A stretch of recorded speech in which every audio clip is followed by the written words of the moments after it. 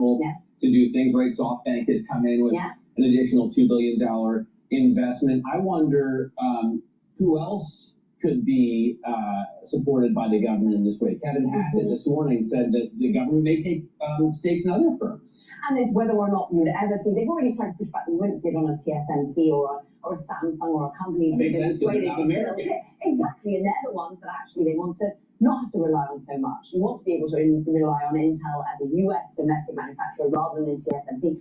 But what of Micron, what of other companies that have managed to show that they can innovate and they can spend their way to appease the government here in the United States to manufacture more? But who else and what other industry groups? I think this is wholly unprecedented. We are not in a time of war, we are not in a time of financial crisis, and yet still the national security impediment of global chip manufacturing and AI race makes it vindicated in some way with the US government. And I thought Bernstein put it well, though. Yes, they can use the money, but we also need customers. So the point that you're making, Caroline. Thank you so much for joining us. That is Bloomberg Tech co-host Caroline Hyde. Now, we're also going to get a number of retail earnings this week. They include Gap, Kohl's, Dollar General, Best Buy, and Dick's. Bloomberg consumer editor Emily Cohen joins us now. Emily, we heard from the giant last week, Walmart, who was able to keep prices low, but talked about tariffs increasing their prices every single week. If we get some of these smaller ones, are they going to be as resilient as we heard from Walmart? I think that's the key question here. I think we learned a few things last week. We learned that the big retailers that can afford to keep prices low, that can negotiate good deals with their suppliers, are doing so. Also, a lot of these stores imported a lot of these goods before the tariffs went into effect.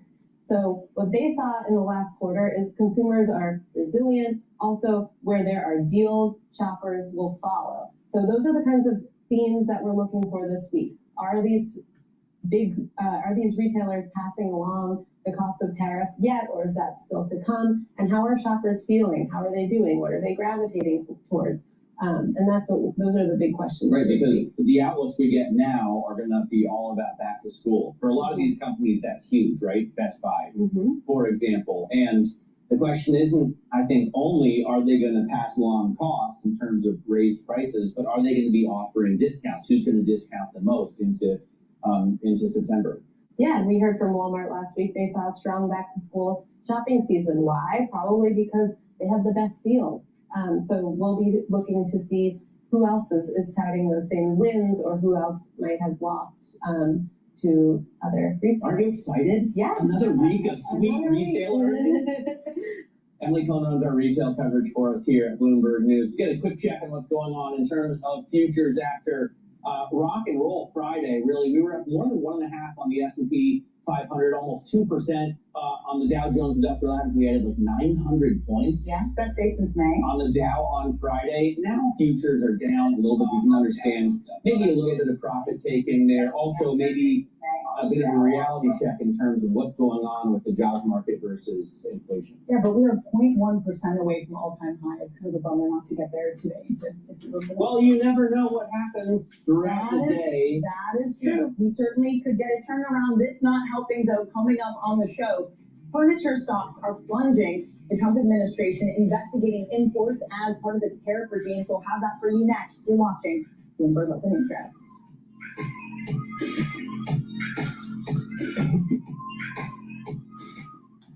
Countdown to... Hello, this is DrPaulCottrell. We are live streaming on Rumble, YouTube, and my website, the-studio-reykjavik.com.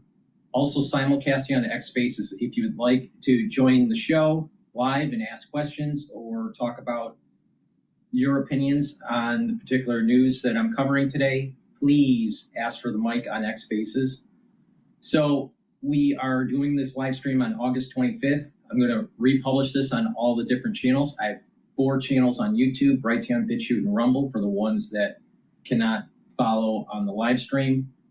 Thank you for joining. I greatly appreciate it. Ask your social media to follow me. Share the links. I do all these videos for free. And if you like the content that I do and you like to support, purchase the products that I have on my store and or donate on my website, the-studio-reykjavik.com. You can donate through Stripe, PayPal, or buy me a coffee. You can also be a paid member to my Patreon channel. I do all these videos for free. I don't put stuff behind a paywall. So please help support the work that I do by donating and buying the products.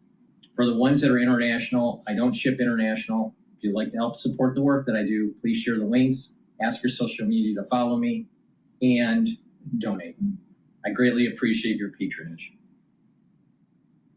So please go to my store, the-studio-reykjavik.com, and get the great supplements that I take every day to slow down the aging process, increase longevity, improve the immune system, the cardiovascular system, the nervous system, lots of different systems. If you listen to what I do, you will be able to get healthy.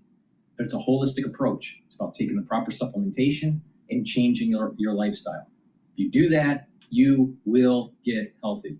So please go to my store, the-studio-reykjavik.com. And let's talk about the foundation of the protocol. Getting a good multivitamin and taking a good probiotic is super important. So please go to my store, the-studio-reykjavik.com, and get the complete multivitamin. This multivitamin will have the multivitamins that you need for cofactors for enzymatic activity so your cells will perform properly. It has a comprehensive profile, multivitamin profile, for your body to build off of for this anti-aging protocol. Now remember, some people would say, well, I just have to take a multivitamin, I'll be fine. Because I don't have any vitamin deficiencies or whatever. That's not the point that I'm taking here. The point is anti-aging, slowing down the aging process. And to do that, you need to take higher doses of vitamins, and you have to take certain stacks to be able to bring down inflammation, bring down free radicals, improve the different systems. So it's about anti-aging. It's not about reaching proper concentrational levels of multivitamins. That's not what this is all about. So if you think that it's all about just taking a multivitamin and you're going to be fine, you're wrong. You're absolutely 100% wrong. It's about stacking the proper way to slow down the aging process. All right, and this is where allopathic medicine gets it wrong. So please go to my store, the-studio-reykjavik.com, and get the complete multivitamin. This is a great foundational piece for your stack. So get the complete multivitamin, take it every day. And also I have probiotics. I have it in a powder form and also in the veggie cap form. Take the probiotic every day. It's a great stack for the foundation, and then you build off of that. Now, with the probiotic, it's going to help your gut biome. The gut biome, by improving it, will allow you to have better metabolism. You're going to have a better communication between your gut and your liver. Your liver is a major detox organ. It also helps to process glucose, helps to process cholesterol. So it's very important to have a healthy liver and a communication between your gut and your liver. Also, your gut communicates better by taking a probiotic with your brain. You'll sleep better, and by sleeping better, you're going to be detoxifying your central nervous system and consolidating memory. So your memory will improve by having a better gut. Now that sounds kind of odd, but that's exactly what happens, because having the better gut biome will allow you to sleep better, produce melatonin. So please go to my store, the-studio-reykjavik.com. Also, by taking a good probiotic, you're improving your gut biome's immune system. All right, you're going to have a thicker mucosal lining. You're going to have a higher concentration of IgA, which is a type of antibody, and that's very important for gut health. So your immune system is going to improve. You're going to reduce the chances of leaky gut syndrome. Allergies are most likely going to reduce. Your skin will improve. Your hair will improve. So you're helping lots of different systems by just improving your gut. And this is the reason why any anti-aging or some sort of longevity protocol is foundational to be taking a probiotic. All right? Very, very, very important. It starts at the guts. It starts at the guts.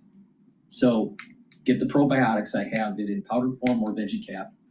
And also make sure for the foundational stack you get the complete multivitamin. And then we're going to build off of that throughout this broadcast. And I'm going to show you how I slow down the aging process. I am older than Alex Jones. I am much fitter than Alex Jones. I am much smarter than Alex Jones. And I look a lot younger than Alex Jones. Now, why is that? If you follow my protocol, you will get healthy and you're going to notice that you're going to slow down the aging process. It's that simple. Please go to my store, the-studio-reykjavik.com. Use discount 5 and you get $5 off any order. If you spend $100 or more, you get a free gift until supplies last. Extract from this industry? I don't know the answer to that. I think your guess is as good as mine. We know there's a 20% tariff on Vietnam. China's higher.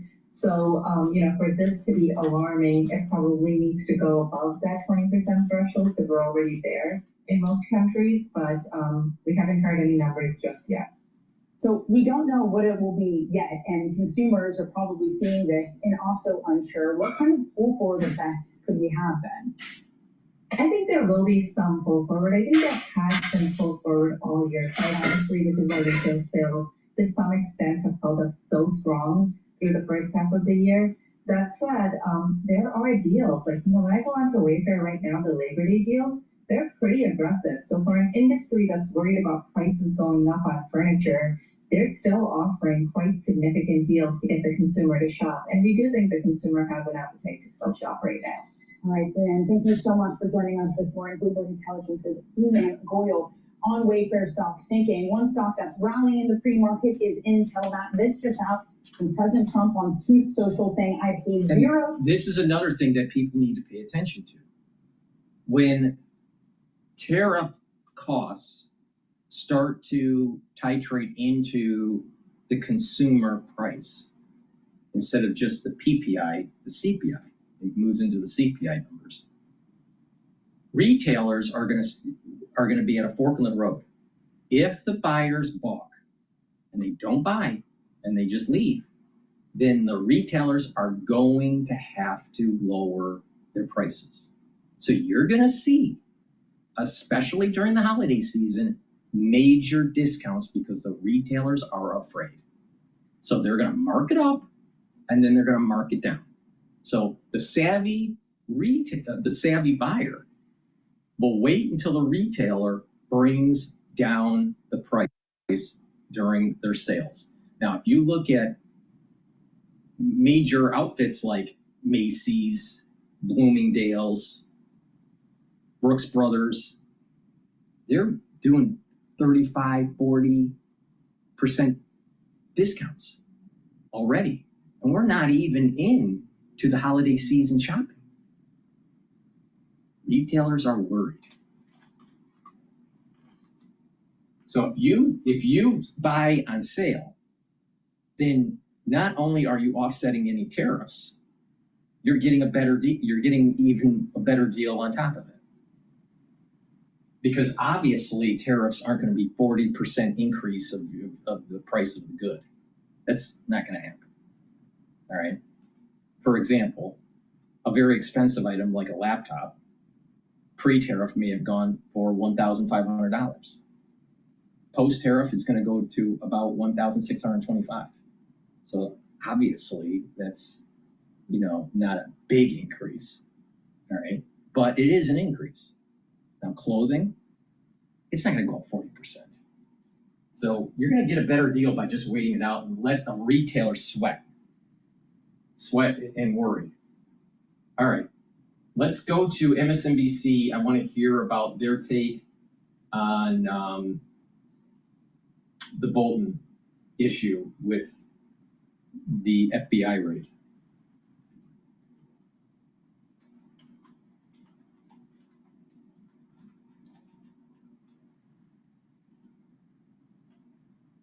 Stop action, including electronic table games and over 4,400 of the hottest slots. Indulge in one-of-a-kind flavors that are... There's a lot going on. We've got other news to get to, including the story that broke during our show on Friday. Vice President J.D. Vance is denying claims that the search at the home and office of former National Security Advisor John Bolton was for political retribution. On Friday, federal agents were seen carrying boxes out of Bolton's home in Bethesda, Maryland. A source familiar with the... Now let's think about this. Did he or did he not have classified information in his home? He is not allowed to have classified information in his home, ever. Not only that, they pulled his security clearance. So John Bolton has looks like, trying to capitalize on some information that he had, according to some bloggers. Bloggers are saying that he shared the information to his family and that he's been peddling it to foreign nations. I don't know if that's true or not. I would be surprised if it is, because I would think that he would be a little bit more judicious in how he uses this information. But the point is that he had information it looks like he had information in his home that he wasn't allowed to have. Now, if that's the case, then he broke the law. So how is it retribution? How is it retribution? Where was MSNBC when they were peddling the Russia hoax, the Russia collusion, the Russiagate, and P-gate, and all this stuff? The raid on Mar-a-Lago. What about the raid on Roger Stone? No, they're upset. MSNBC is upset because Bolton is one of the deep state's darlings. There's like different factions of the deep state. All right, he's definitely not liberal. He's a neocon deep stater. You have liberal deep staters too. Now, the bulk of the ones that were going after Trump were not necessarily neocons. There were, but it wasn't the bulk. Wasn't from the neocons. The bulk was coming from the Hillary camp.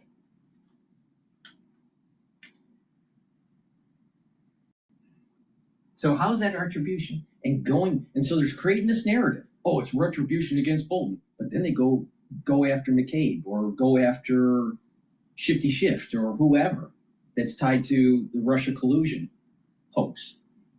Oh, it must be retribution.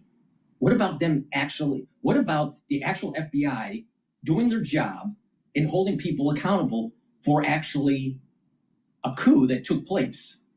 They tried to prevent Trump from being the president during the first election in 2016, and then tried to hamper his administration during his first term. We need to hold these people accountable. But it must be retribution. You go after them, it's retribution. You go after Trump, that's like you're protecting the state. Yeah, they were protecting the national security state, the deep state.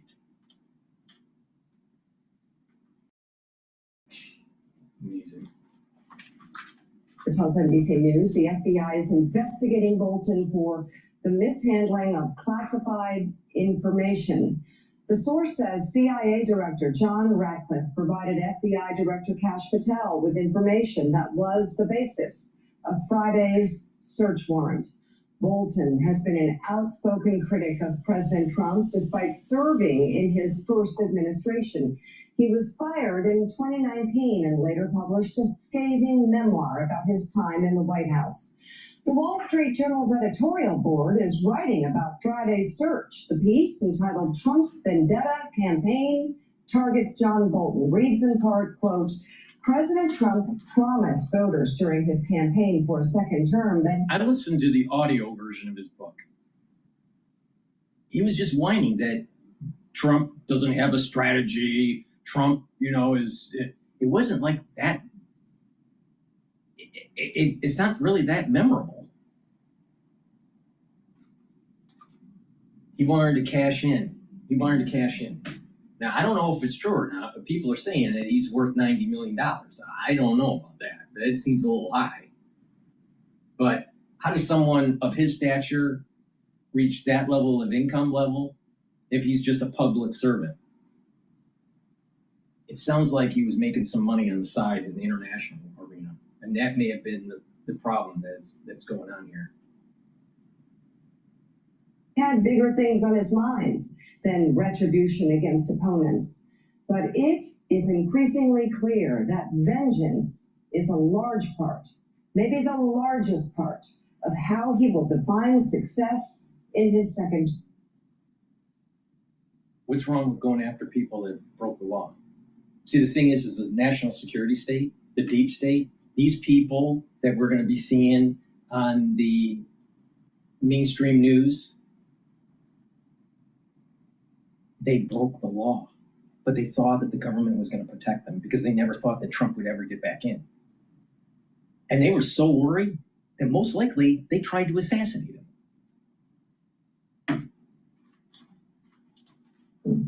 His revenge campaign took an ominous turn Friday as the FBI agents raided the home and office of Mr. Trump's first-term National Security Advisor, John Bolton. It's hard to see the raid as anything other than vindictive.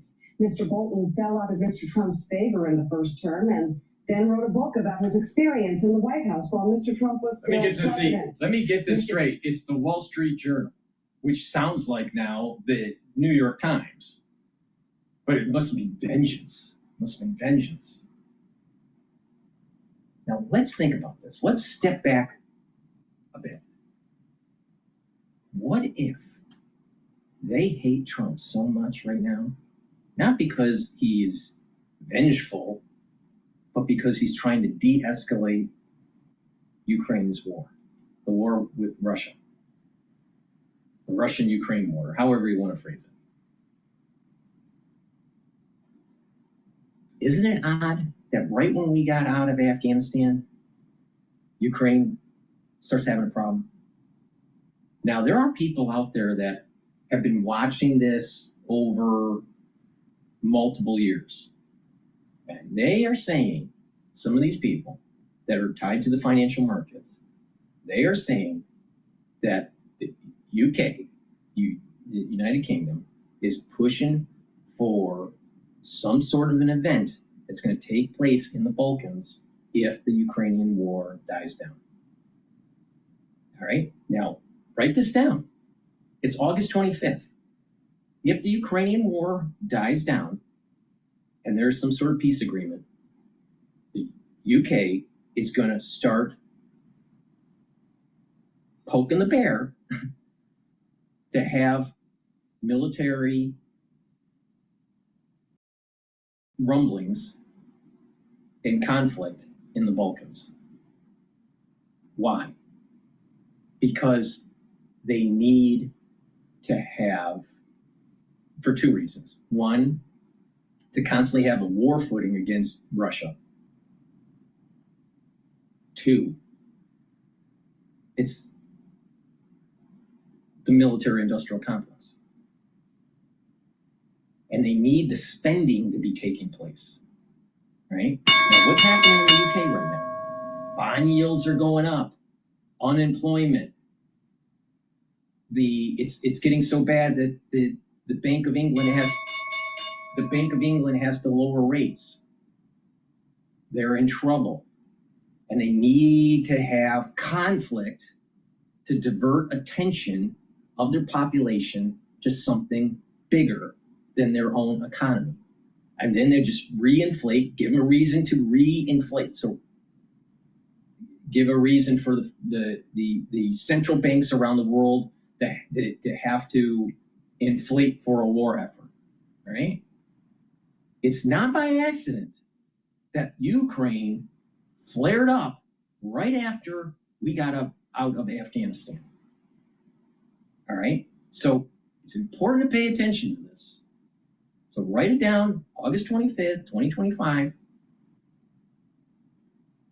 If Ukraine has a ceasefire / peace agreement with Russia, UK is going to start creating conflict in the Balkans. Now, this is tying in. So why do I say this? Wall Street Journal. Wall Street Journal, what is that?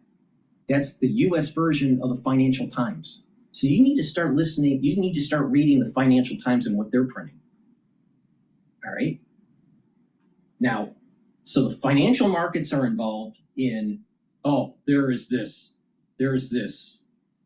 retribution, against the deep staters by the Trump administration. The Trump administration is going after the deep staters because, Trump thinks that they were going after him during his first term election and during his first term, which is true. I mean, they did. I mean, that's obvious. They did all this lawfare, right? So Trump's not doing anything wrong, but they're going to frame it that he's going after these people. And then they're going to divert the attention with another conflict that's going to push the central banks to not do quantitative tightening. All right, so Wall Street Journal, financial newspaper in the United States. Financial Times, financial newspaper in the UK for London. Pay attention. It's not CNN. It's these two. Pay attention. What the game plan is going to be published, if you read between the lines, on the Wall Street Journal and on Financial Times.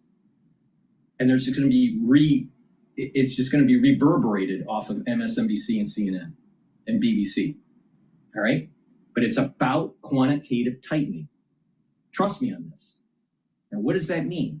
Quantitative tightening means you're selling the assets that the central banks have into the market. Now, when the central bank sells those assets they accumulated during COVID, during Lehman, all right? When they sell those assets, that means that the mortgage-backed securities, the treasuries, other assets that were on their balance sheet that they accumulated over these years, the prices of the competing open market assets, those prices are going to go down because there's more supply. And they're measured in yields. So the yields are going to go up. Prices go down, yields go up. They have lots of treasuries. They have lots of sovereigns. They have lots of mortgage-backed securities. So when they are doing the quantitative tightening, yields are going to go up. Well, wait a minute. The governments are over debt, so they have to issue new debt at a higher interest rate. So if you create a war published and telegraphed in the Wall Street Journal and telegraphed and published in the Financial Times, you're going to create this feedback loop within society that's going to push the central banks to stop the quantitative tightening and do quantitative easing. So the balance sheets are going to grow. And this is the reason why we have the fucking war in Ukraine. Now, you got lots of people out there, oh, no. It's all about finance. It's all about the balance sheet on the central banks. It's all about the overabundance of debt that governments have that they can't get out of. Now, what's saving the United States a little bit is that we're the risk-free rate. We're the currency of the world, even though it's waning. But we are still, by far, the cleanest shirt in the laundry basket. Way more than Bitcoin or China or Brazil or India or Japan or UK or the EU. Nobody has the currency hegemonic power through this whole petrodollar. But you got to pay attention here. So why is the whole central bank balance sheet tied to Bolton? It's tied indirectly. What they're trying to do is demonize Trump because Trump is actually trying to de-escalate war. But yet war is the mechanism to prevent the central bank from doing its quantitative tightening.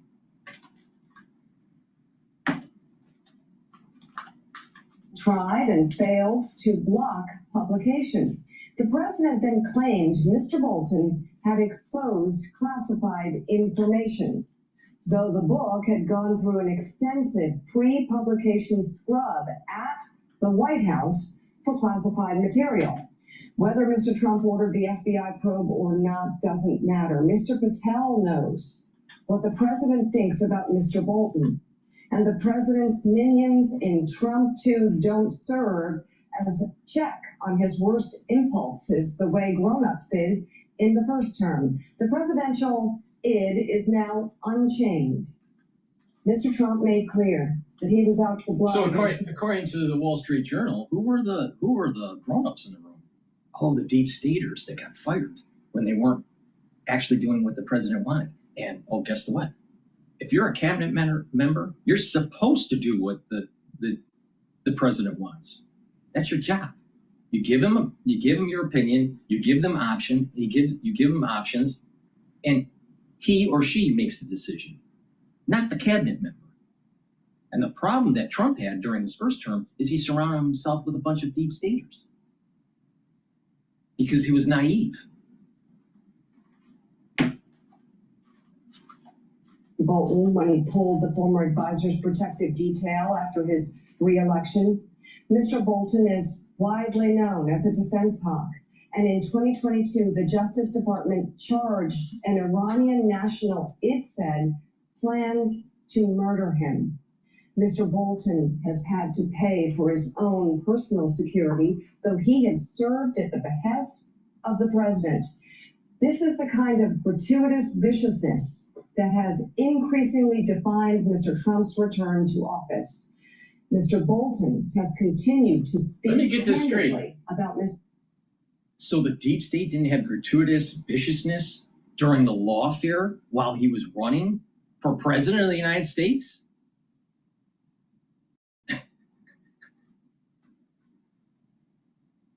Where's the fair and balance? Trump's second-term decisions, pro and con, including in these pages this week.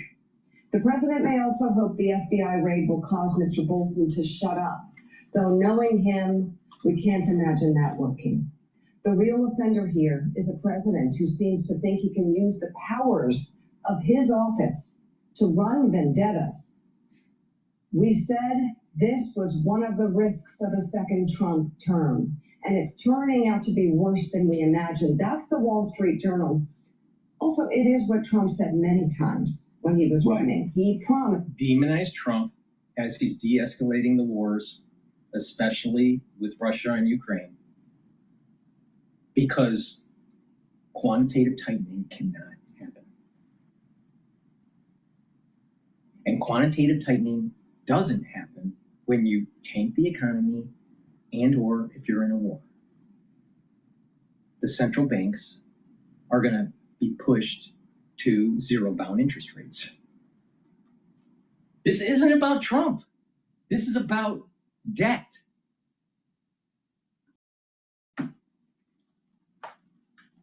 Retribution. This is what he campaigned on, and everybody heard him say it. Everybody heard him say it, and many still voted for him. Well, and of course, those who were saying it were mocked and ridiculed. These two are poster children of stupidity. Joe, Morning Joe, banging Mika Brzezinski. And now, wait a minute. Brzezinski, that sounds familiar. Oh, that's right. Her father was actually the national security advisor to Carter, one of the worst presidents that we ever had, besides Biden. And what did Brzezinski say? Put pressure on Russia and break it apart into 3 regions. Now do you understand? This has nothing to do with Trump, and it has everything to do with breaking apart countries, getting their resources, and preventing the central bank from doing quantitative tightening.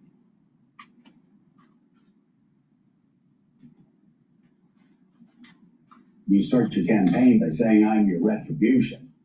And he talks about, I mean, it's not hard to sort through that, Mike Allen, and you look and see what's happened here. I mean, a lot of people who during the campaign were brushing this off are now very concerned by what's going on. The Wolves, you know, and you look at this weekend, it has been especially challenging for conservatives who tried to justify their vote for Donald Trump last November. When you look at John Bolton, you see the Wall Street. Now, I think that there's also, I think there's been some more military activity in Ukraine. It seems as though there was some more destruction that took place over the weekend. I'm not sure. I wasn't following that. Maybe we'll listen in on the live now after this. Our editorial page is saying here, Rupert Murdoch owned the Wall Street Journal. You look at what happened with the socialization of Intel, the government nationalizing 10% of Intel. You have the National Review and Eric Erickson and other conservatives coming out talking about, again, just how dangerous and how precedent-setting this is.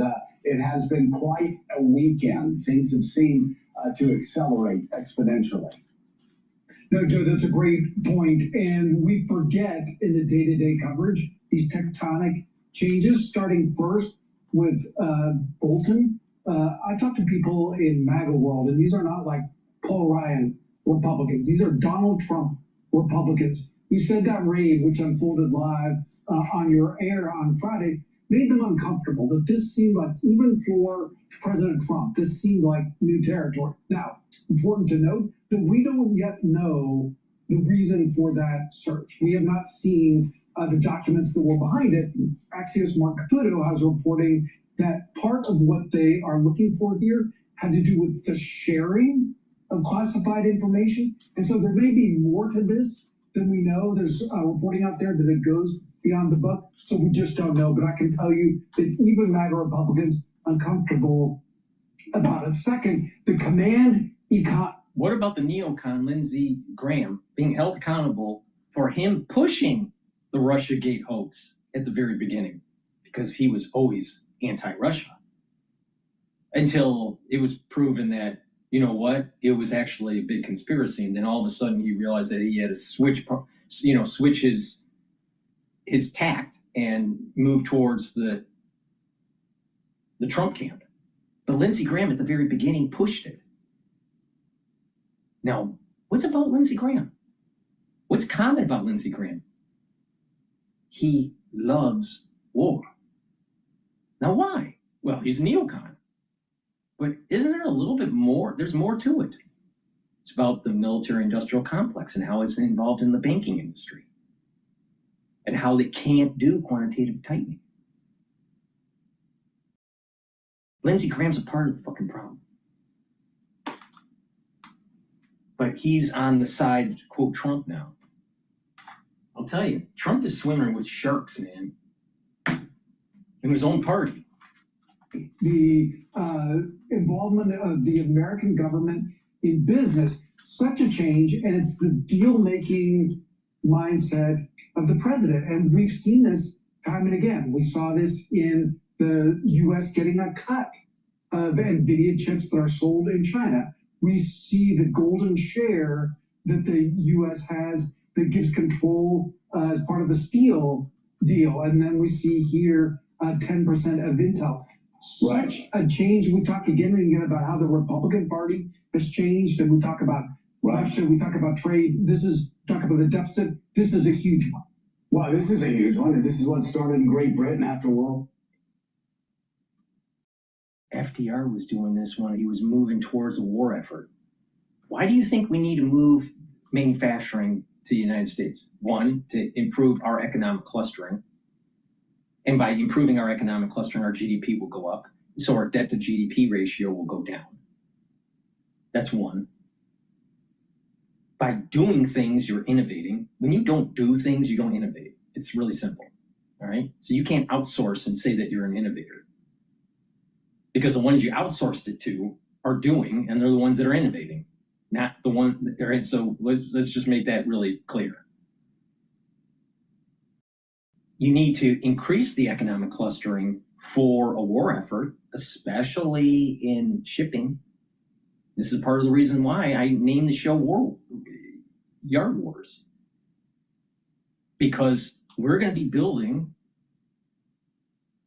more ships. Why? Because there's going to be a war in the Pacific with China. Now, if you pay attention to history, other presidents have done the same thing. We are galvanizing our industry slowly but surely towards a war effort. Now, why is it taking longer to do this compared to World War II? It's taking longer because the amount of investment and the amount of time to build the fabs, to build the manufacturing capacity, to build the economic clustering it takes more time and it involves more people than we had back in World War II. So this is the reason why. We are moving towards a war effort. Or two, where they started nationalizing companies. That ended a disaster. It wasn't until Margaret Thatcher in 1979 that the economic rot that had taken over Great Britain over 3 decades finally got reversed. Sam Stein, I want to go back there to John Bolton. And in the case of John Bolton, you had that happening on Friday, and then yesterday you had the president threatening Chris Christie, I guess because he didn't like what Chris Christie said in an interview on ABC yesterday, and so here we go for those saying, Now think about it. Chris Christie was part of the deep state. He got pissed off that he wasn't allowed to come back into the administration.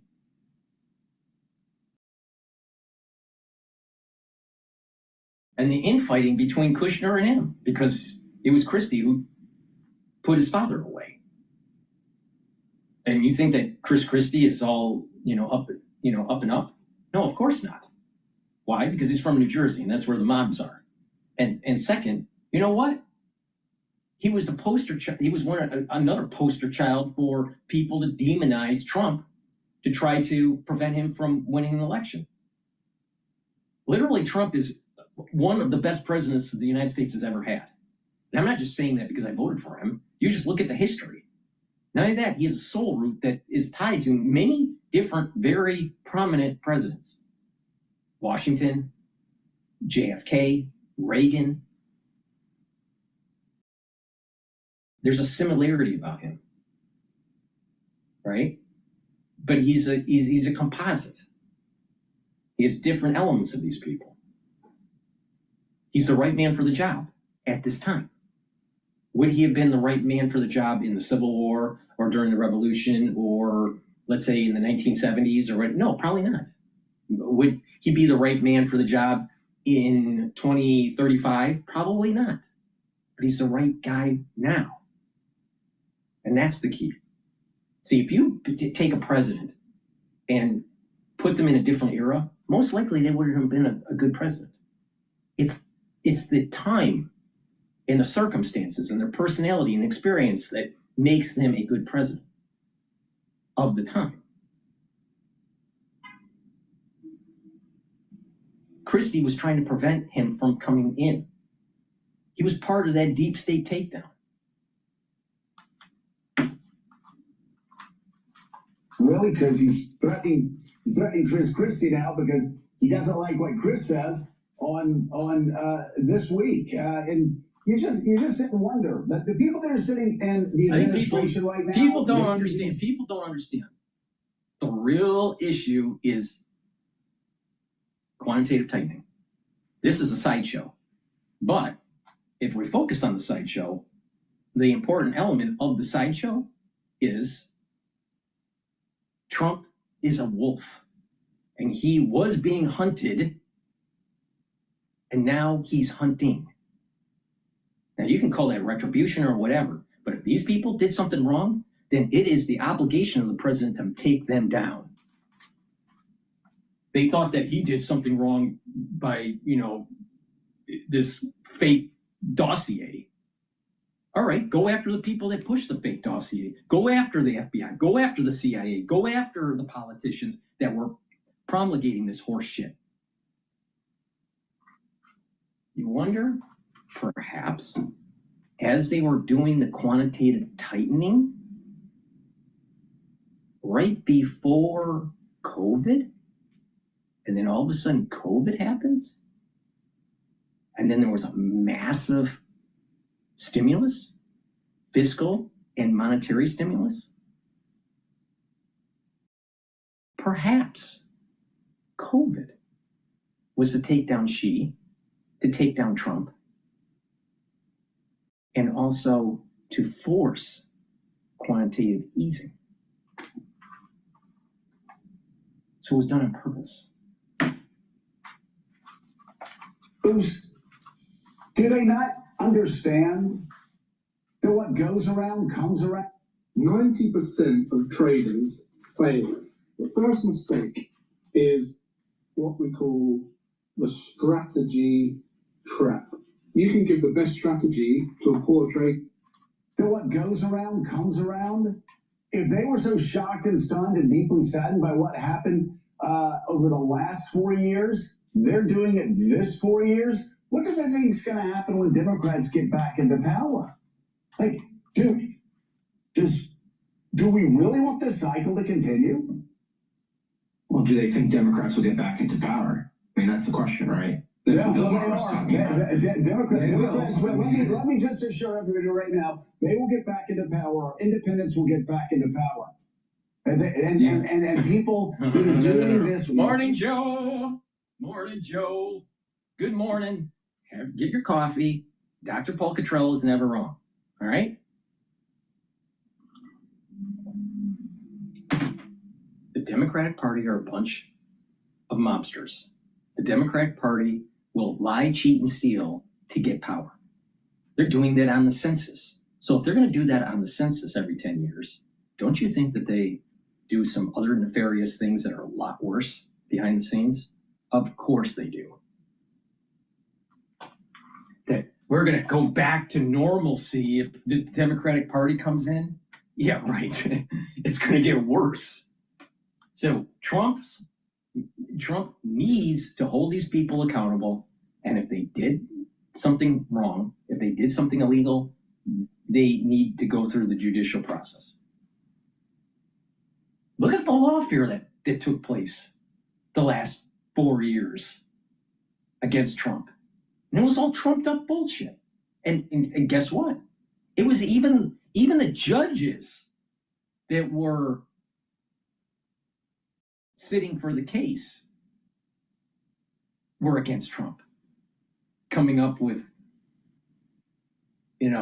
strange rules for the jury and outrageous fees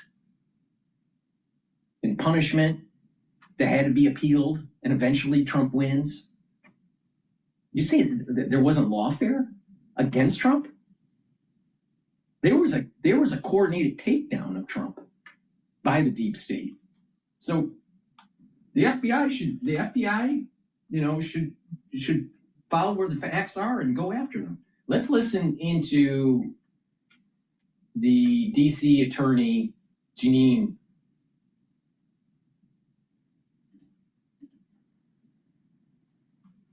And the president is literally transforming the safety landscape of Washington, D.C.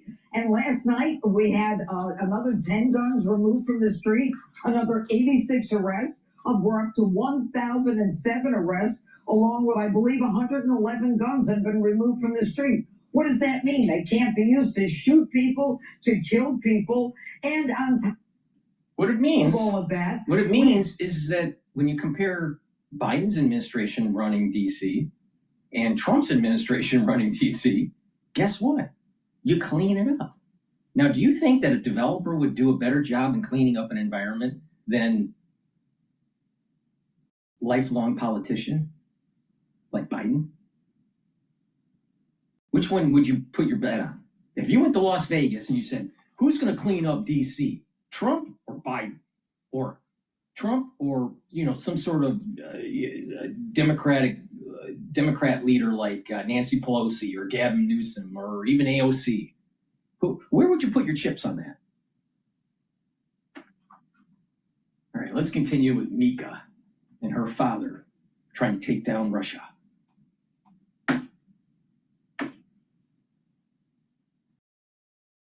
Now we'll leave office with a cloud overhead, wondering what happens next. Now let's stop this madness. Well, I mean, all this stuff ties together. You can even tie in the redistricting efforts done in Texas, right? This is all power play stuff. And the Chris Christie threats, in this case, reopening an investigation into Bridgegate is part of this. The Bolton raid. Wait a minute. If you read Kushner's book, all right, Jared Kushner's book, memoir, when he was in the White House, he has a chapter about Christie and the problems that they were having. And if you dive into what Christie was doing, Christie actually played hardball when he was a district attorney. All right, to get notoriety so he can have a political career. So Christie is a person that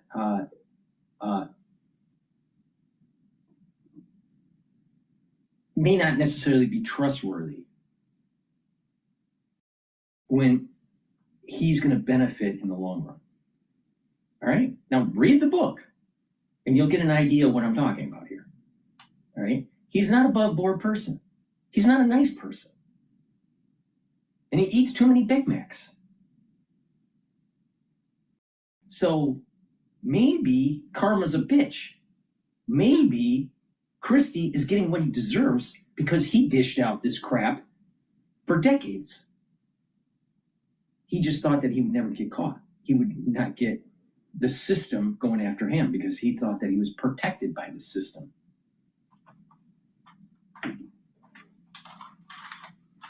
Even the Intel story, he went from threatening the company CEO to saying he's a great guy because he gave him 10% share.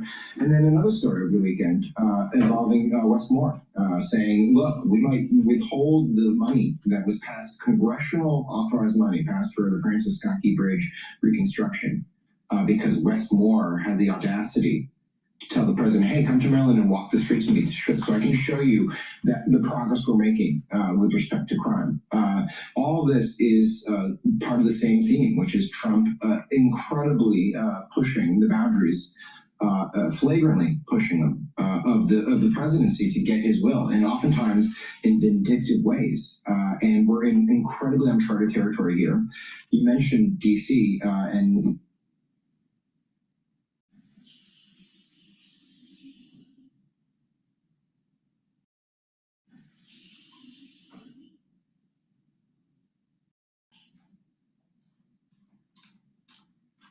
why did it stop? It's a bleak moment for us in the nation's capital, but it could be even bleaker if we start sending the U.S. military into Chicago, because at least with the nation's capital, there is D.C. home rule. So there is some veneer of legality here for at least 30 days. But the next steps would get into uncharted territory. And Sam mentioned Maryland Governor Westmore. We'll have him on Morning Joe later this morning. And he's right. The idea of just rewriting history, we're seeing at the Smithsonian, distorting statistics like at BLS, and now claiming that crime stats are false. Wait, the Smithsonian was pushing a woke agenda. Secondly, and also being apologetic for American history in some cases. So it's being affected by the whole DEI woke movement. That's for sure.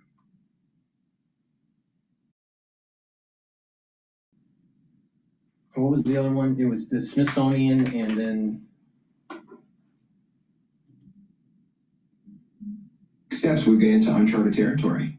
And Sam mentioned Maryland Governor Westmore. We'll have him on Morning Joe later this morning. And he's right. The idea of just rewriting history, we're seeing at the Smithsonian, distorting statistics like at BLS, and now claiming that crimes. The Bureau of Labor and Statistics experts are saying they're using econometric models and sampling methods that are decades old.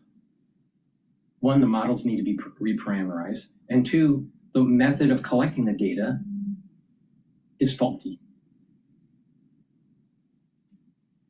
But I guess he must have had a statistician degree because he knows better.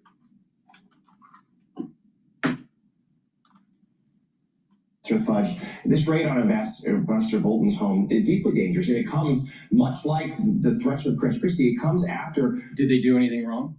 Did they do anything wrong? If Bolton didn't do anything wrong, he has nothing to worry about. Now you got to remember, they were saying the same thing. As long as Trump didn't do anything wrong, he doesn't have anything to worry about. And it ended up that he didn't do anything wrong. Trump's using the same system that went after him to go after these people. But here's the kicker. They were using the system to go after Trump to try to prevent him from winning the election. And it didn't work because he's Teflon Don. All right. But these deep staters, because of the smoke and mirrors that they've been doing for the last 8 years, guess what? They did do something wrong, and they're going to get caught. President Trump was very critical of Bolton just last week. Bolton was out there criticizing the Alaska summit with Vladimir Putin. Trump hit back on Truth Social repeatedly, and whether an order was given from the White House or not, it's out there. Yeah. Yes, he's not happy with Bolton. It's easy for federal officials to take their cues from that, and then on Friday, we see this raid. Well, that's what the Wall Street Journal editorial page said, Nick. It said they knew what the president wanted, and so they did it. It certainly matches the pattern of his promises. Anything that is being published in the Wall Street Journal and the Financial Times, even if it's political, always think in the context of quantitative easing or quantitative tightening. And that will pull the veneer away and allow you to see what's really going on with the Wizard of Oz. All right. The markets are open in New York. The S&P 500 is trading at 6,455. You can see the dashboard on the live stream on my website or on YouTube. VIX is trading at 14.71. Euro is trading at 1.169. Oil is trading at 64.55 a barrel. BITO is trading at 20.175. Japanese yen is trading at 147. Because of the VIX is lower, because the Federal Reserve is telegraphing a rate cut, most likely in September or October, and Japanese yen is above 145. These are all equity positive, but the equity are still having a problem with the 6,500 resistance level. Now, we have a resistance level at 6,500, a support level at 6,250, and another support level at about 6,070. So pay attention to that. If the market does drop, it's time to buy. But it's going to take a little bit of time before it surges past that 6,500 mark. It's going to consolidate. And then as we get closer and closer to the Fed rate cut, boom, it's going to pop. All right, so, and then in theory, what will happen, as they lower rates, it should lower the yield curve. So you should see the belly of the curve go down. It's trading at 4.26, I think, for the 10-year. The 10-year is trading at 4.28. When it starts to go down, it might be trading at 4.1, maybe 4. Going into next year, it might trade a little bit below 4. Now, the question will be, what will happen with the dollar?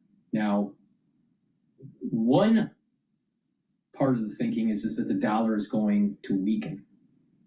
Why? Because there is a lowering of the rate, which is somewhat inflationary to some degree.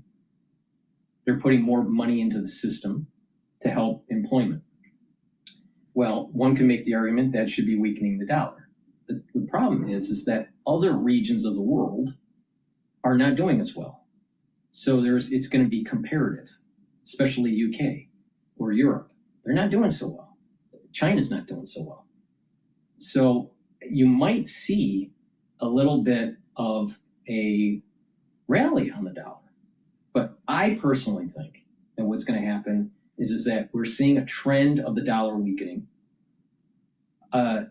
especially against the Japanese yen and the euro. So we will probably continue to see that trend. Don't worry, because for the last 10 years, the dollar has been elevated the last 4 or 5. So it's not a big deal to come back down to a normal level for DXY. So I'm not too worried about that. But in theory, it should go down when the Federal Reserve lowers rates. Now, if there's something happening in Europe or the UK, there may be a flight to safety and the bidding up of the dollar. So it's not just a one variable situation. You have to understand some of these other variables. Natural gas is trading at 2.688. So let's talk about, we talked about the resistance levels and the support levels of the S&P 500. Now let's talk about the resistance levels and support levels for Bitcoin. Bitcoin is trading at 111,000. Now, it's drifting down. It went to like 121 almost, and or 121, and then it started drifting down. BITO is longing Bitcoin. So if Bitcoin goes up, BITO goes up. Now, BITO is trading at 20.22. So resistance level 2149 and support level at 20. Now, for Bitcoin, the question is, will Bitcoin break 110? It might, and start settling down at maybe 108. But I suspect that when there's a big rally and we get past the 6,500 resistance level on the S&P 500, Bitcoin's going to rally. And so volatility will start to spike for Bitcoin. So there's this, we're waiting for that big equity move upward. Now, oil is trading at 64.61. It seems to be range bound between 60 and 65. So it's getting close to that resistance level of 65 and then a support level at 60. So it may be getting close to start shorting oil. And BOIL is a ETF longing natural gas. Now, natural gas is trading at 2.696. Now, natural gas 3-4 weeks ago was trading in the 3 handle, 3.2, 3.3, 3.4 range. It dropped precipitously and broke the 2.8 support level. So now what we have is a resistance level at 2.814 and a support level at 2.5. If natural gas starts to drift lower, BOIL will continue to drift lower. If natural gas starts to go up, BOIL will start to go up. Now, BOIL is trading at 26.97. So 26.97. So we have now a resistance level .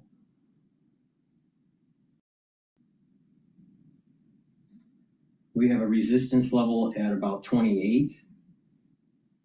And we're going to have another support level at 26. Now, when the futures contracts start rolling over into October, most likely we're going to start seeing a rise in natural gas. So analysts are projecting that a 3 handle, like a 3.3, 3.4 in Q4, or Q1 of next year. So pay attention to that. And then TYD is an ETF that is the belly of the curve for treasuries from the 7 to 10-year maturity. Now, it's based on price. So if the price of the bond goes up, the yields go down. So if the Federal Reserve affects the curve and the yields are going to start going down for the 10-year, then TYD should appreciate. TYD is trading at 25.26. So there's a support level at 25.02, and there's a resistance level at 25.87. It doesn't move that much, so you can have a lot of shares in it and not have to worry about risking too much of your capital. So with that, that's my overall take on where the resistance levels and support levels are for different assets. Let's listen to Bloomberg. This is like Whirlpool is another one of these companies who has really big domestic supply. They say that tariffs eventually will benefit the company in the long run. So I guess we can see kind of how RH plays this just in terms of like the PR front and all of these companies, what they're going to say in their next earnings statements over here in the next couple of months. So yeah, still kind of a moving story at the moment. But yeah, RH and the furniture makers struggling this morning. That's why we get all our furniture from North Carolina. I know. I lived down in North Carolina. Big furniture furniture place. capital. Well, Exactly. Trump said that he mentioned North Carolina in his announcement that he wants furnitures to be made in North Carolina once again. So Most of it was. Anyway, why not? All right, one more. we have Barron Systems shares are down around 1% at the open here, but they were surging this morning after private equity firm Thoma Bravo said that they will be buying the company for $1.23 billion. And that price represents about an 18% premium prior to the announcement. I want to go to Times Radio. They're talking about China and their security fears. But before we do that, please go to my store, the-studio-reykjavik.com. Get the Max 35. It's 35 parts per million, or Cleanse, which is 30 parts per million. This will help to boost up your immune system. It's also the second pillar. It's the first pillar. The first pillar of my protocol. So you have the foundation of the multivitamin and the probiotic, and then the different pillars. The first pillar is taking Max 35, Max 14, or Cleanse. Take a teaspoon a day, every day, swish in your mouth, gargle, 20 seconds, 30 seconds, and swallow. What this is going to do is just improve your oral cavity and your oral pharynx, help with the health of the epithelial lining, improve your mucosal barrier, and boost up that immune system. Take it every day. I've been doing this protocol with the first pillar for over 5 years, every day. Take a teaspoon a day. If you're not feeling well or you're around people that are not feeling well, take a tablespoon or two a day. But make sure you do this every day. It's really important, very high quality, and it'll boost up that immune system. By boosting up the immune system and improving your oral pharynx and your oral cavity, you're helping your body to weather the different seasons. And if you stay healthy throughout the year, you don't have to have your body remodel after a cold. If you get a minor cold, it takes 2 weeks to 3 weeks to remodel the tissue. If you have something more severe, it takes a month or a month and a half, sometimes even more, longer, depending on how problematic it was for you. Now, if you're doing that once a year or twice a year or 3 times a year, then your body has to constantly remodel and heal. And this is the reason why that people get colds regularly. They age faster. Please go to my store, the-studio-reykjavik.com, and use discount 5. You get $5 off any order. If you spend $100 or more on any order, you get a free gift until supplies last. Please go to my store and get the structural nano silver soaps. Very high quality soaps. You can get it in charcoal tea tree or lemongrass. You can also get it in peppermint and in lavender. Very high quality. Get a few bars for your household. Help support the work that I do and help support your health and wellness. So please go to my store. Use discount 5. You get $5 off it on any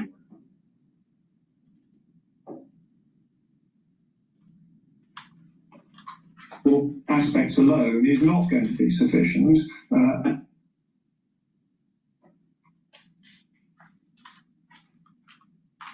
applications of a company which is judging it on its commercial aspects alone is not going to be sufficient, and I don't understand why. security implications of a company with Something wacky with the speakers today. Of a company which is primarily based in Hong Kong, having a substantial ownership share in our infrastructure. Now, if you're writing a list of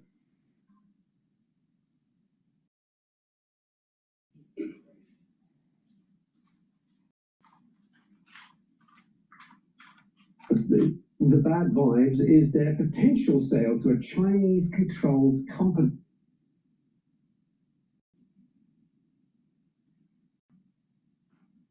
Let me try to restart this.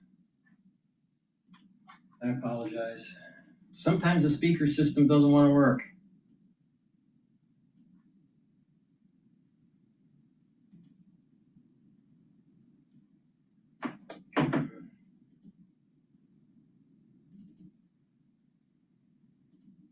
To a Chinese-controlled company, the infrastructure firm CKI. Now, it could pose a risk to national security, according to a former chair of the government's Joint Intelligence Committee. That's Sir Simon Gass, who writes about this in today's paper, and he joins us now. Sir Simon, thank you for your time. Good morning. Yeah, good morning, Alex. It's good to be with you. Why do you believe that the sale of Thames Water to a Hong Kong-owned company? Damn it. Come on.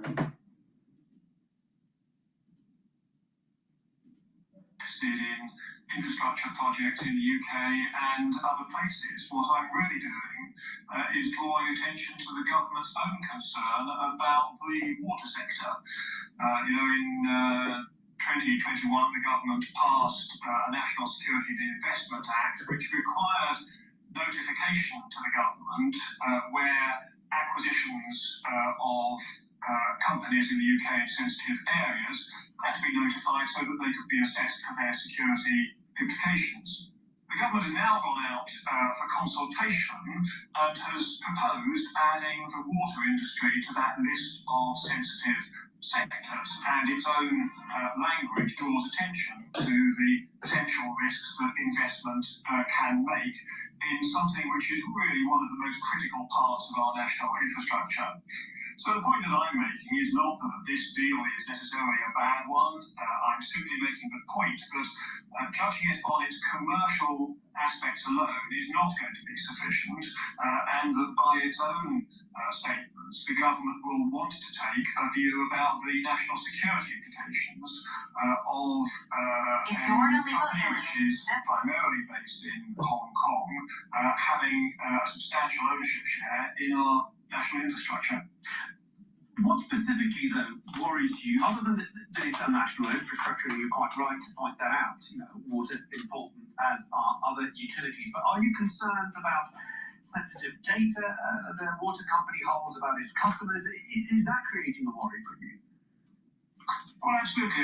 That's one of the points which the government itself makes in its consultation document on the National Security and Investment Act, that data can be one of the issues when you get foreign ownership of a major British company. So Thames Water obviously is vital in two respects. Firstly, that it provides an absolutely essential resource for the millions of people who live in and around the Thames Water area, which of course includes many of the decision-making points within government. And secondly, Thames Water will inevitably hold masses of data, both about the water system, but also about the very many clients which it has, many of whom may be working in government or in other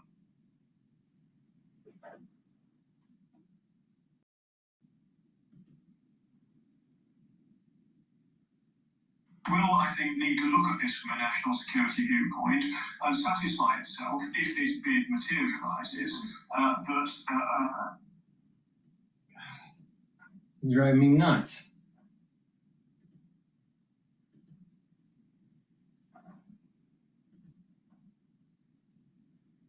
allowing a Hong Kong-based company such a substantial share in the water industry in the Thames area is warranted. But so Simon, when it comes to sensitive data about UK customers, has that horse bolted already? When we look at social media companies already owned by Chinese companies, TikTok, for example. I mean, I've seen the amount of information that users of TikTok agree to share with the parent company. And I mean, they're jaw-dropping. It's essentially, you're sharing so much of your personal data, your personal information, just to be on social media. Isn't that a bit more worrying than a Chinese company getting hold of Thames water? Data is a hugely valuable commodity, as you rightly point out, Alexis, and there are many ways in which people allow their data to go online. In the case of a company like Thames Water, that will include billing information, addresses, payment details, a whole range of issues, which on the whole you would not want to present to a foreign government. Now that might not happen, of course, if CKI did take over Thames Water, but you do want the safeguards to be in place. If we simply take the view that no data is worth protecting because there is a lot of it out there already, then I think we will be doing ourselves a significant disservice. Sure, and that wasn't the point I was trying to make, because I do personally believe that data is possibly one of the most highly valued commodities on the planet at the moment, and people are tending to giving it away for free without thinking about it. But what is your view on social media companies, for example, that are harvesting people's data at an alarming rate? Should we be more concerned about perhaps social media companies like TikTok and Meta and Google, who are using our data and God knows what they're doing with it? Well, I think we should be careful about all of our data. I mean, I agree with you. I think that the sharing of data happens too freely these days and without sufficient thought. We're all users of the internet. It's quite difficult to proceed without sharing data about yourself, but being very careful about what it is and possibly trying to exert more controls on the companies that own that data and may sell it on. That is also of importance, I agree. So would you say that it might bear thinking that vital infrastructure such as water, telecoms, we of course were talking, I think it was about 5 years ago, about Huawei wanting to set up the 5G network. Do you think that perhaps there needs to be careful thinking around basic public infrastructure and prevent foreign ownership of any of that infrastructure? Would you push for that? Why don't push for prevention of foreign ownership? After all, we need investment in the United Kingdom, and the government is quite rightly keen to encourage that. The point is, though, that there need to be guardrails around how that investment is done. There needs to be transparency about who owns what, and there needs to be a careful thought given to what we are prepared to allow foreign companies access to. You rightly raised the Huawei episode where there was a moment when it might have been that a Chinese company would have been allowed into the UK telecommunications 5G network. That didn't happen. But the point is that we are now the government is now taking a wider view of national security than was the case then. You know, when I first started dealing with these things, I think there was a sense that what mattered was, is the sensitive information, are the secrets which a company holds which need to be protected? And if the answer is no, then perhaps it doesn't matter very much. I think there is now a much broader understanding of national security, both in relation to our infrastructure, but also in relation to the strategic position which foreign companies can build up in our country without anybody paying sufficient attention to it. So Simon, thank you so much for your time. Sir Simon Gaster, they're writing about this in the Times today. You can read that with your online Times subscription by visiting thetimes.com.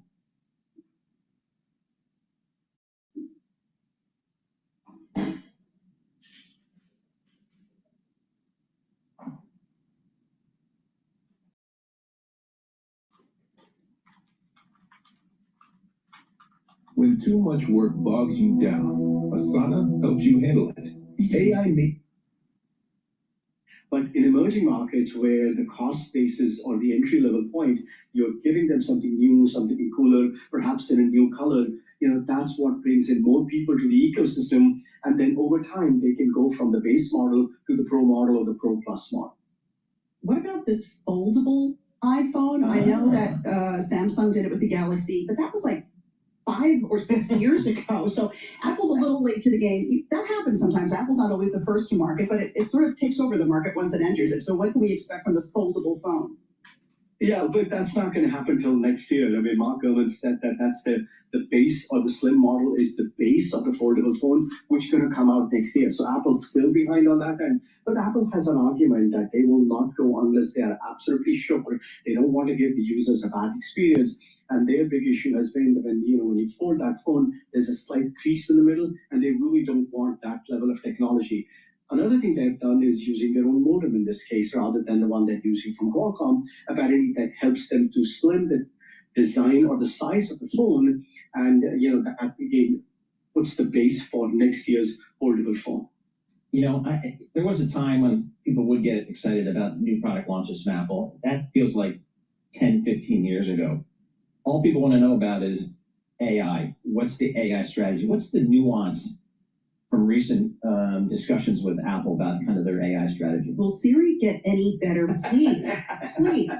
Right. I think this is if there's one tech company that's made so much fun around AI, that's Apple in the last 1.5 to 2 years. But I still go back to say that this is probably one of the most important distribution systems out there in the world to get mass adoption of consumer AI applications. So Mark's done an amazing job again to talk about what they're doing in that case. Is on Friday he reported they are working now with Google to get their Gemini models in. And frankly, that has been our hope that down the road, if there is an agreement between Google and Apple to get their Gemini models in the ecosystem, I think it's going to help Apple defend that hefty fee that they generate from Google, which is under scrutiny right now.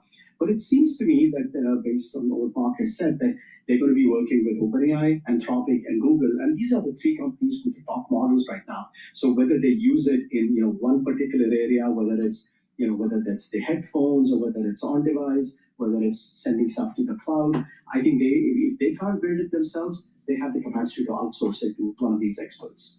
All right, Anurag, thank you so much. We appreciate that. Anurag Rana covers all the technology space for Bloomberg Intelligence from that burgeoning. I would like to see Apple come up with a pen, all right? The Apple Pen, right? You have the Apple Pencil, right? Now, to actually turn this into the phone, make it smaller, maybe about that long, all right? And what it does is it just folds. It's like a scroll. So it would be the iScroll. And the iScroll, you'd use it as a pen, right? Or you can use it as a smaller iPad, but you can also talk. Now, you don't need it. You don't need a folding phone or anything. It's just, all you need is a very, very thin screen that can wrap into the pen.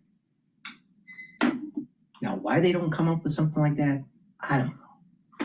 People would buy it because it has dual function.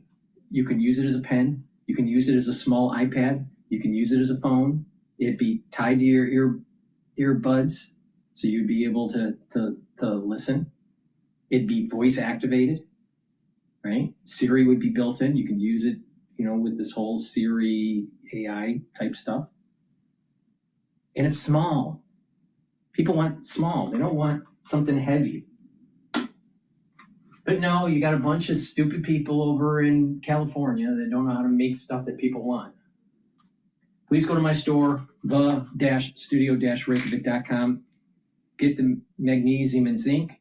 This will boost up your immune system and help with your brain function. Magnesium is super important to help with your neurons. You need to be taking magnesium every day. And vitamin C and magnesium will help with your skin, your immune system, and your brain function. Stack them together for max benefit. Drink filtered water.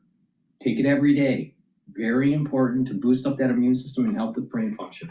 Please go to my store, the-studio-reykjavik.com, and use discount 5. You get $5 off any order. If you spend $100 or more, you get a free gift until supplies last.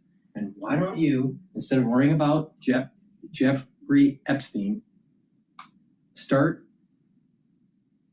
texting on and posting to Apple that we want the iScroll.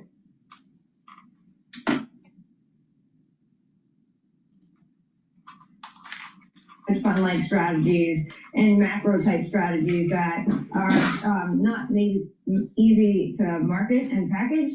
And those are things like CVLS, which is an active long-short equity fund, things like BTAL, which is equity market neutral. And then you have some of the new product coming out by Unlimited Funds that is really interesting, that kind of plays on Bob Elliott's backdrop and background, having worked in the hedge fund world. And those are the products I really like, but they don't get the most attention because they're not sexy and they don't have really sexy marketing teams. Private equity, I think what I've noticed over the last 20, 25 years is it's not that hard to raise money. It's not that hard to deploy money. The hard part is monetizing your investments, particularly over the last 6, 7, 8 years. How do you expect that to play out here? I've heard Jamie Dimon and some other big... You know the reason why private equity is so hard to deploy the money? It's easy to get it because there's a lot of stupid people out there giving these firms money. It's hard to deploy it into companies because the people that are raising the funds aren't that bright. They're a bunch of sales guys. And what happens is that the firm gets a bunch of money and they really don't know deep down the technologies. They don't really know deep down the companies.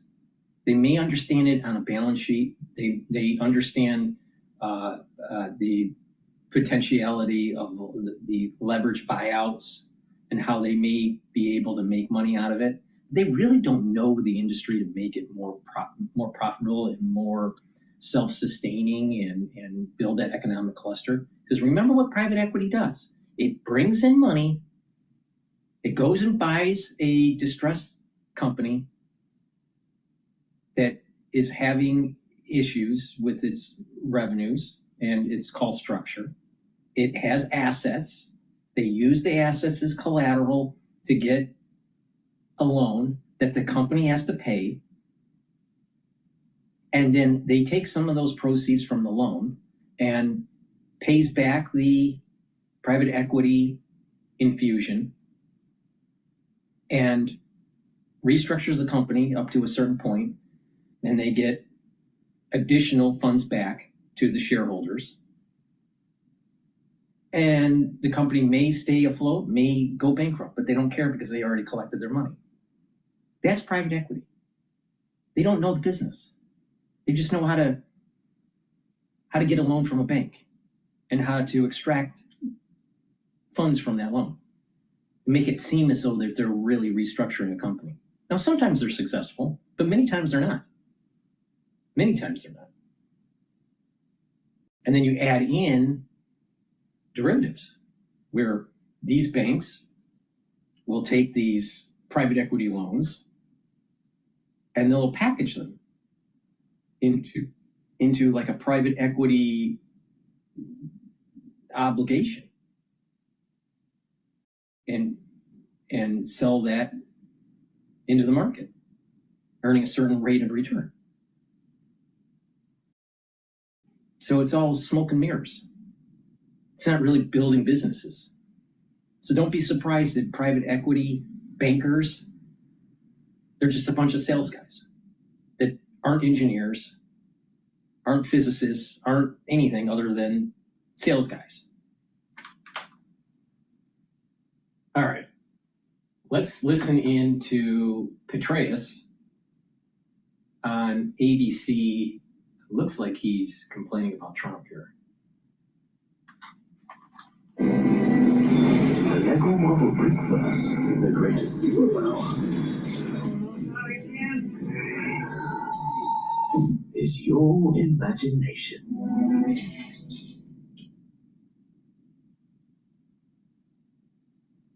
I'm joined now by former CIA Director and CENTCOM Commander General David Petraeus. General Petraeus, thank you for joining us this morning. Let me start with that look back. What do you think? Do you think there will be another Putin-Zelensky meeting? And is there any reason to think it would be more successful than that one? There's not that much right now that would lead us to believe that, I don't think. In fact, out of the last 2 weeks, really, Jonathan, I think what should be clear to all, and I think it is even clear to President Trump, is that despite all of his efforts, again, which we applaud, to end the war, to stop the killing, Vladimir Putin clearly has no intention of doing that unless he's given additional territory, which is heavily fortified, and Russian forces would have to fight for years at the pace that they're going. He wants to displace President Zelensky, replace him with a pro-Russian figure, and frankly, to demilitarize Ukraine, none of which can be acceptable to Ukraine, nor to the European countries and the United States. In fact, by the way, President Zelensky, under the Ukrainian constitution, doesn't even have the authority to declare that certain territory would be controlled by the Russians. That would have to go to a national referendum. So again, I think it should be clear. The obstacle to peace at this point in time is President Putin. And what we need to do is change those dynamics by helping Ukraine far more than we have so far, lifting restrictions on them, seizing the $300 billion of frozen reserve in European countries of Russian money, giving it to Ukraine, more sanctions on Russia, even including the Gazprom bank, and curtailing the export of oil further than we have already. Let me get to something else that President Trump said this week. This is a post on social media. He wrote, in part, "It is very hard, if not impossible, to win a war without attacking an invader's country. It's like a great team in sports that has a fantastic defense, but is not allowed to play offense. There's no chance of winning. It is like that with Ukraine and Russia." He went on to say that it was Biden that wouldn't let Zelensky wouldn't let Ukraine attack into Russia. First of all, what's your take on what the president was intending to say there? It's a very valid observation. It's spot on. And interestingly, as we learned in the story overnight, it's contrary to the Pentagon policy. This is another case where it appears that the Pentagon is carrying out policies that conflict with President Trump's inclination. Now, I can understand why they would limit the use of certain long-range systems against Russia when they think that Russia might still be willing to make a deal. But that should be very clear not to be the case at this moment. And I hope that there will be a review of that policy. Indeed, that was exactly what the Biden administration did in the past. They were overly sensitive endlessly about how Russia might react to something that they provide to Ukraine, and they were restricting the use of the Army Tactical Missile System and others. And so I hope that that will get a review in the White House and therefore a change in the Pentagon. Yeah, this is a Wall Street Journal report I might be referring to, saying that the Pentagon has been blocking Ukraine's use of those long-range missiles inside Russian territory. Obviously, the Ukrainian military has been using drone attacks, which are far less lethal.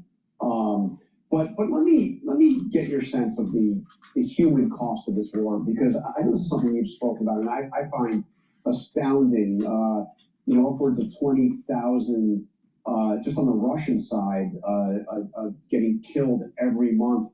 In a matter of just a few months, a greater death toll than the entire U.S. death toll in the Vietnam War. I mean, it's kind of hard to imagine. It's staggering, Jonathan. Again, as someone who had 5 combat commands as a general officer and wrote letters of condolence to America's mothers and fathers almost every single night of those commands, I can't fathom, I can't process, if you will, understand the magnitude of the losses on the Russian side. It's now estimated that over 1,060,000 Russians have been killed or wounded in this war. And of those, well over 500,000 have been so seriously wounded or killed that they couldn't even return to the front lines. This has to have, over time, a very, very substantial impact on the ability of Russia just to find a civilian workforce as well. In fact, it's reported that they are actually looking in Africa for women who can actually replace some of the men in Russia in various industries. And of course, we've seen they've also tapped North Korean military soldiers fighting on the ground in Ukraine. Quite extraordinary. Before you go, I want to get your reaction to another development on Friday. The firing of the Defense Intelligence Agency Chief, Lieutenant General Jeffrey Cruz, after he oversaw the initial assessment on the Iran nuclear strike. What do you make of the president, or the administration, firing the head of the Defense Intelligence Agency? You know, apparently because they didn't like an intelligence assessment. Yeah, I don't know the details of this particular case, Jonathan. As you mentioned, it just took place at the end of this week. There's a maxim in the intelligence community always about speaking truth to power. I think that's what this administration, any administration, should always ask of its intelligence analysts and indeed its senior intelligence leaders.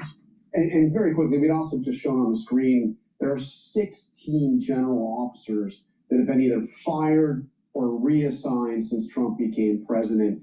And obviously, the 7 of them, which we talked about earlier, are women. What do you make of this? It seems like it's been called a purge in the ranks. Is this a concern?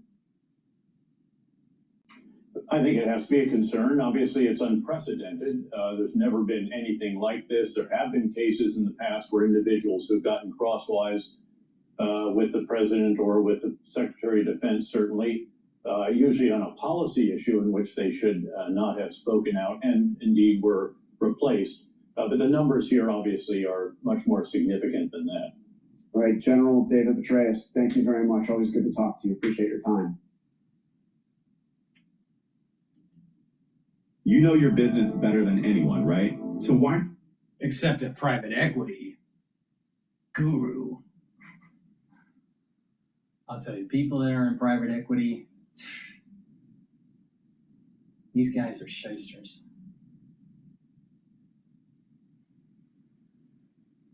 All right.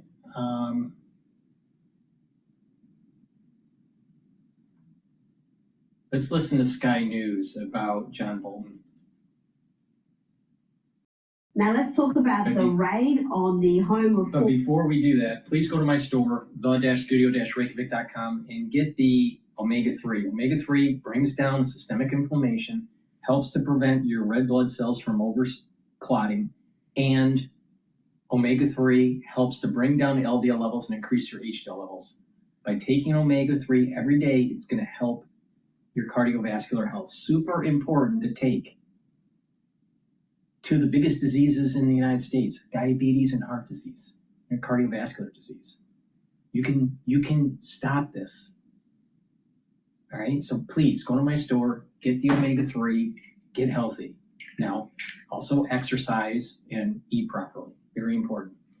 And stack it with the olive leaf extract. This will help with your immune system and your cardiovascular system. Why? It brings down inflammation and helps to bring down the LDL levels and increase your HDL levels. So you're reducing plaque formation. Stack this with the omega-3. You can take them separately, but it works even better if you stack them. Omega-3 and the olive leaf extract and help with your immune system and help with your cardiovascular system. Please go to my store, the-studio-reykjavik.com. Use discount 5. You get $5 off any order. If you spend $100 or more, you get a free gift until supplies last. National Security Advisor John Bolton, that would be this character. One doesn't have to be brilliant to attempt a coup. I disagree with that. As somebody who has helped plan coup d'etat, not here, but other places. Yeah, okay. Josh, tell me about this raid. It appears that it's not just over the classified information that may or may not be in his book or the classified documents he may have sent to family members. It may also be connected to any role he played in the Russian collusion hoax. Yeah, so first of all, Rita, I mean, what an amazing clip that was. I mean, this has been around for a few years, but John Bolton just literally saying, like, yeah, I've actually helped plan coup d'etats in other countries there. I have helped plan color revolutions there. I mean, this is basically the encapsulation. This is the personification of the neoconservative foreign policy that the entire Trump movement utterly detests and fundamentally rejects. And because John Bolton and Donald Trump simply do not see eye to eye on these issues ever since he was fired as National Security Advisor back during the first Trump term, he has been on a sustained, now basically 6-year-long bender where he basically just goes on cable news. He goes to the tabloids, the broadsheets, whoever will publish him or take his quotations, and just trashes Donald Trump from A to Z. And part of that has been a long-standing, very, very strong, I would say close to ubiquitous sneaking suspicion that John Bolton is laundering classified information that he still has retained from his time as National Security Advisor in an attempt to just besmirch and then undermine Donald Trump by any means necessary. Now, what's interesting, Rita, as the New York Post, among others, reported there actually was, in final days of the first Trump administration in 2020, potential attempt to do something similar to John Bolton at that time, to try to make sure, go into his home, see what he was doing there, was he actually leaking, was not. And then the transition happened, very chaotic transition, January 6th, all that. Biden comes in, and the Biden DOJ and the Biden FBI spike it. So the Biden DOJ actually spiked this planned raid, this planned investigation, just trying to cover for John Bolton for the very simple reason that he's now vehemently anti-Trump. So, look, fundamentally, Rita, I will say this. I have not seen the search warrants. No American of the law enforcement, the magistrate judge has seen the search warrant there. I feel extremely confident that there is no world in which Pam Bondi, the Attorney General, and Kash Patel, the FBI director, there is no world whatsoever where they would have ordered this raid unless they had the goods there. So I feel pretty confident that we're going to learn a lot more about this in the week ahead there. And I would just try to lawyer up, frankly, if I were John Bolton. Yeah, there's got to be accountability, and as we are fond of saying, no one is above the law, but the leftist media is painting this as sort of purely political exercise. This is the same media who couldn't detect. All right, there's breaking news from Trump.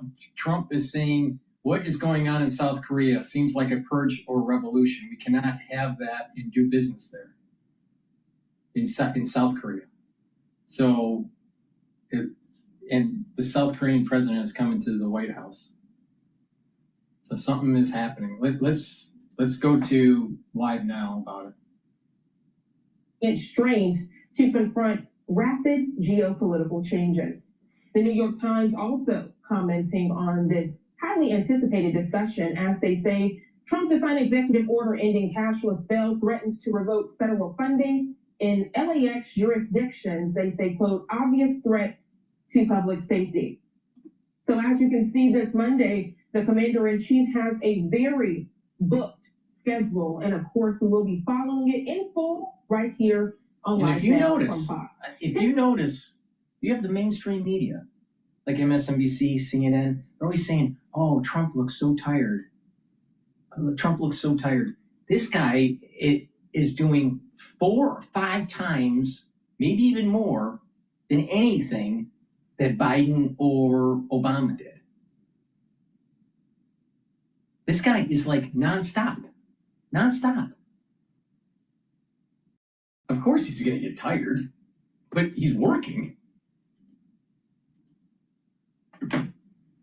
Of Donald Trump and the lawfare that was waged against him, his family, and some of his closest supporters. I want to bring to your attention this from the Washington Post, because that can see it nothing but political interference. The Washington Post editorial board wrote, it is a valid fear that the case against John Bolton is a fresh instance of the old Soviet saying, show me the man and I'll show you the crime. Josh, what's your response to that? We literally had an attorney general campaigning on a Get Trump ticket, but apparently a warmonger and serial leaker like John Bolton is beyond scrutiny. Yeah, Rita, my response to the Washington Post is very simple, which is frankly just go to hell. I mean, like whoever wrote those words should be fired. I mean, literally fired at best. I mean, tarred and feathered maybe back in the day would have been a more appropriate punishment there. I mean, where the hell have you people been? I mean, as you accurately say, Tish James, the Attorney General of New York State, literally traversed the entire state of New York back in 2018, saying, if you elect me as Attorney General of your state, well, the nation's largest state, I will do whatever it takes by any means necessary to sue and to prosecute and to bankrupt Donald Trump and the Trump organization there. You know, back in English common law, we would have called this a bill of attainder, which is an illegitimate piece of legislation, or in this case, a campaign stump promise to single out a named party, not a neutral thing there. But I mean, how about so-called special counsel Jack Smith? By the way, I call him so-called still to this day because he's actually not a legitimate special counsel. Hold that aside. You know, Merrick Garland, Jack Smith, are you kidding me right now? I mean, show me the man, I will find you the crime. Alvin Bragg in New York City, the Stormy Daniels, Michael Cohen suit, this stupid attempt to try to fabricate and alter the beginning of the tolling of the statute of limitations to account for this New York State corporate bookkeeping fraudulent crack from 2016. Give a break, Rita. These people have no leg to stand on whatsoever. It is ludicrous. It is shameful. Unfortunately, it's par for the course for the Washington compost. It is, and sadly, much of the coverage we're getting in this country follows that because they just basically regurgitate MSNBC talking points. Now, Donald Trump did have another huge win late last week with one of the lawfare cases against him collapsing. Josh, this was, again, another absurd case from the start. It was a political hit job carried out by Letitia James and a partisan New York judge. It was a judge-only trial. Trump is signing executive orders right now. Wouldn't be with us. So the mayor of Chicago, I watched him this morning, he said, Trump doesn't know what he's talking about. He only apprehended 9 people. Well, number one, that's false. Literally, it's thousands. We'll get into that.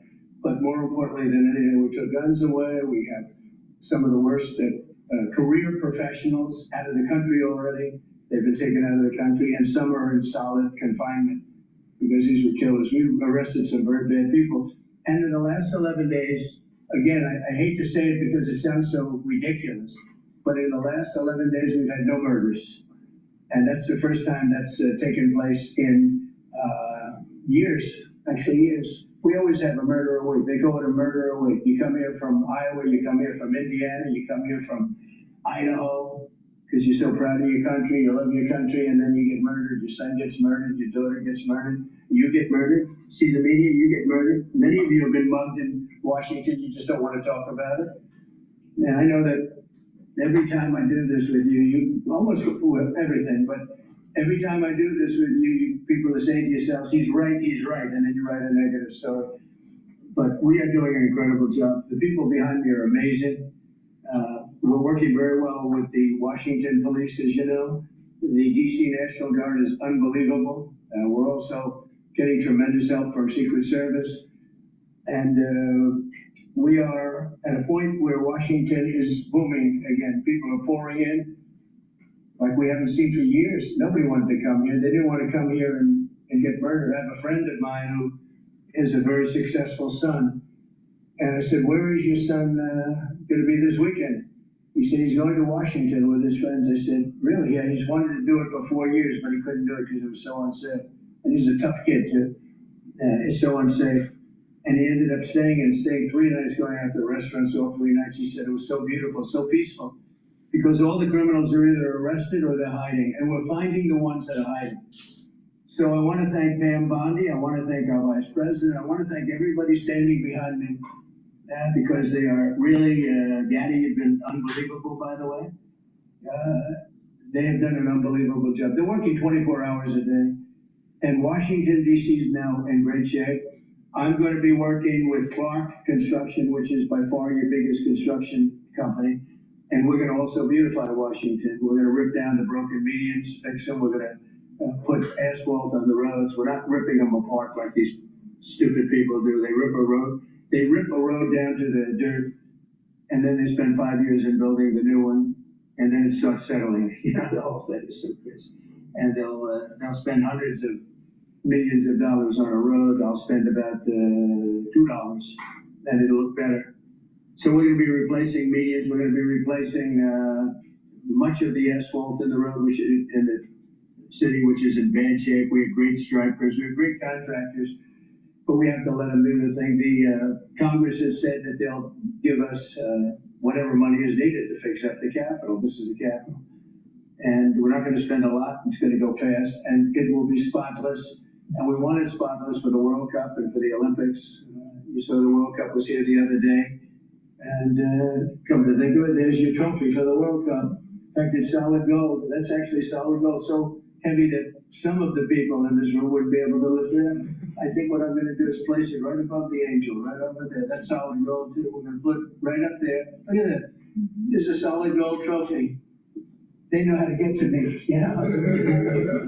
I like the angel better, to be honest with you. So we're going to start sign, and then we'll take a few questions, and we'll tell you how good a job we're doing. We want to go from here to other places, but I was telling some of the people that in a certain way, you really want to be asked to go. You know, I hate to barge in on a city and then be treated horribly by corrupt politicians and bad politicians, like a guy like Pritzker. You're going to spend more time in the gym, actually. This guy is a disaster. Gavin Newsom's a disaster. When we went, we saved Los Angeles. You wouldn't have been able to have the Olympics in Los Angeles. You're barely able to have it now. They did lose 25,000 houses to a fire that should have never occurred because they didn't let the water come down from the Pacific Northwest. Please go to my store, the-studio-reykjavik.com, and get the Myotrol. Build muscle. This helps with gene expression to build new muscle and maintain muscle. Super important to take if you're 40 years of age or older, or if you're an athlete. So please go to my store, get the Myotrol. It has flavonoids, polyphenols, and lignans to help with the gene expression to build muscle. Do resistance training, take the Myotrol. Make sure you take more protein. It stacks well with Gladiator Barley and Boomer Boost. So please go to my store, the-studio-reykjavik.com, and get the Myotrol. And get into the gym. The record goes back years where that's happened.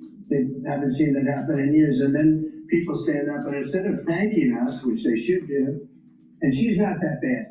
She's better than most. But, you know, you have people, I watched in Illinois, Chicago, Illinois is a disaster. I have property there. It's a disaster what's going on in Chicago. And you get the Pritzker, he's violating our rights. I think this is another men and women's sports thing. I think this is one of those, you know, they call them 80-20 issues. I call them 97-3. I think the Democrats better get smart. And, you know, politically, I hope they don't. But actually, in terms of love for the country, I hope they do because it will be good to work together. So I'm thinking about, you know, when I have some slob like Pritzker criticizing us before we even go there, I made the statement that next should be Chicago because, as you all know, Chicago is a killing field right now. And they don't acknowledge it. And they say, we don't need him. Freedom, freedom. He's a dictator. He's a dictator. A lot of people are saying maybe we like a dictator. I don't like a dictator. I'm not a dictator. I'm a man with great common sense and I'm a smart person. And when I see what's happening to our cities, and then you send in troops, instead of being praised, they're saying you're trying to take over the republic. These people are sick. But I'm really saying, and I say this to all of you, in a certain way, we should wait to be asked because they have cities that are so under control, you know, out of control. So we go in and fix it. They take the full credit for it, and they go out and say, I heard it this morning. They're saying how well they've done over the last 10-day period, that they set record lows. They don't say that we're there with very tough people, by the way. They have to pass the toughness test. Otherwise, they're not working for us. So, and we're allowed to do that now according to the United States Supreme Court decision. Now, they have to pass the toughness test. If they're not tough, we don't want them for this job. They might be great for other jobs, but not for this job because they're respected. You saw the gang of kids who were all huddled up, and the group of soldiers walked over. They never even got over. Those kids ran back to their homes or wherever the hell they came from. They were gone. This is one of the safest cities right now in the world, as crazy as that sounds. And it took 7 days. It took really 3 days, but we're now in our 11th day. So I want to thank you. So we had... Please go to my store, the-studio-reykjavik.com, and get the digestive enzyme complex. The reason why I'm smiling is that we will never, ever, ever have a president again like Donald Trump. So enjoy the ride and find ways to benefit from the crazy train, but it's better for the country. It really is better for the country. Now, is he a smart person? Yeah, he is. He's not an intellectual person. That's for sure. He's not intellectual. But he's smart. He has a lot of street smarts. And the reason why he has street smarts is because he's from New York and he was in a very competitive environment dealing with real estate and building in Manhattan. That's what made him so smart.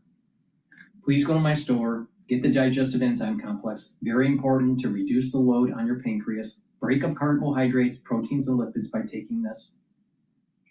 Super important to take to reduce that load on your pancreas, especially if you're 40 years of age or older. Now, if you are an athlete, younger or older, you will benefit by taking digestive enzyme complex because it'll allow you to break up your pre or your post-workout fuel source. Now, digestive enzyme complex also has bromelain in it. It's fibrinolytic, so it'll help to break up clots.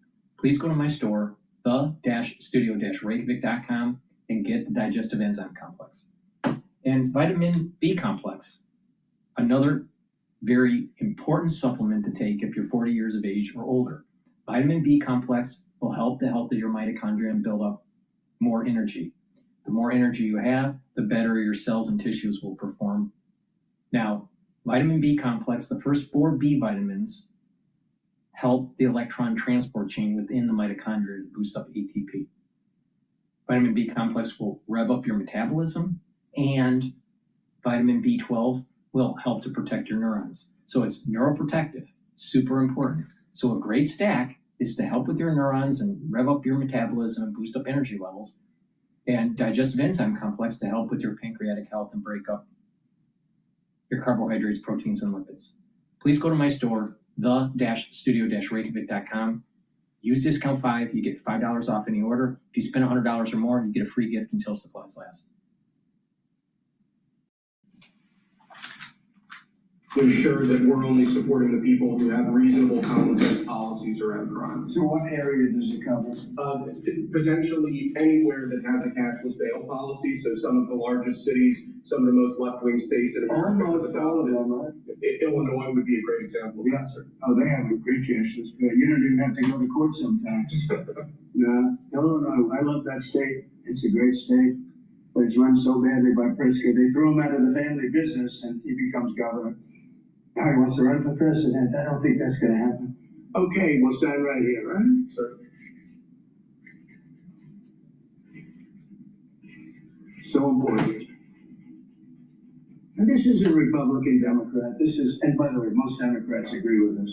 But this is just, we got to bring our country back. Not only is he doing the executive orders in public eye, but he's also showing the American public that he's signing. He's not using auto pen.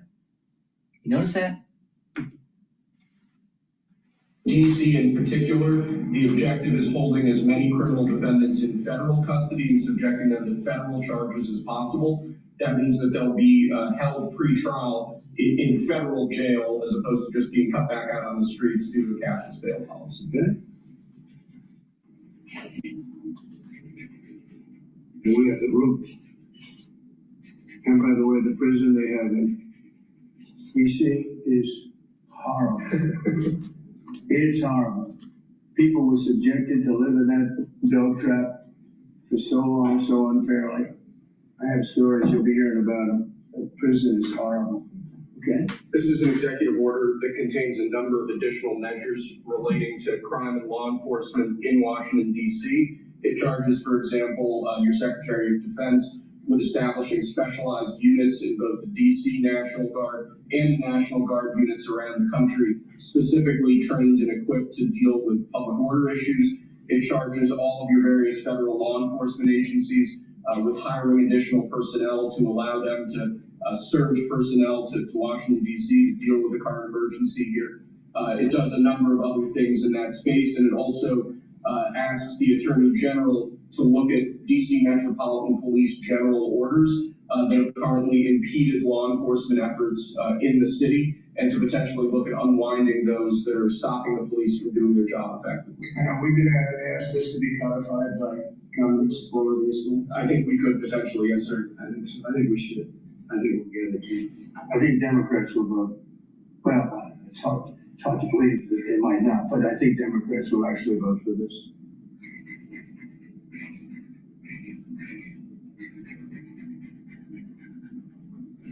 There's no auto pen that can do that. Right? Look at that, man. Is that a good signature?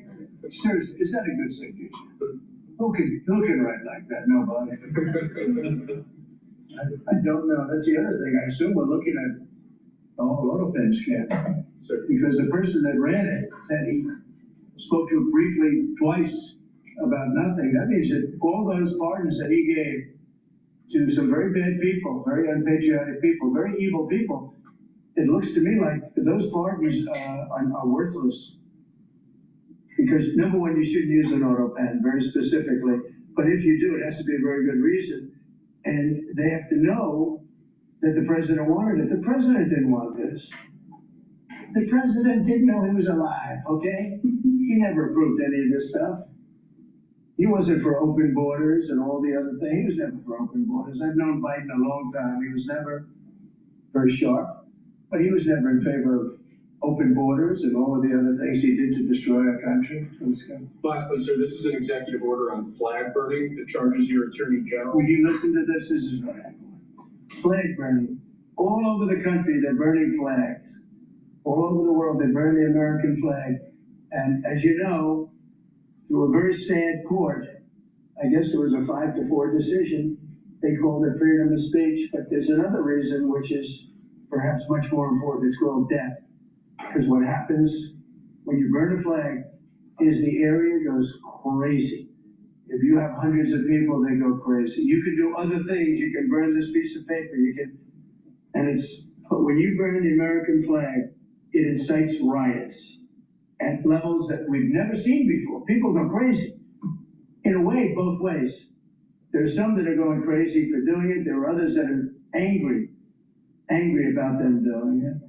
Do you want to discuss that? Sure. So what the executive order does, sir, it charges your Department of Justice with investigating instances of flag burning, and then where there's evidence of criminal activity, where prosecution wouldn't fall afoul of the First Amendment, instructs the Department of Justice to prosecute those who are engaged in these instances of flag burning.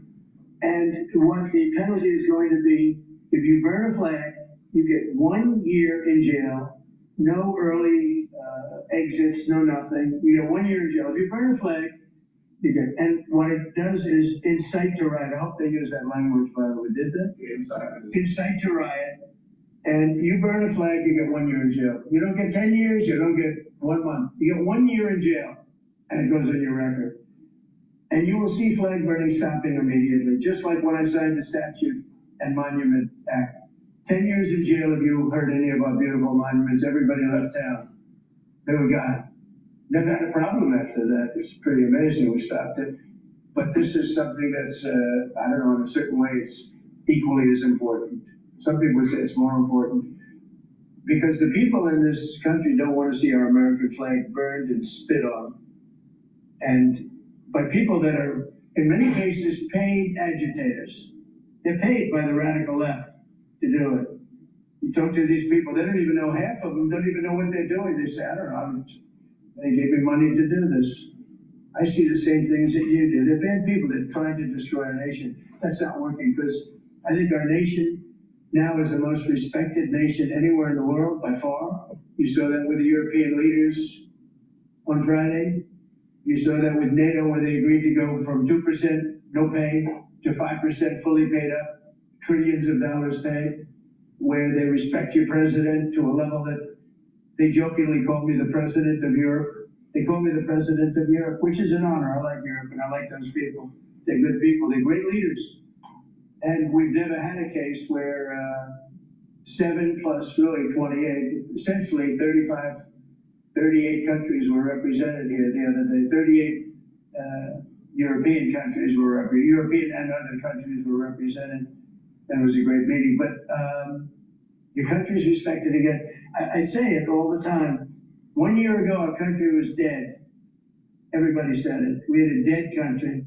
We were not going to survive. Now we have the hottest country anywhere in the world. So it's an honor to be involved. And this group has a lot to do with it right behind me.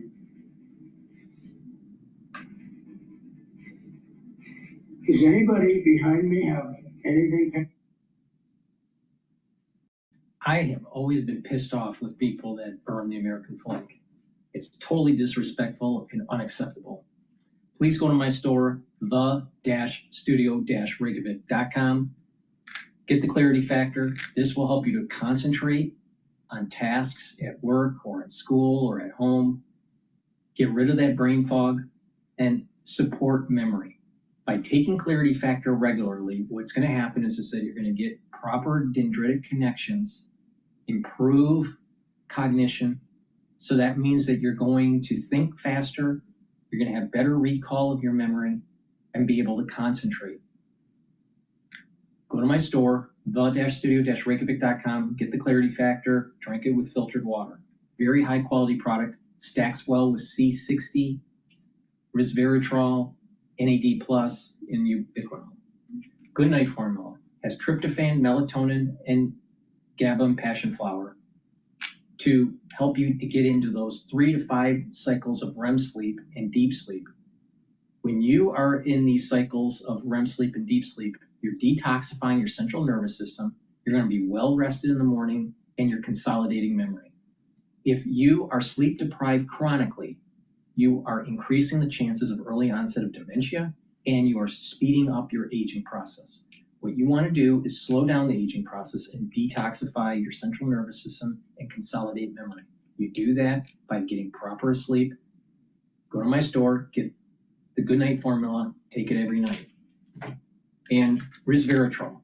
Resveratrol is something that I've been taking for decades. It's an antioxidant. It's going to soak up free radicals. It helps the health of the mitochondria by reducing stress in the cell. Resveratrol helps with youthful gene expression and gets rid of cells that are in senescence.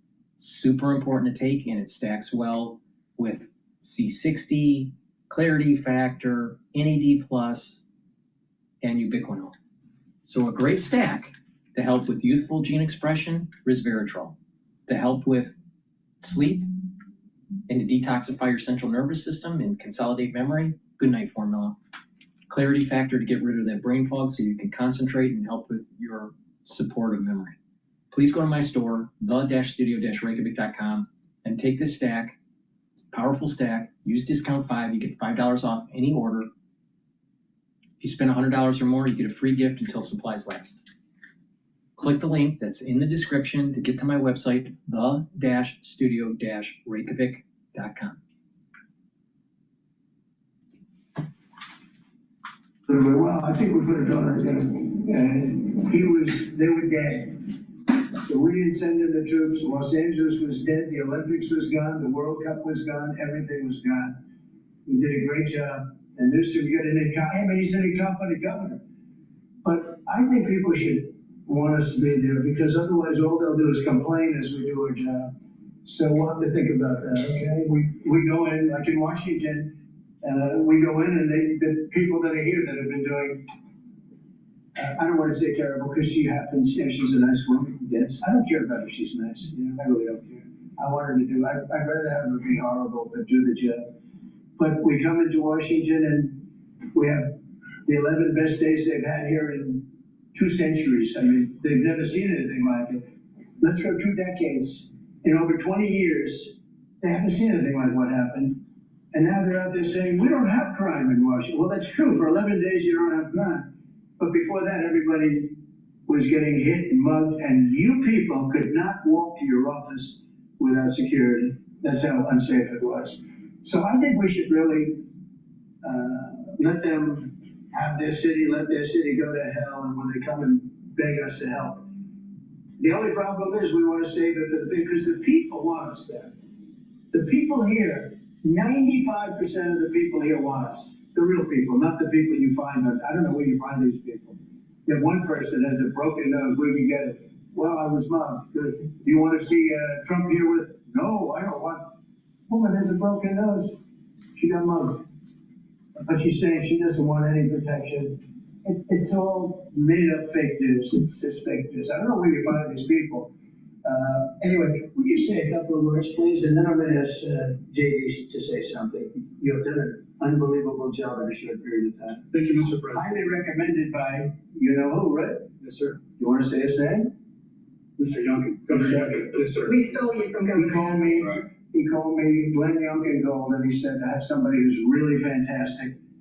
And based on that recommendation, here you are. You've done a fantastic job. I appreciate it. Thank you, Mr. President. Thank you. Go ahead. The men and women of the Metropolitan Police Department are back.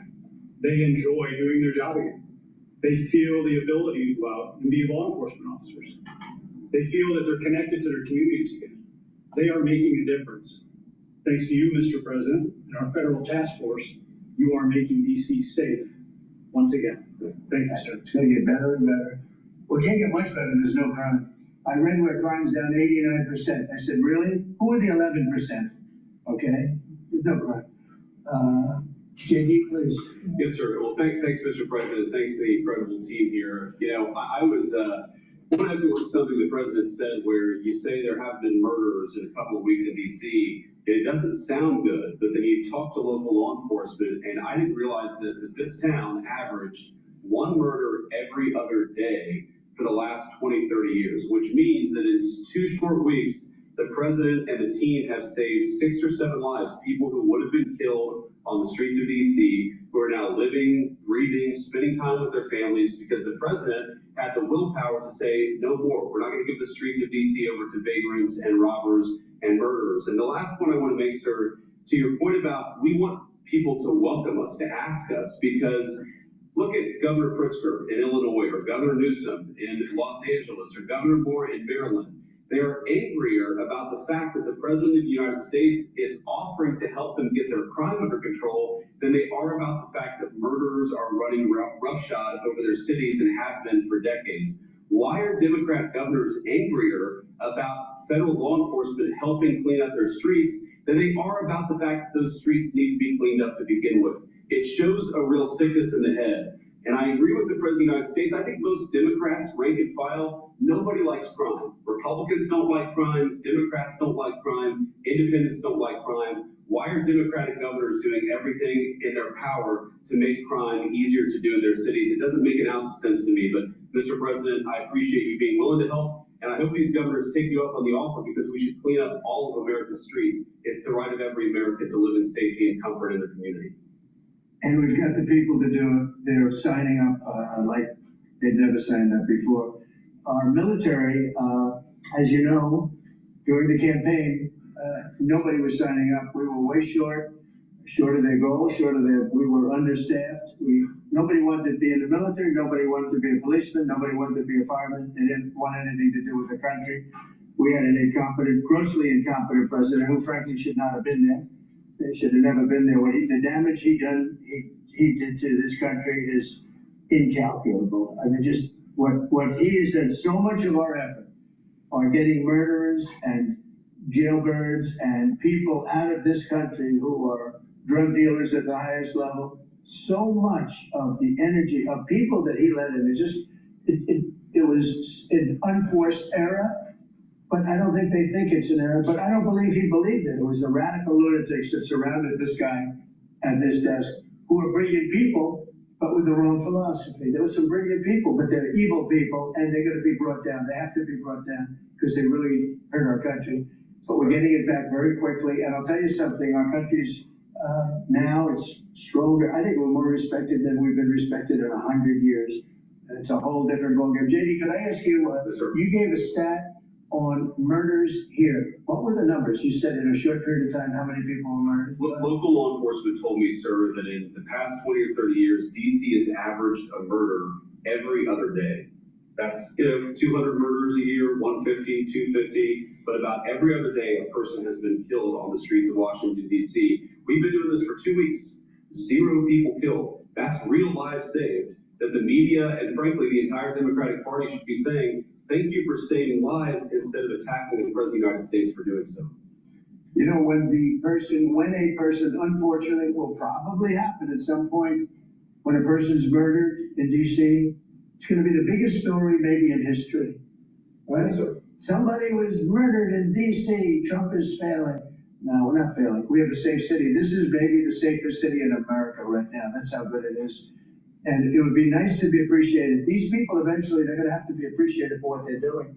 And they're gonna have to be appreciated by the officials that are really happy when we go in because they've lost control of their place. Steve Miller, please say a few words. Thank you, sir. So just to, first of all, follow up on what the Vice President said.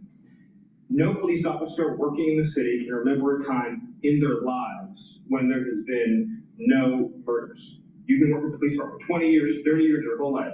You've checked the records, no one can even find a record of being murder-free for as long as you've been murder-free under President Trump's leadership.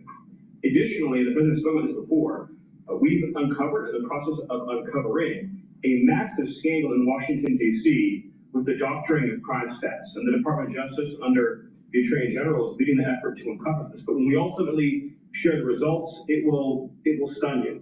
The extent to which, even though DC had the worst crime in America, honestly measured, it dramatically understated how bad it was. There's even accusations that murders and homicides were reported as accidents instead of murders. I mean, this is how severe the manipulation of the crime data has been in this city, and it will all be uncovered and it will all be brought to light. You know, I've had a chance to spend some time, as did everyone here, with the police officers in the city. Members of the public are going up to them and thanking them, just overflowing with gratitude, because for the first time in their lives, they can use the parks, they can walk on the streets. You have people who can walk freely at night without having to worry about being robbed or mugged. They're wearing their watches again. They're wearing jewelry again. They're carrying purses again. People have changed their whole lives in this city for fear of being murdered, mugged, and carjacked. It is a literal statement that President Trump has freed 700,000 people in this city who were living under the rule of criminals and thugs. And the last thing I'll say is that under the efforts of Terry, to my left and many here, what they found also is that the street criminals here in Washington, D.C. were doing business directly with the transnational criminal cartels, the foreign terrorist organizations. So not only was the city being run by these criminal thugs, but they were working with some of the most dangerous terrorist organizations on the planet to traffic weapons and drugs into this city. And we are covering every day is shocking to us, and we look forward to sharing all the results with you. But President Trump, your leadership has uncovered some of the great public safety scandals of our life, and now because of you, people are safe and free for the first time ever in this city. Thank you very much, Steve. You know, Los Angeles, Beverly Hills is, you know, a great place. I have a house there. I had a house there. I used to stay a lot of time, spend a lot of time there. And a great place. You know that I have friends, they leave their trunk open for their car because they don't want, they know they're going to be vandalized. They don't want the trunk ripped off in order for them to steal what's in the back. They leave the doors open, so when they go in to steal the radio or whatever they take, that they don't rip off the door. They leave the doors totally open, so the criminals, when they go and open the door, they have to break the windows and kill the car in order to steal whatever it is in the car that they're looking for. And that's at a level that nobody's ever seen before. Nobody lives like that. I have another friend, he has a garage, and in order to save his garage door, he leaves it open so that people can just walk into his garage, take whatever they want, and leave. But all the cars are, so many cars, I've been told this by many people, stars, big people, they leave their doors open so the doors aren't destroyed by these criminals. All over Los Angeles this is taking place. And you know that, I mean, you've heard that. Christy, could you say a few words? Sure. Well, Mr. President, I think one of the most impactful statistics that you used today was of the 1,000 arrests that have happened already so far, 439 of them. Please go to my store, the-studio-reykjavik.com, and get the zeolite. Zeolite will detoxify your body. You can use it daily. Use 3 small drops underneath your tongue. Drink filtered water. Take it every day, and it'll bind to heavy metals, toxins, and chemicals. It'll allow you to urinate them out within 6 to 8 hours and clean your environment. So you clean your environment, get rid of cleaning solutions and paints from your home, in your basement, in your garage. If you need them, put them in a double sealed container. But by detoxifying your body and your environment, you're helping your immune system and your endocrine system. Stay away from processed foods and drink filtered water. Very important. Take zeolite every day. If you want a heavier detox, take 10 small drops underneath your tongue.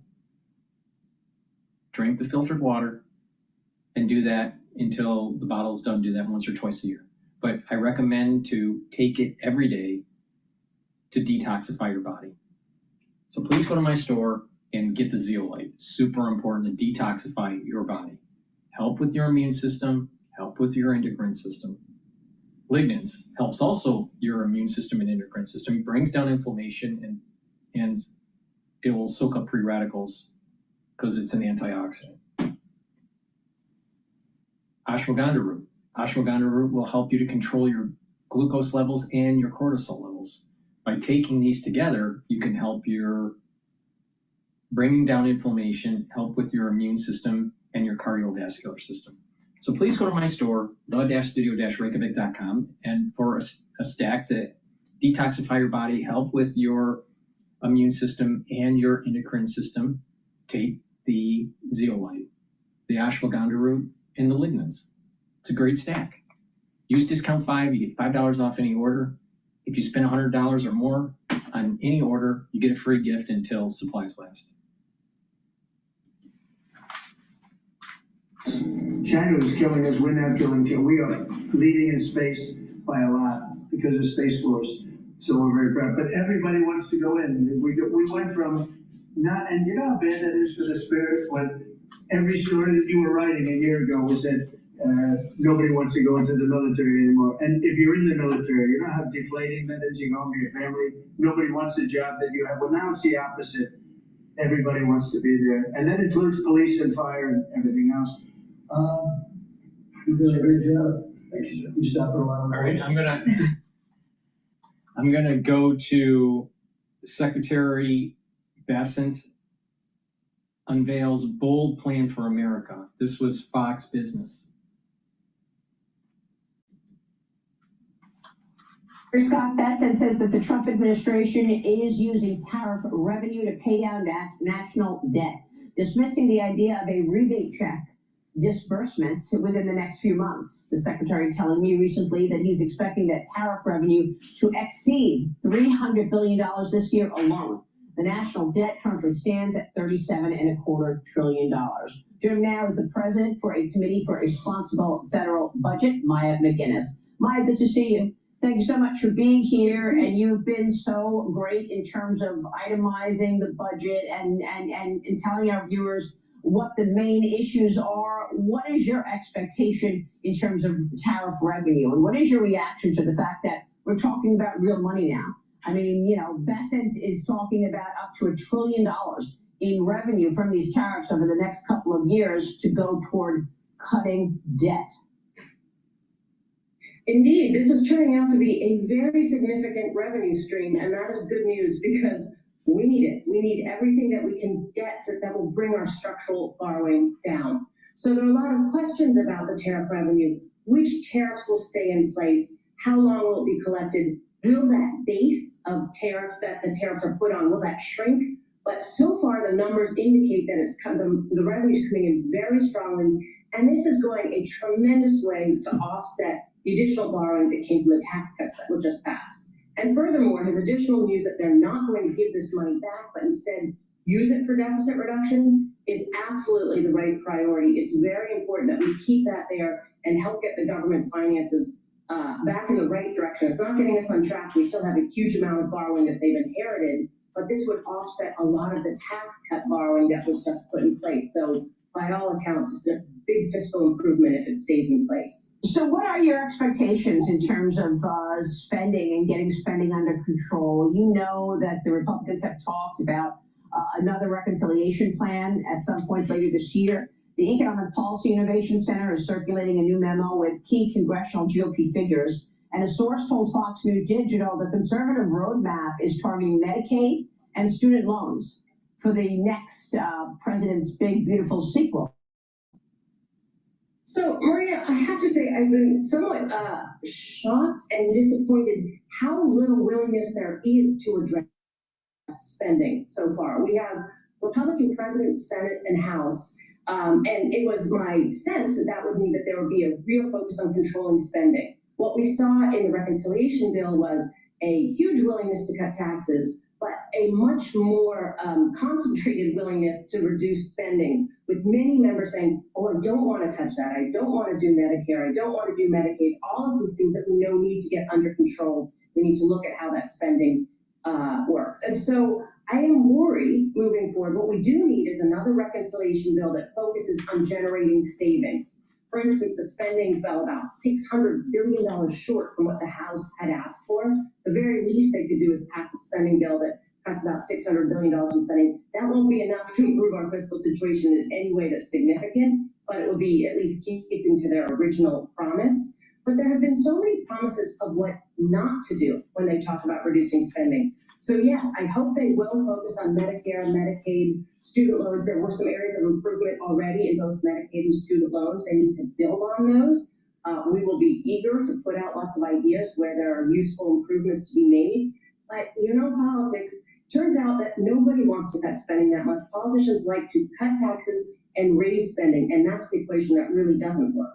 And I would imagine that only intensifies going into a re-election year of 2026, Maya. Yeah, the politics of this makes it so much more difficult. And part of that's on us, the voters. We reward people who don't make hard fiscal choices, and that's bad for the country. All right, Maya, we'll be watching all of that. Great to get your insights as always. Maya McGinnis joining us. Stay with us. We're talking with the chairman of the Intelligence Committee, Rick Crawford, coming up. Stay with us.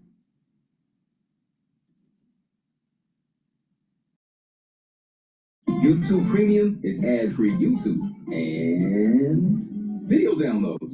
So you can watch cooking shows as you eat airplane. There is no meeting planned, and I'm not challenging this. Putin is ready to meet with Zelensky when the agenda would be ready for a summit. And this agenda is not ready at all. As Russia's top diplomat, Foreign Minister Sergei Lavrov, dismissing the chances for another Ukraine summit anytime soon. As the Trump administration continues to push for a peace deal, General Jack Keane is a Fox News senior strategic analyst. The vice president was on the Sunday shows talking about his perspective on what Russia has already conceded. No, not at all, Kristen. I think the Russians have made significant concessions to President Trump for the first time in 3.5 years of this conflict. They've recognized that they're not going to be able to install a puppet regime in Kiev. That was, of course, a major demand at the beginning. And importantly, they've acknowledged that there is going to be some security guarantee to the territorial integrity of Ukraine. We're a week from last week's summit, and I wonder where you think things stand today, sir.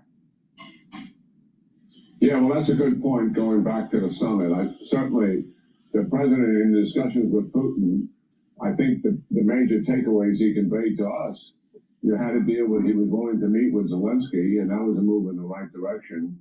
And secondly, that they were willing to make some reasonable security guarantees, in other words, to permit them to occur. That brought Zelensky and the European leaders to Washington, D.C. after the president called them following his summit with Putin. And much of that was surrounded the security guarantees. But now we have Lavrov, who's been with Putin for over 20 years, pushing back on the meeting between Zelensky and Putin because the agenda is not right.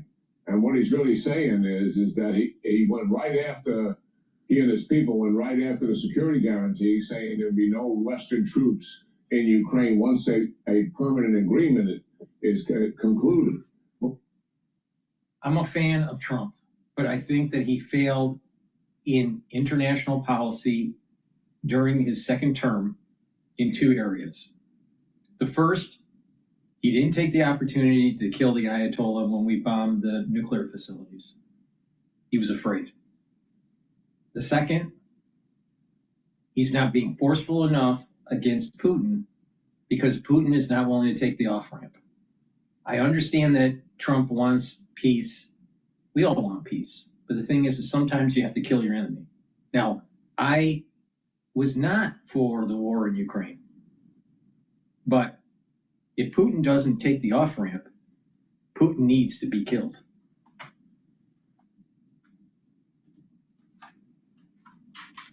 that's up to Ukraine and the other Europeans and the United States. That Russia shouldn't have a veto, over something as major as that is, obviously.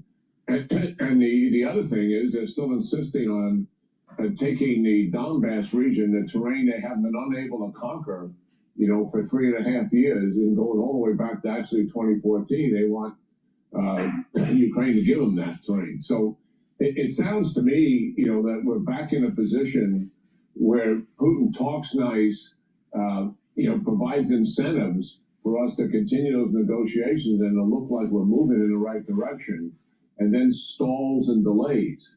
That's kind of where we are. That's got to be frustrating our president, and likely they're working through what are the alternatives now. And in my mind, it's getting pretty close to doing that. The maximum sanctions and tariffs open up offensive weapons to Ukraine so they can make deep attacks into Russia, and tell them on no uncertain terms that we're going to give Ukraine the guns they need to shut down your offensive, and also what they need to be able to conduct counterattacks and take some territory back. I think the leverage we're talking about here is really part of the peace process. And I think we're probably getting pretty close to it, Dana. Well, you make up a good point, as always. And this is having to do with what can Ukraine use, what does it have, and how much time does it have in that calculation. And there was a report in the Wall Street Journal over the weekend that the Pentagon was limiting Ukraine's use of these long-range missiles. Ambassador Whitaker, our ambassador to NATO, said this morning. You can't fight a war with one or two hands tied behind your back. President Trump is a duly elected president of the United States. He gets to decide what the U.S. policies are. And if he thinks that Ukraine should be able to use American weapons that are being bought by our Canadian and European NATO allies to be used for deep strikes, then they'll be used for deep strikes. Can you clarify what's going on here for us? Well, there are some restrictions that are being imposed, from what I understand, on the ATACMS, which is a long-range offensive missile, and also on the UK's Storm Shadow, which is a cruise missile. Some other systems, there are no restrictions on them, like the HIMARS system, and certainly no restrictions on the Ukrainians using their own drones. But the president tweeted out that it made no sense that a country that invades another country cannot attack the country that invaded them.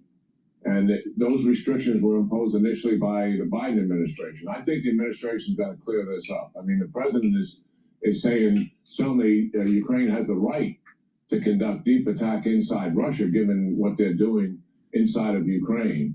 And it seems to me that something's happening in the Pentagon and imposing a restriction that the administration has got to clear up. Okay, well, the president will be in the Oval Office at least signing some executive orders. If he takes questions, maybe this will be one of them. General Keane, as always, thank you so much. I'm Steve Ducey. I'm Brian Kilmeade. And I'm Ainsley Earhart. And click here to subscribe to the Fox News YouTube page to catch our hottest interviews and most... I want to roll back what General Keane said near the end in the context of this hypothesis that if the Ukraine war is ramped down and there's peace, that the UK is going to ramp up conflict in the Balkans. All right? Why? Because they can't allow for quantitative tightening through the central bank. All right, so let's go back. Let's listen just the last, minute or so. It's Storm Shadow, which is a cruise missile. Some other systems, there are no restrictions on them, like the HIMARS system, and certainly no restrictions on the Ukrainians using their own drones. But the president tweeted out that it made no sense that a country that invades another country cannot attack the country that invaded them. And those restrictions were imposed initially by the Biden administration. I think the administration's got to clear this up. I mean, the president is saying certainly Ukraine has the right to conduct deep attack inside Russia, given what they're doing inside of Ukraine. And it seems to me that something's happening in the Pentagon and imposing a restriction that the administration has got to clear up. Okay, well, the president will be in the Oval Office at least signing some executive. So the Pentagon is preventing Zelensky from escalating the war with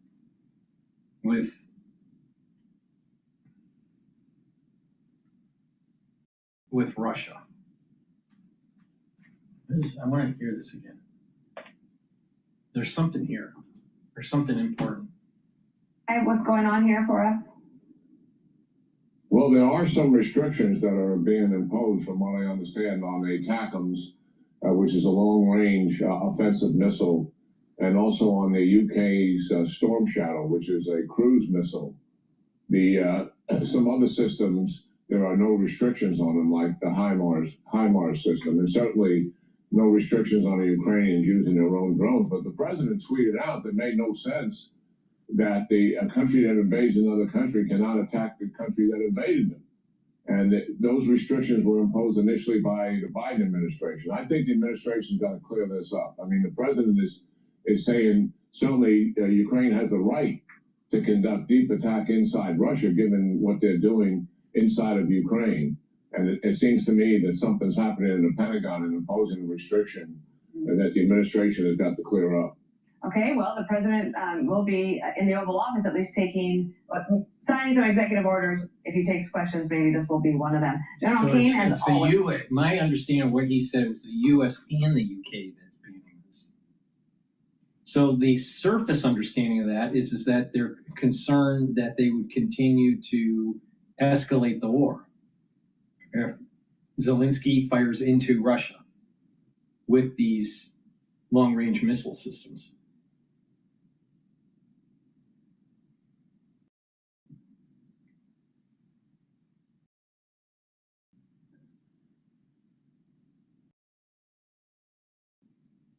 Because if they shoot into Russia, then Putin in the domestic media is going to be justified in continuing the war. And there's no chance for a peaceful arrangement. But by Ukraine not firing into Russia, it also allows for Putin to continue warring on the front, especially in Donbass.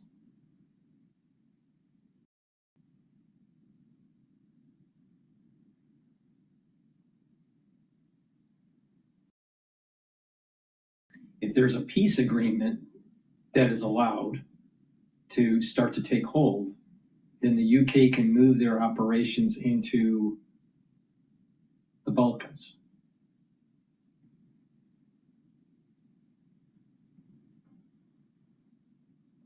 It may be just as simple as, let's just use the simplistic reason just to try to de-escalate the war.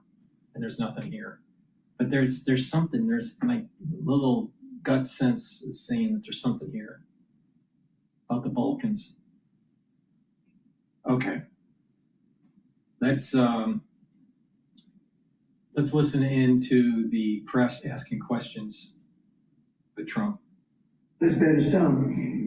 We saved Los Angeles, and all we did is get criticized by this idiot that's running the state into the ground, right? Where people are leaving.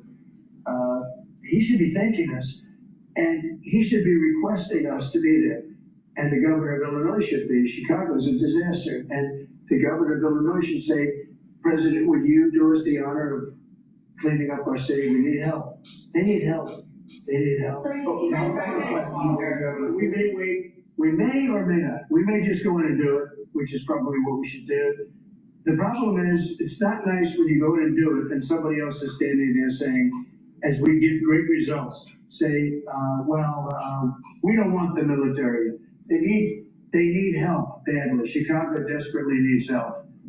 Just look at the crime statistics. Look at the statistics that JD said about, even I didn't know it was that bad. That's terrible. But all I know is we're being celebrated because we went an entire week. Now it's 11 days. We went an entire week without a murder. And I said, boy, that sounds terrible. I didn't know how, I actually made a speech. I didn't know how to say it because it's a great number. It's a great thing. but it sounds so bad. I mean, supposing you're from a foreign country, which is properly run, and they don't have murders and things, right, so much, or in some cases virtually at all. And you have somebody saying, I'm proud to announce that nobody was murdered in the capital of the United States this week. It sounds terrible. But Mr. President, Gavin Newsom, you mentioned Gavin Newsom. Gavin Newsom, yes. Is there a federal mechanism you're hoping to use to fight back against his redistricting constitutional amendment, or is that? Well, I think I'm going to be filing a lawsuit pretty soon, and I think we're going to be very successful in it. We're going to be filing it through the Department of Justice. That's going to happen. And we're also going to be filing a lawsuit on blue slipping. You know, blue slips make it impossible for me as president to appoint a judge or a U.S. attorney because they have a gentleman's agreement. It's nothing memorialized. It's a gentleman's agreement that's about 100 years old, where if you have a president like a Republican and if you have a Democrat senator, that senator can stop you from appointing a judge or a U.S. attorney. In particular, those are the two. I guess anything, but those are the two that are very important. So we have numerous states where we have unbelievable people. Now, G. Clayton was just approved in the Southern District, but he was so good. He was a top student, top schools, top everything, went to Sullivan and Cromwell, became the head of Sullivan and Cromwell, came down here, was Securities and Exchange Commission, ran it for 4 years during my term, like impeccably, beautiful job. He did an incredible job. And we went to court, and the judges, Democrat judges, voted that he could, that's the only way you get by. But generally speaking, you can't do that because you'll have judges from the other party. So Jay Clayton just got approved, and he's in, but he didn't get approved by the senators. He got approved by the court system in New York, which was a great thing. And I had a big victory in New York, I might add. I saved myself $500 million with a fake, corrupt attorney general, a really corrupt person with a corrupt judge who was disgraceful, and they're being mauled right now by everybody.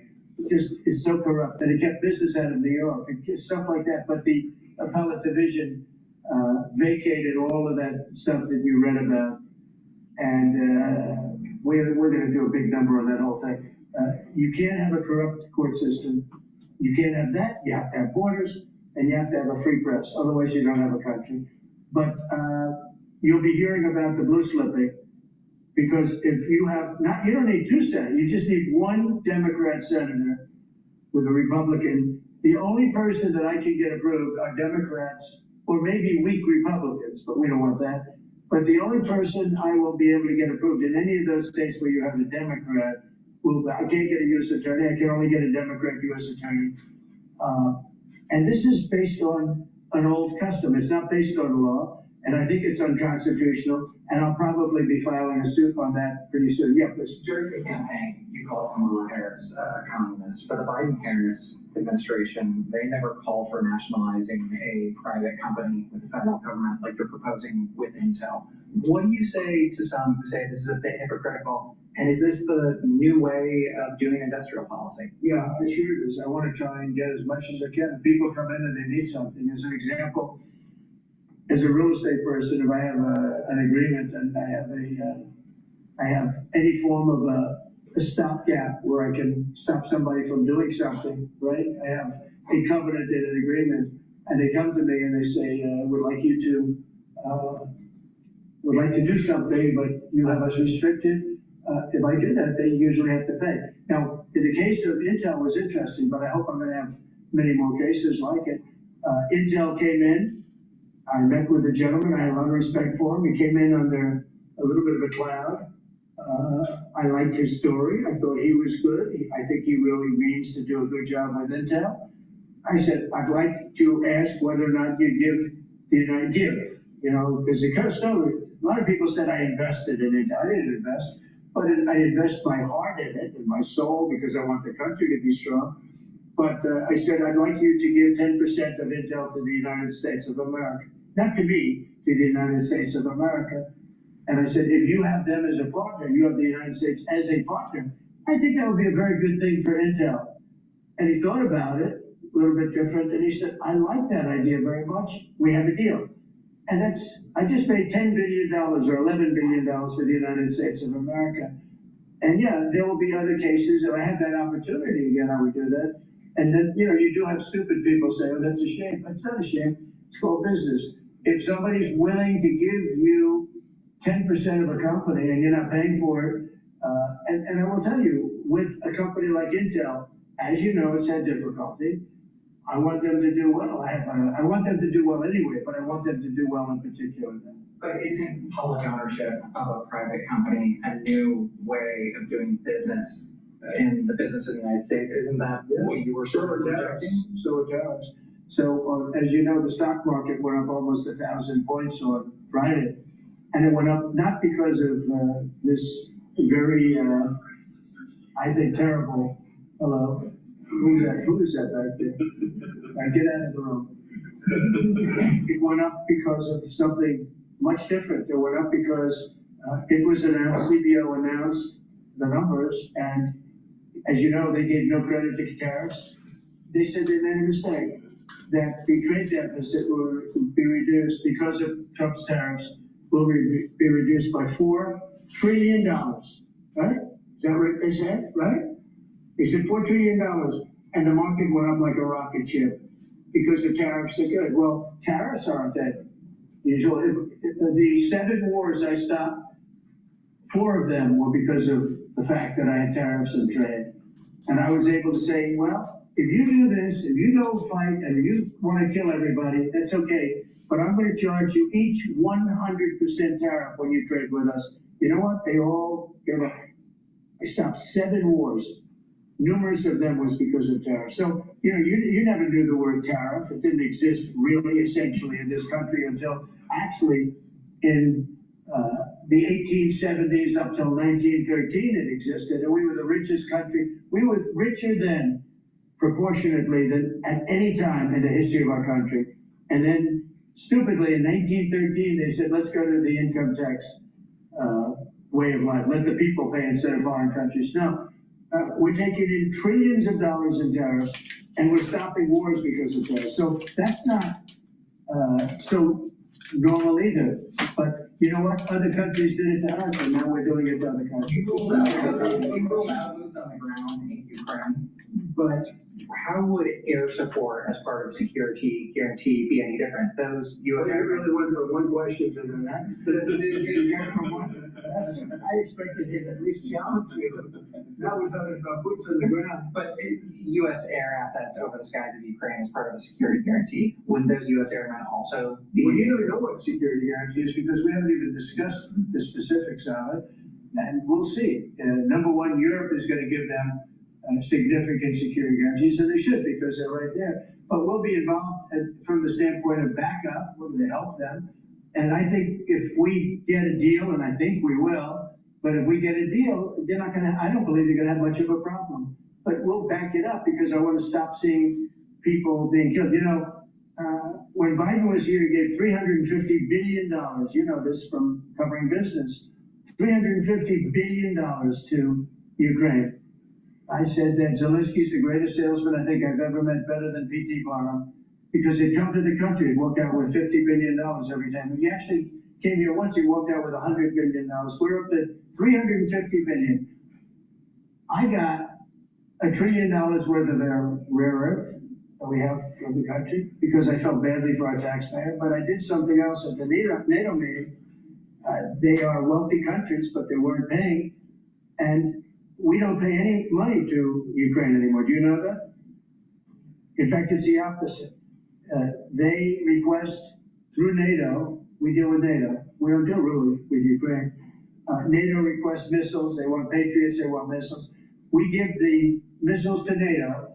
NATO pays us in full and does what they want. I mean, I think they give them mostly to, they can do other things with them too because we're dealing with NATO. We pay no money to Ukraine. We gave $350 billion to Ukraine. If we didn't give that kind of money, and I was the one that gave the javelins, if you remember. I gave the javelins, they were very effective. They say Obama gave sheets and Trump gave javelins. They were very effective with those tanks right at the beginning.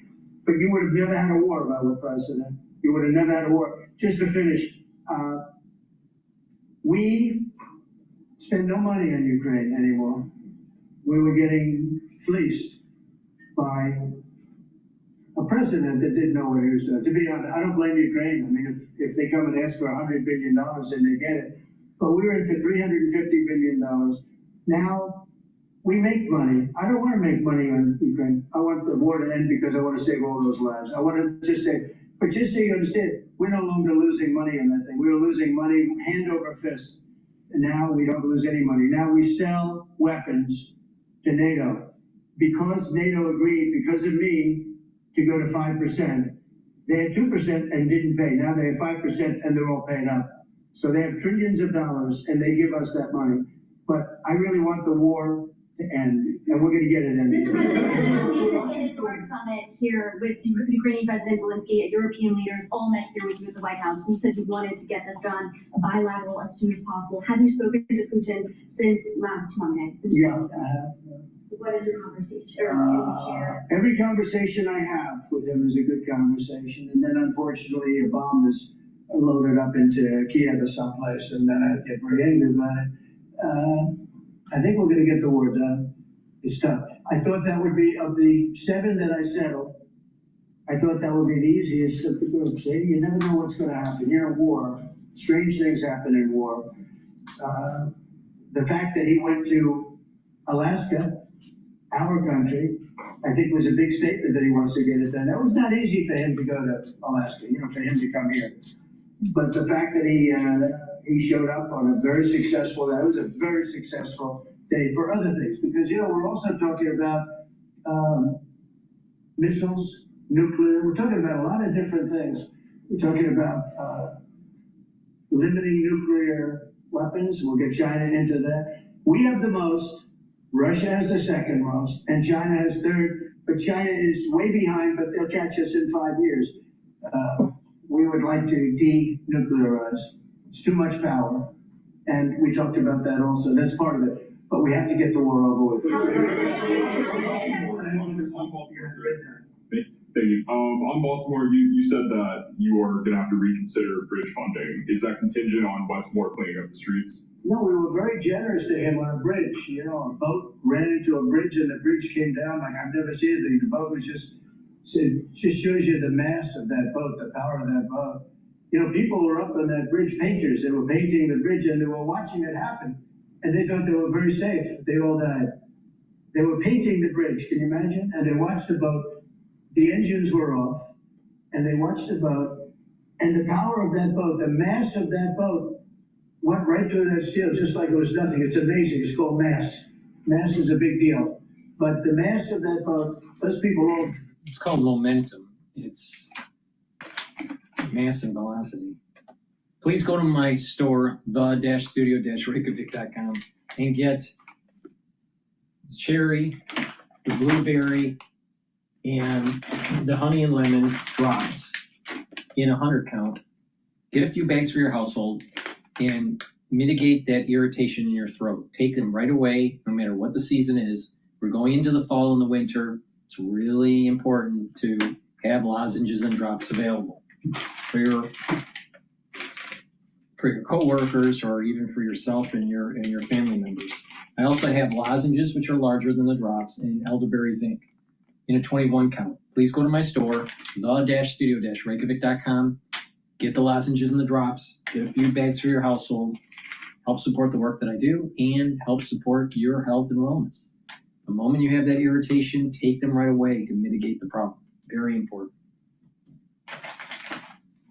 Okay, so he did a good job. In fact, I think we should get him in for a medal. The man that gave the warning, I listened to him. Everybody get off screaming. Everybody off. He had the sense to realize that this could be a catastrophe as opposed to a ship that's because the engines weren't working. It's just floating.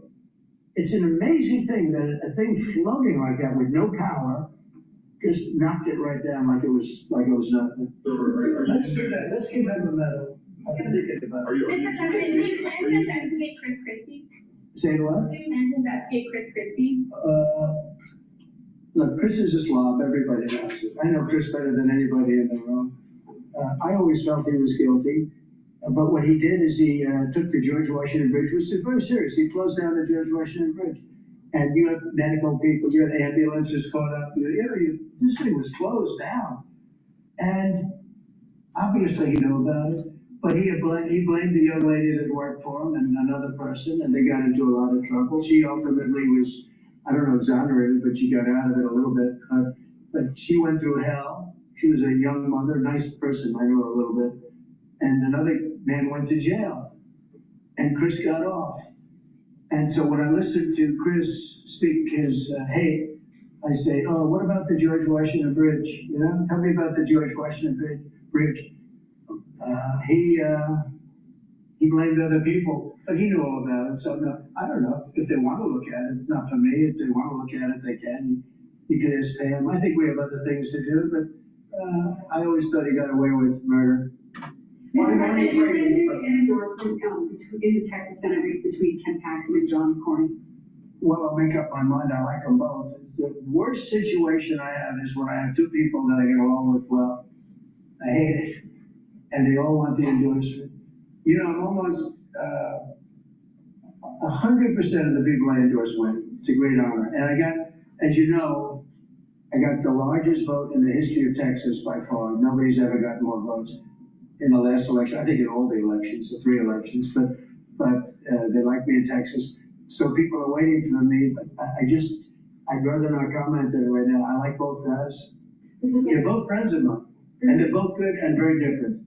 There's some talk among congressional Republicans about another reconciliation bill. Where do you fall on that, and what would you like to prioritize? Well, I don't want to do cutting. I want to save all the different things. I'm going to cut things that are unnecessary, but the one thing I said to it. Please go to my store, the-studio-reykjavik.com, and get the structural nano silver toothpaste. It has no fluoride. It'll whiten your teeth, freshen your breath, help with the health of your gum line, and reduce inflammation. Super important. Having good oral hygiene is going to help with your cardiovascular health and your valvular health. This is the best toothpaste that you can purchase. Get a few tubes for your household. Please go to my store, the-studio-reykjavik.com, and get the toothpaste. I also have gels in the quick dispenser or in the tube form. This is a dual purpose product. You can use it as a daily skincare. You can use it as a aftershave. If you have a cut, an abrasion, or a minor burn, put it on the lesion and it'll help to heal it.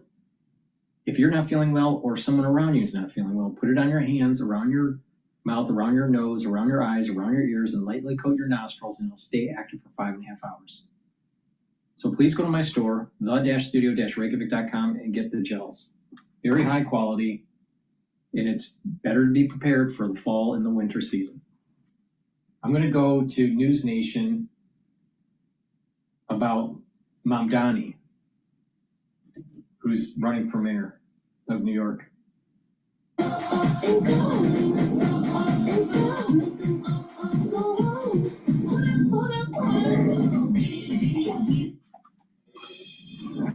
If there's one key takeaway from the 2024 election, it is that the Democratic Party has lost its way with new and young voters. And new research published in the New York Times suggests this problem has been years in the making. There are 30 states in America that allow voters to register with a political party, and Democrats lost ground to Republicans in every single one of them between 2020 and 2024. While Republicans picked up registered voters in key states like Pennsylvania, Arizona, and Florida, Democrats lost them in Nevada, North Carolina, and beyond. All told, 4.5 million voters shifted red, and most of them were young people.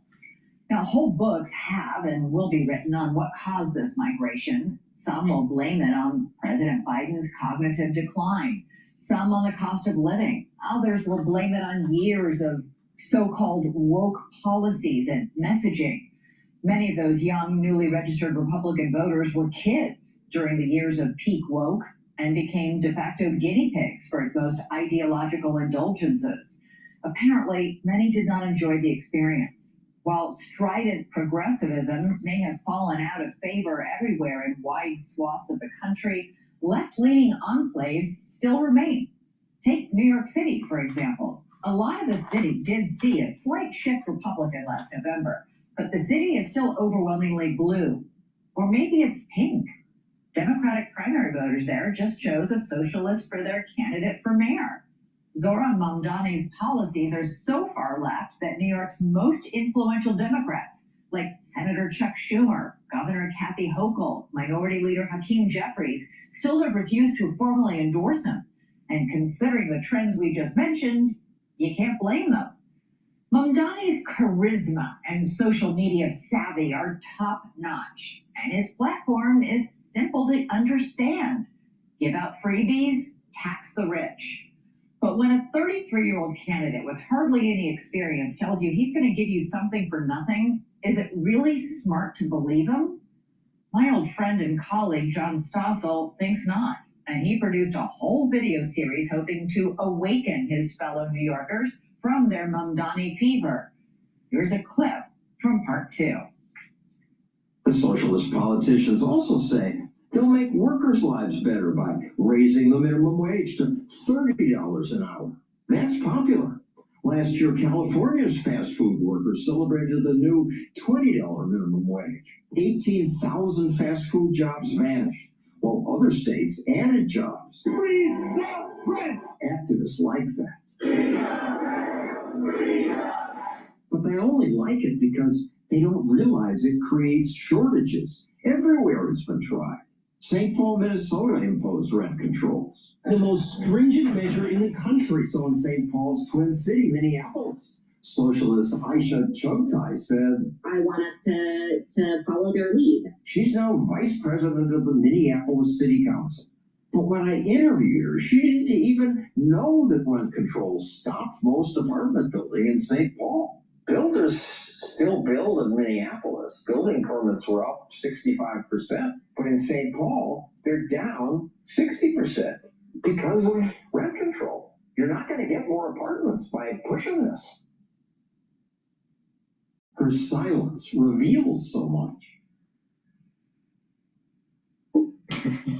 I mean, don't politicians research issues before imposing government force on others? I'm going to maintain that guaranteeing housing for people and making sure that they can stay in their homes matters more than anything else does. All right, John Stossel joins me live. John, that was a classic moment right there. Explain why rent control leads to nobody building, why that depresses the housing market. You can't fight supply and demand. If landlord, he gets a lot of places he could build, and he's taking risks. And if in Minneapolis he knows he won't be able to raise the rent as costs go up, why build it? He'll build someplace else. The fastest way to destroy a town outside of bombing is to have rent controls. They sound good, protect the existing tenants, but soon the landlords stop making improvements.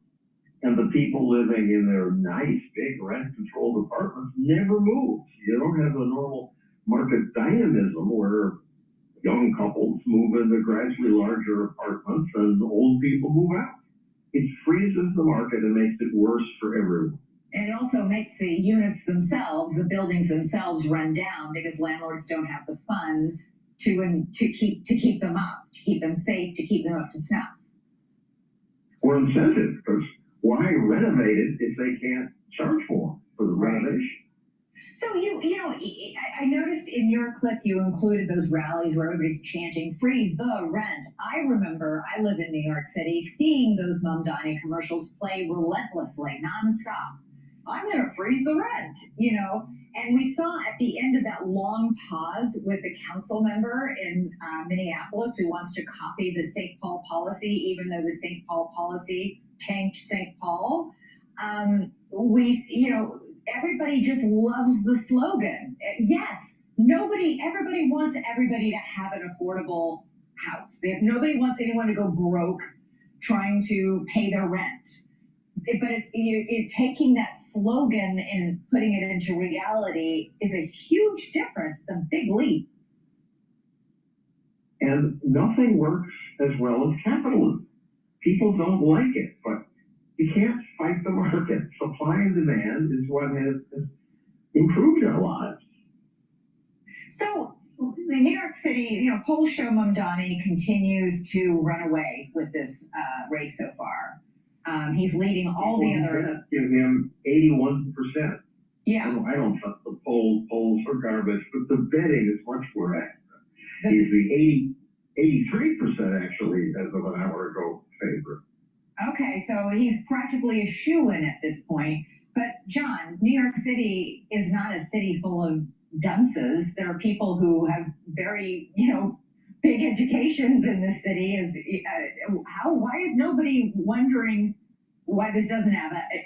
I mean, don't a lot of people know that you're going to kill incentive by freezing rents, that you can't give everybody free bus rides and without expecting the subway system to completely collapse, or that if you raise minimum wage like California did, businesses will just close down or lay people off? Also, California hurt itself with 20. He's talking $30 an hour. Right. We're like what? That's. I would say most people don't know this. I mean, we New Yorkers maybe especially don't. A lot of young people with these Ivy League educations just believe in these progressive ideas. Oh, his heart is in the right place. He wants to help people. And they just haven't paid attention to how these policies have always failed. Yeah, I think also his very slick, very sophisticated social media campaign has helped with that generation as well. Although, as we just said in the lead into you, John, more young Americans are registering Republican than Democrat across the country. Not in New York City. and I should also say, he's not a shoo-in. I mean, 80% means there's still a 20% chance he won't win. We'll see. How are you sleeping at night, John? You're getting ready to move out of New York City if he gets elected? I'm not worried. There's no limit to how much politicians can hurt us. Fortunately, most of life is outside politics. Our families, our friends, it's also governed by well beyond the mayor. We'll do okay in New York City. And despite what the media tell you, life's pretty good in New York City. It is pretty good. All right, John, great to see you. Thanks so much. Thank you for watching. Subscribe below and download our News Nation app right now on your... Mamdani is going to turn New York into a shithole. Please go to my store, the-studio-reykjavik.com, and get the ubiquinol. Ubiquinol is the most bioavailable form of CoQ10 that you can get. Most people that take CoQ10, most likely you're taking the wrong kind. There's nothing better than what I have in my hand. Please go to my store, the-studio-reykjavik.com, get the ubiquinol. It's an antioxidant. It's going to soak up free radicals. It's going to help the health of the mitochondria. It's going to boost up energy levels and protect your neurons. Super important. If you're 40 years of age or older, you better start protecting those neurons because you're going to know a lot of people around you that are going to have early onset of dementia. NAD Plus is a supplement that boosts up your NAD Plus levels, boosts up your energy, helps to repair DNA damage in your cell and in your mitochondria, and NAD Plus protects neurons. So a great neurostack is ubiquinol with NAD Plus. So please go to my store, the-studio-reykjavik.com, and get that stack. Also, collagen. Collagen will help with your skin, your hairs, your nails. Also, it's going to help with your musculature, your bones, your joints, your cartilage. Super important. It's a powder. This is a month's supply. Mix it with soft foods, filtered water, a smoothie, or even with milk. Take it every day and do resistance training. Super important to take. So please go to my store and take the collagen. It's dual purpose. Very high quality collagen. It's not the regular stuff that you would buy at a health food or supplement store. It's very high quality. The typical amino acid profile is shown on the screen here, and you can read the label on my store. Also, I have dual purpose deodorants. You use it as a deodorant every day, but it'll also help to detoxify your body. It's for males and females. It has no aluminum, no baking soda, made from essential oils from the Himalayas. There's no deodorant bar better than this. Please go to my store and get the peppermint, lavender, and tea tree, or the citrus, Get a couple bars for your household, help support the work that I do. Has no aluminum and no baking soda. Again, made from essential oils from the Himalayas. Very high quality and it'll help to detoxify your body. All right, let's go to balance of power. In the U.S. So the president has made clear that everything is linked. Yeah. Right. In fact, earlier he talked about these all-encompassing deals that would touch on all aspects of the relationship. Mm-hmm. Now, the deal that we saw on the 31st didn't include that. It didn't touch on how much South Korea contributes to its own defense or what it contributes to help support the U.S. forces on the peninsula, which the president has railed against in the past, demanding upwards of 5 to 10 times what South Korea contributes a year to keep U.S. forces on the peninsula. Mm-hmm. Going into the summit, we here at Bloomberg had talked about how that issue was likely to be one of the most contentious, and that kind of finding a way to get through that would be Lee Jae-myung's largest challenge. But now it's unclear if he's even going to get that far, right? Certainly what we see in public when they go into the Oval Office is just one aspect of the meeting, but it certainly will put, will color the rest of the discussion. And so, in addition to this comment about churches, he also talked about, going after U.S. military bases. Yeah. Some comment there. Obviously, we don't know exactly what the president's referring to, but there is in right-wing media in Korea this conversation about the government raiding bases and going in there. Now, that's not, as far as we understand it, a story that has veracity, but it does immediately raise, for someone like the president, this idea of, the safety of U.S. personnel, the commitment of why the U.S. should even be there if South Korea is not respecting U.S. forces in the way he believes. We only have about a minute left, Adam. Lee's government is apparently looking to normalize relations with China. Does that continue? Does that effort continue if he leaves here with a finalized deal with the U.S.? So Lee Jae-myung set out from the start with this idea of kind of resetting relations, right? Definitely a different take than his predecessor that was very combative against China.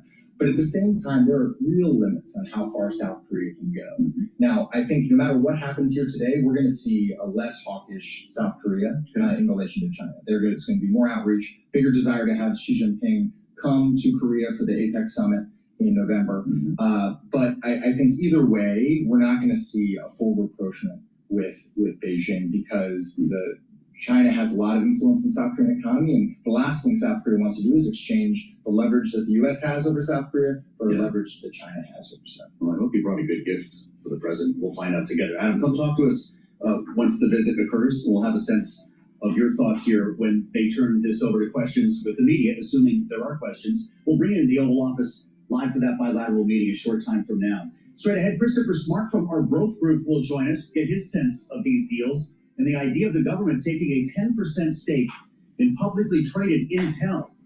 It's all ahead on Bloomberg.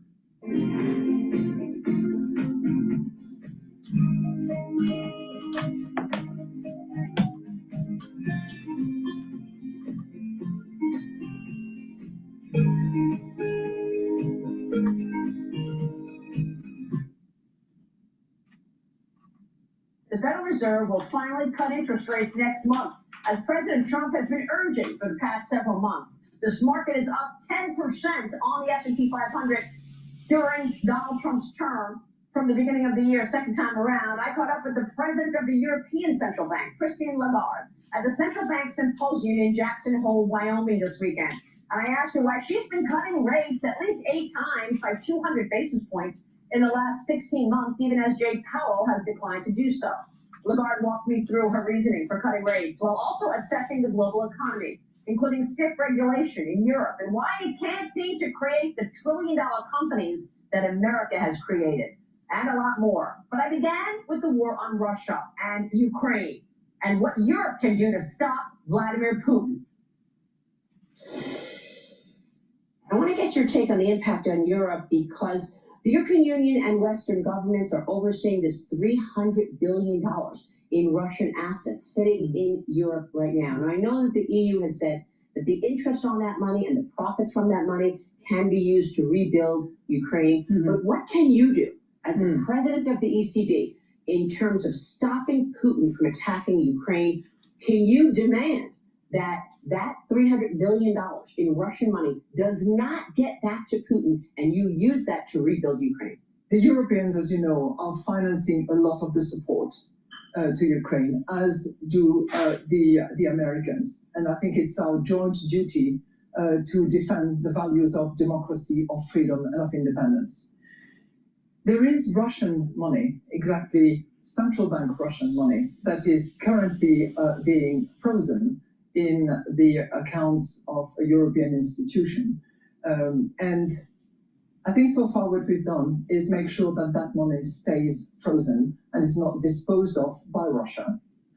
What we have considered as perfectly legitimate is that the proceeds of that money, the interest, if you will, generated by the principal that is sitting there, is used in order to reimburse the loans granted by the EU and the US.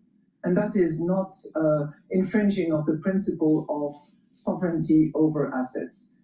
Now, my hope, my strong hope, is that as much of that money as possible is used in the negotiations, and that all of it is used to reconstruct Ukraine and to make sure that the damage that have been inflicted on that country be repaired. But this is not my decision. Right. I'm just the president of the central bank. Well, you are among the most influential voices in Europe, if not the most economically influential voice in Europe. So shouldn't you be able to say this money will not get back to Russia? I mean, isn't there more that you can do in your role? I mean, you know all about sanctions and the impact from the IMF days. Mm-hmm. What about sanctions? Would Russian would sanctions on Russia work? Well, what else can you do to ensure that that $300 billion does not get back in Putin's hands? Maria, you're right to establish a link between the sanctions and the freezing of that of those funds.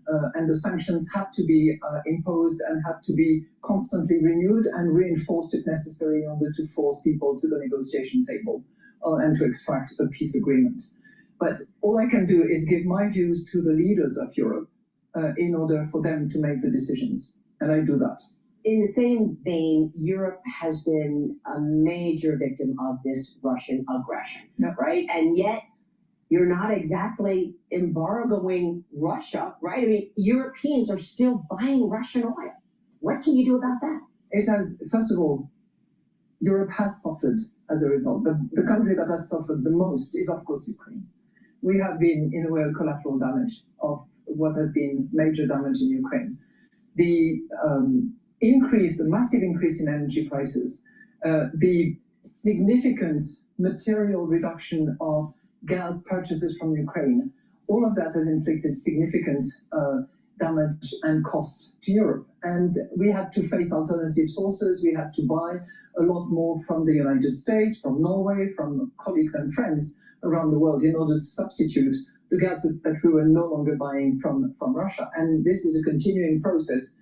And the European Commission has asked, those countries that are still purchasing because of physical constraints to stop doing that in short order. Do you think they will stop? Maybe I very much hope that they do. Inadvertently funding the war on Ukraine? First of all, it's minimal because the amount has been massively reduced, and I think that it's on the way to complete extinction. Do you feel that the independence of the Fed has been, impacted by these last few months?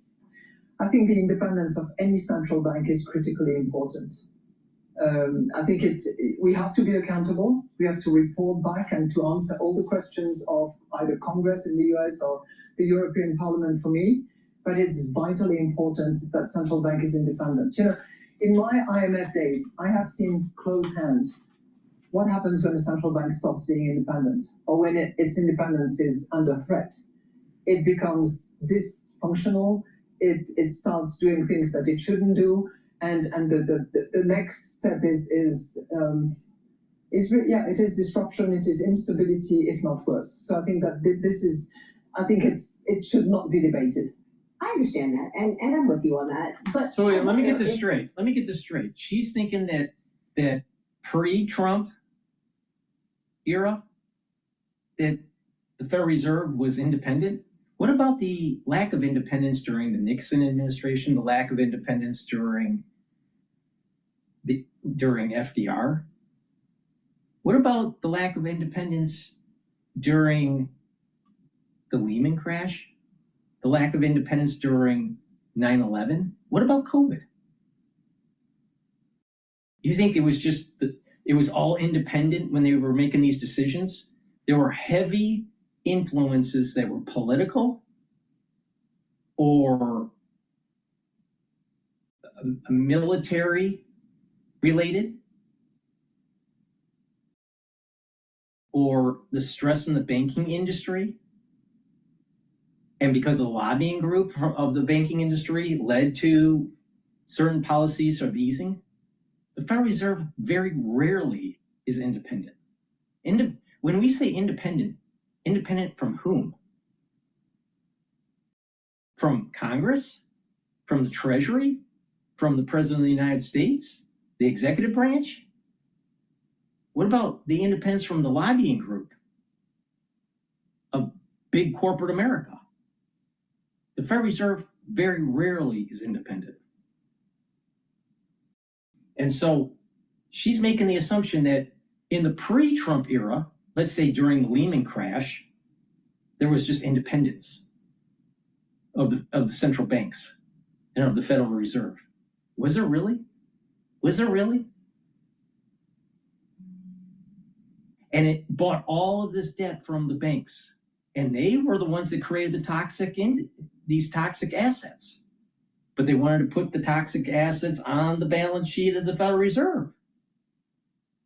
Was that independence? And then every time that they want to do quantitative tightening, the market has a shit fit and the banks start to, stop the lending. Does the Federal Reserve really have independence? The answer is no. And she's giving you a load of horse shit. If the Federal Reserve had independence, they wouldn't be going back and forth with quantitative easing and quantitative tightening and trying to unload the balance sheet, but can't because interest rates go up too much because of the debt-laden countries. It's all political. It always has been and always will be. Critics are onto something when they say maybe the Federal Reserve already violated its independence by, as soon as Jay Powell got into office, he came up with all of these climate rules and no. DEI rules. Oh, they did. No, they did. They said they wanted to have a mandate, but then he also put climate rules and regulations in place and DEI regulations, and then cutting interest rates 2 months before an election, and then after an election when Donald Trump won, saying, oh, never mind, I'm not going to continue cutting, I'm focused on inflation now. And on climate change, I disagree with you. I really disagree with you because as part of our mission, the ECB must do supervision of the banks, right? It's a separate umbrella, but it's part of the ECB. And in the supervision of banks, it is our duty to check the climate change risk to which banks are exposed. Why? If I have a Why? See what I mean? See what I mean? Is the central banks really independent? Independent of, for thought? Independent of political persuasion? The Federal Reserve should worry about its monetary supply, how it affects interest rates and how it affects employment, not how it affects climate change. No, what they're trying to do is create an institution that is not beholden to the executive branch or the legislative branch and can be captured by other entities that are not elected to push that agenda. AKA, here's a perfect example, climate change through the central bank. And she's the fucking poster child for it. a house which is located by the ocean line, and there is a risk of fraud, or there is a risk of that house never being insured again. It has to be taken into account in the balance sheet of the banks. So that is risk management at its basics, and we are the. But there's a mechanism outside of the central bank for doing that. If people can't build homes along the shore because they can't be insured, they'll stop doing it. There's a feedback loop outside of the banking industry. If banks feel as though they're not going to be able to get their money back, either from the insurance companies or the person that has the land that lost their home during, let's say, some sort of flood doesn't pay back the loan, banks will stop loaning in that area or raise the interest rate so high that it becomes prohibitive. There is an invisible hand market mechanism that does not need to be pushed by the central bank. But the central bank is independent of thought, independent of politics. Yeah, right. Yeah, right. Bullshit. That at the ECB. I think the Fed has been very, very much on the fence in relation to climate change. And I wouldn't say that the Fed has been actively participating in any of our debates on climate change, including from a risk management perspective. Hey, it's Will Kane. Click here to subscribe to the Fox News channel on YouTube. It's the best way to get our latest interviews and highlights. And click to subscribe. All right, let's go back to Bloomberg. Very little guidance from the Fed leading up to those meetings. And so the chairman's speech becomes all that much more important and that much more carefully dissected, particularly in this moment with not just very important economic cross currents, but obviously the pressure from the White House on Jay Powell himself, on some of his Fed colleagues. There's just a lot of noise in the background. The one thing I would say is, it's pretty easy to do one cut or maybe even two cuts between now and the end of the year. It's next year, to my mind, that becomes much more complicated. As Jay Powell said in his speech, the risks to inflation, right now inflation is cooling, but the risks are still to the upside. Meanwhile, on the job market, the risks are to an even weaker picture there. So if you sort of fast forward to January 2026, it becomes a much more difficult set of cross currents that the Fed's going to need to balance. And then you add on top of that the change in personnel, maybe continuing pressure from the White House. And I think the markets are going to have to absorb a whole lot of different a whole lot of different signals to balance. Curious your thoughts on the framing that we're hearing from the White House and the president's economic advisors when it comes to a data-dependent Fed, which is, of course, the cliche that you hear all the time in financial media. Well, Fed's data-dependent, check back at the next meeting, we don't know. But in this case, the White House is suggesting that data-dependent is the reason why Jay Powell is, quote-unquote, too late, as the president calls him, that, in fact, it should be a visionary Fed chair who's trying to be ahead of the curve. What is your thought on that? Well, there is no Fed chair who wants to be behind the curve. I think that's pretty clear. Of course. And then, you in the news business will recognize that there's just a whole lot of data and facts out there. And the trick is to edit out and choose the most important and the most salient data and headlines and developments. And I think that is Christopher, we're just seeing a live view of the president of South Korea, forgive my interrupting, entering the West Wing with President Trump. And we'll let you continue your remarks. They're going to head down the hall toward the Oval. When the reporters get inside, we'll bring you with them. Christopher, continue your thoughts, because I thought the point of the Fed was to be data dependent. Well, indeed, and it's really just a question of deciding which data is the most important, are the most important data streams to follow. I think, if you are looking at it. Political persuasion by the New World Order. Please go to my store, the-studio-reykjavik.com, and get the nattokinase. Nattokinase is fibrinolytic. It's going to break up clots. It'll also help with your lipid profile. It'll help to bring down LDL levels and increase your HDL levels. Super important for cardiovascular health. Another great supplement for cardiovascular health and bone health is vitamin K2, MK7. Do resistance training, and it'll help to build bone density, but also K2, when stacked with D3, will help with cardiovascular health. Vitamin D3 is a gene expression cofactor, super important for cells.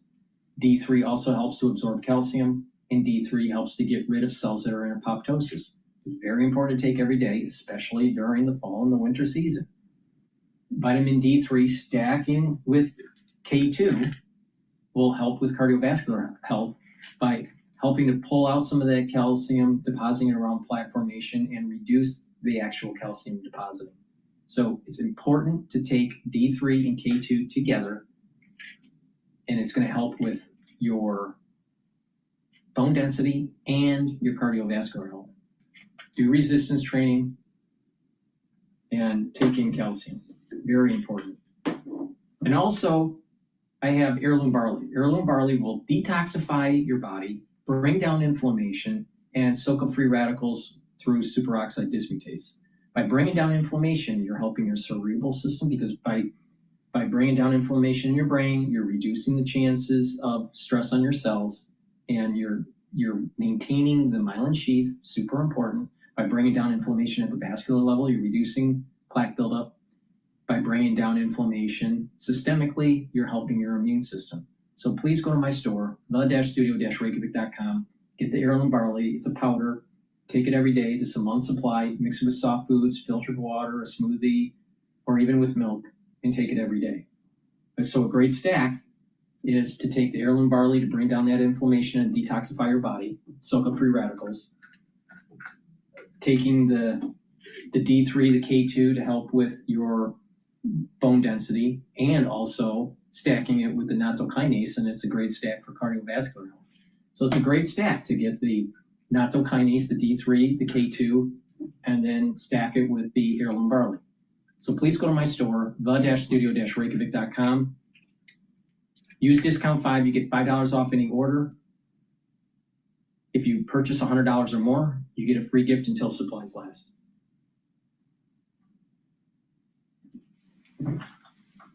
Announcement earlier this afternoon, or earlier this morning. I think that was probably not on anybody's bingo card in the Korean delegation. No, I bet it wasn't. As Christopher refers to the post on Truth Social, and he was asked about this in the Oval earlier today. All caps, what is going on in South Korea? Seems like a purge or revolution. We can't have that and do business there, he writes. I am seeing the new president today at the White House. Thank you for your attention to this matter. You got 3 exclamation points on that one, and it's very unclear exactly what he means by this. But we have quite a bit of leverage in this conversation, Doctor, whether it's China, right, whether it's the presence of American troops on the peninsula. Donald Trump could make some news here in a minute. Well, I'm sure he will make news. I think there is a lot going on in Korea right now. For anybody studying history of the region, it is remarkable. President Lee is just coming from a bilateral meeting in Tokyo. The relationship between Korea and Japan has historically been fraught, of course. It's been a high priority for all U.S. administrations to try and reconnect those two countries as we, together with the United States, try and create a strategy to balance China's growing military power. There's a trade deal going on, as you mentioned earlier, with your colleagues, where Korea has committed to invest, I think it's $350 billion in the U.S., including in shipbuilding. In return for that, they were able to match auto tariffs that the Japanese government was able to secure at 15%. So on paper, at least, it looks like a very good deal for Korea in the context of what other countries have been getting. And then, of course, there's the North Korean wild card, where President Lee has been trying to, or hopes to, make progress warming the relationship with the North. President Trump, as you recall, had a very high-stakes summit with President Kim in his first term that led nowhere. Unclear whether President Trump will want to re-engage with President Kim, given what's going on in the Putin-Russia front. But as I say, there are a lot of different, very important, very high-stakes questions to be resolved. And this last-minute tweet on the part of the president kind of adds a whole new dimension that I'm not sure probably was designed to maybe throw the Korean delegation off balance a little bit as he tries to secure what he wants to secure from this meeting. Something we've seen before. Great to talk to Dr. Christopher Smart, as always. Doc, thank you so much. Enjoy Boston. This is the sweet spot. This is the best time of year to be walking around Boston Common, even if there are helicopters above. Founder, managing partner, our growth group, a veteran of the Obama White House, where he was on the National Economic Council, former special assistant. We're going to assemble our panel coming up. Rick Davis, Roger Fisk with us today as we wait for this meeting to kick off in the Oval Office. I want to check on the Monday trade in the meantime. Charlie Pellet with a bit of a pullback from the action we saw on Friday. How's it look, Charlie? Right now, a little change on the S&P, Joe Matthew. Again, welcome back. We've got the S&P down 2 points right now, down under 0.1%. The S&P 64.64. The record on that index 64.68. Dow Jones Industrial Average down 226, also pulling back from Friday, down 0.5%. But NASDAQ on by 56 right now for the NASDAQ Composite Index. That is a gain of 0.3%. A rally that puts stocks on the brink of record sputtered. Bond yields rose as euphoria around Federal Reserve rate cuts eased ahead of a key inflation reading. The 10-year 4.27%, the 2-year right now 3.72%. Gold a little change up $1 the ounce, 33.72, up under 0.1%. West Texas Intermediate crude up 2.2%, 65.05 a barrel. And Bitcoin now up by less than 0.1%, 112,813 on Bitcoin. As for what's driving the market right now, Keith Lerner is Chief Market Strategist at Truist Advisory Services. My big picture is, the rate cuts on the margin are positive, but it's not the main driver. I mean, think about the market this year. We're up double digits and the Fed hasn't cut. So you want to keep that door open, but I don't think it's the most important thing. I think those earnings are actually the most important. We just had a great earnings season. Keith Lerner of Truist Advisory Services. Deal news on this Monday. Texas-based Crescent Energy has agreed to buy rival shale oil producer Vital Energy for about $733 million. Right now, we do have shares of Vital surging by 14.8%. Crescent Energy is down by 5.3%. For on-demand news 24 hours a day, subscribe to Bloomberg News now wherever you get your podcasts. I'm Charlie Pellet. Back we go to Washington. Once again, your host, here he is, Joe Matthew.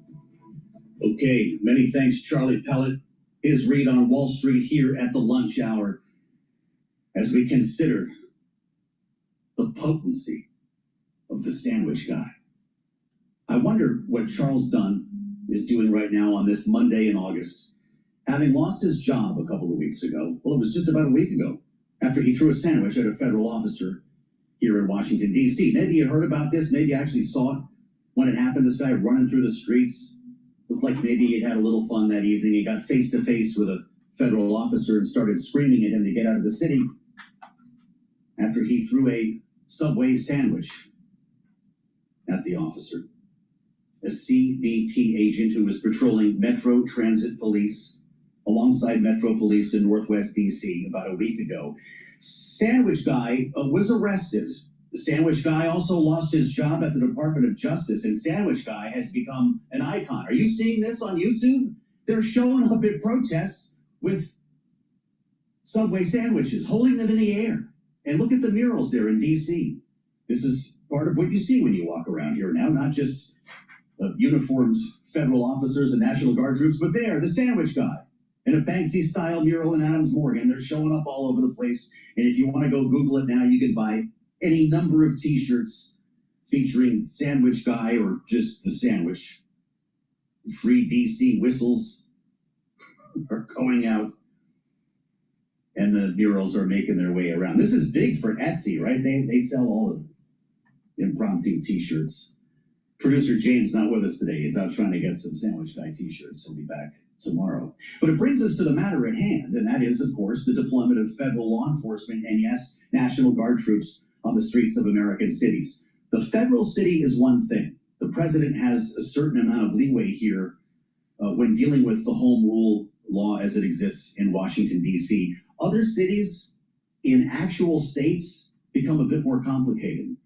And we're looking at you, Illinois, because the president says that Chicago is likely next. This is what he said a short time ago. I made the statement that next should be Chicago because, as you all know, Chicago is a killing field right now. And they don't acknowledge it. And they say, we don't need him. Freedom, freedom. He's a dictator. He's a dictator. A lot of people are saying maybe we like a dictator. I don't like a dictator. I'm not a dictator. I'm a man with great common sense. I think we should really let them have their city, let their city go to hell, and when they come and beg us to help. The only problem is we want to save it for the big, because the people want us there. Add Baltimore, as he mentioned on social media yesterday, got Wes Moore all worked up about it. He said New York is probably on the list as well, and they might just go back to LA. It's really interesting, though, when you consider sandwich guy, you start thinking about the types of crime that are being fought on the streets of a place like D.C. Devlin Barrett of the New York Times spent a day over at the federal courthouse, not very far from where I'm sitting here, to see what kind of cases are coming in. Who are they arresting? What did they do wrong, other than throwing salami sandwiches? It was salami, we understand. Quote, one man had been arrested over an open container of alcohol. Another had been charged with threatening the president after delivering a drunken outburst. And one defendant's gun case so alarmed prosecutors that they intend to drop the case.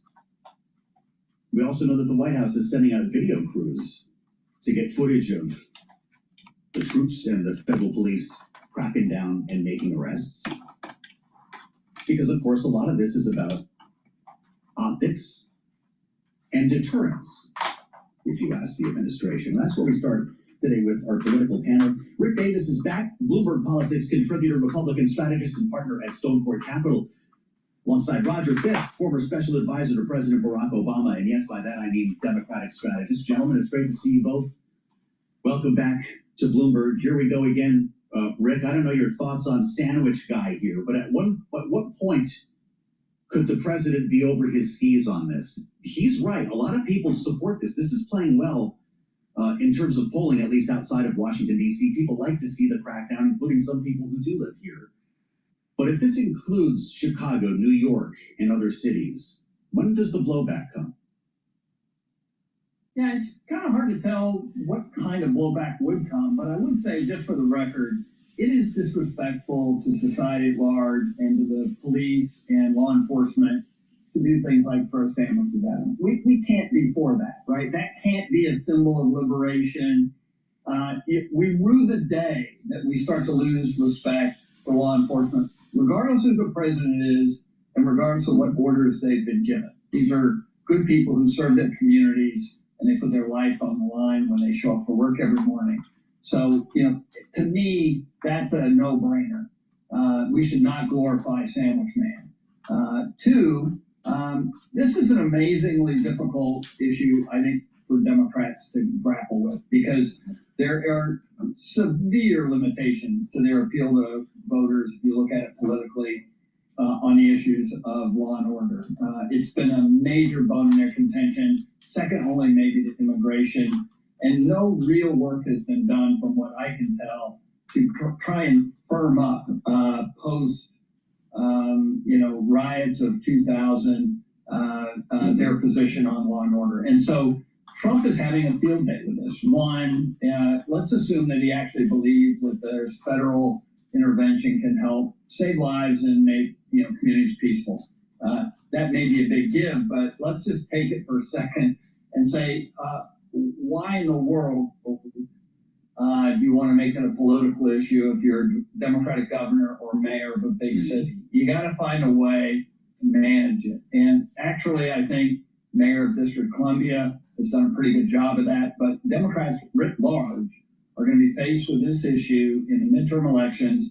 They've mishandled it in the past, and they got to find a new way to approach it, just like immigration.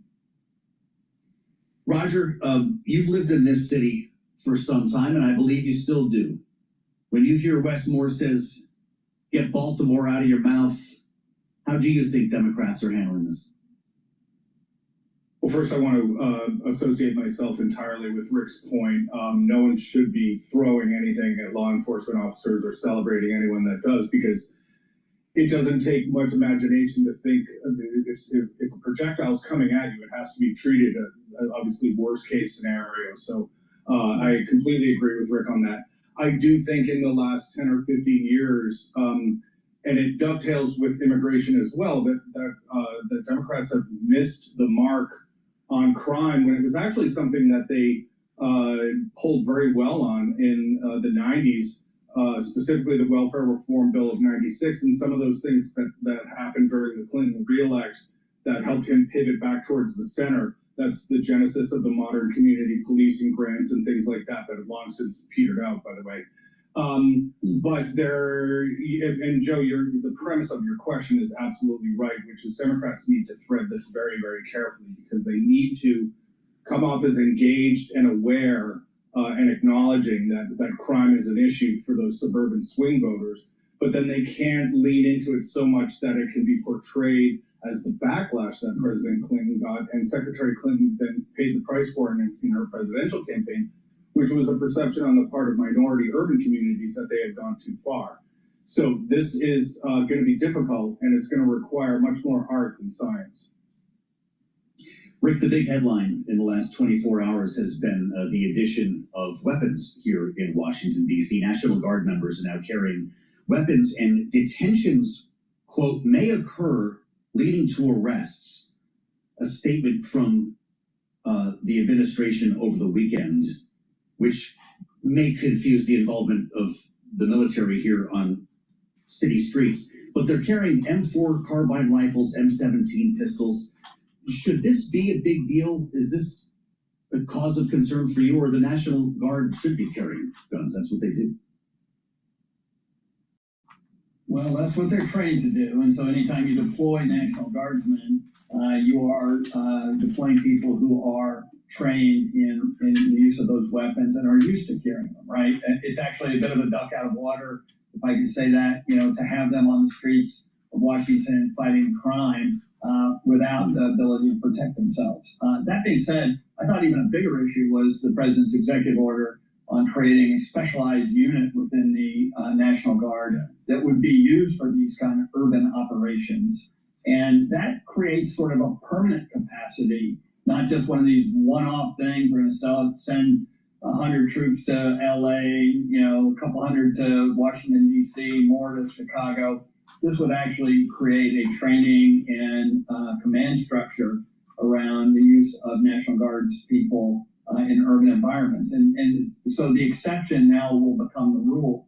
But the really interesting thing that he indicated today, as relates to our earlier conversation, Roger, I think was spot on with the Democratic political conundrum on law and order, is, gee, maybe we ought to have Congress vote on this, right? Because what he wants isn't to pass that bill. He probably has authority to do it as president. He wants Democrats to vote against it going into the midterms. And I thought that was a pretty shrewd move on his part.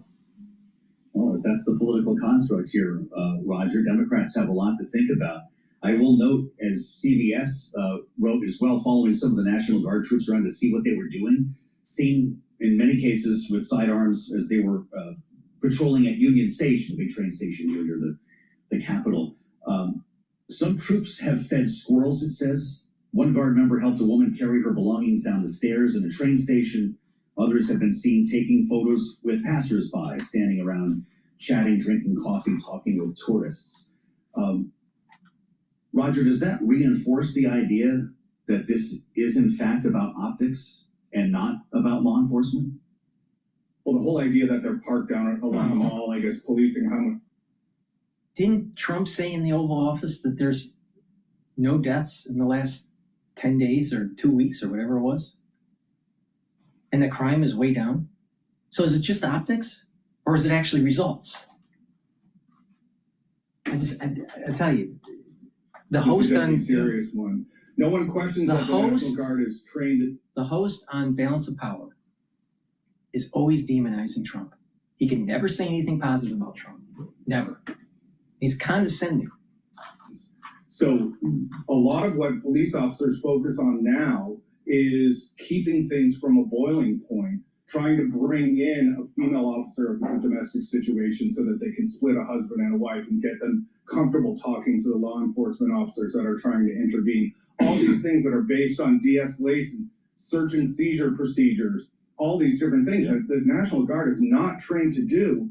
And we have a tendency in this culture, we do it with nurses, we do it with teachers, and we do it with cops, is to put people in situations where they're not trained to either be a mental health counselor in schools or a first responder for a teacher or any number of things. And I don't think that we're putting the National Guard in a situation where they can actually exercise their skills because they're not necessarily trained to do anything other than go straight to that worst case scenario, which is when a weapon does need to come out. So largely, I think it's performative. I can see, obviously, the political benefit that the president is reaping from it. But similar, almost his tweet about the South Korean president, one wonders kind of what is the framework here? What's the end game? What's the life cycle of this? And all of this remains undefined. Is it a month? Is it a year? Is it 5 years? Like, how long does this go on? And those are the things that I think reflect the lack of a programmatic policy core to him as an individual and the administration writ large. A great conversation with Roger Fisk and Rick Davis here on Balance of Power. We've got our eyes on the Oval Office. I do want to mention that the president has sat down, President Trump has sat down with President Lee of South Korea. The press pool has been assembled, and we'll bring you in the room for that. Unless you want to do that now, Justin, we want to bring some of these remarks here to you as these two world leaders meet the press. Let's go live to the Oval Office now on Bloomberg. 김정은 위원장 말씀을 하셨었는데 사실 대통령님 덕분에 이 북한하고 이 한반도 관계가 매우 안정적이었습니다. 그런데 I guess we're shy a translator here, so when President Lee wraps his remarks, we'll bring you back here to the Oval Office. This is live, obviously, on Bloomberg Radio. I'm Joe Matthew in Washington, and this is Balance of Power as we spend time with Rick Davis and Roger Fisk. And we'll talk more with our panel in our second hour about the trade issues and the geopolitics involved in this discussion. This is pretty high stakes. Whether this was on your radar or not for today, the president's going to be talking about U.S. troop deployments, the commitment of our military support on the peninsula. As we talk about the economy and our relations with China, the president posting on Truth Social earlier that a purge or revolution was somehow underway in South Korea, which brings us to this conversation now, and one that we want to hear much more about. Speaking through his translator, President Lee says, thanks to your efforts, when in term one, the situation on the Korean peninsula was stable. But during the time when you were out of office, North Korea developed further its nuclear and missile capabilities, the president interjecting, and they would not have done that if I had been president. Donald Trump talking with reporters earlier about his great relationship. He said he knows Kim Jong-un better than just about anyone other than his sister. We'll get back to the Oval in just a moment as we share time with Rick and Roger.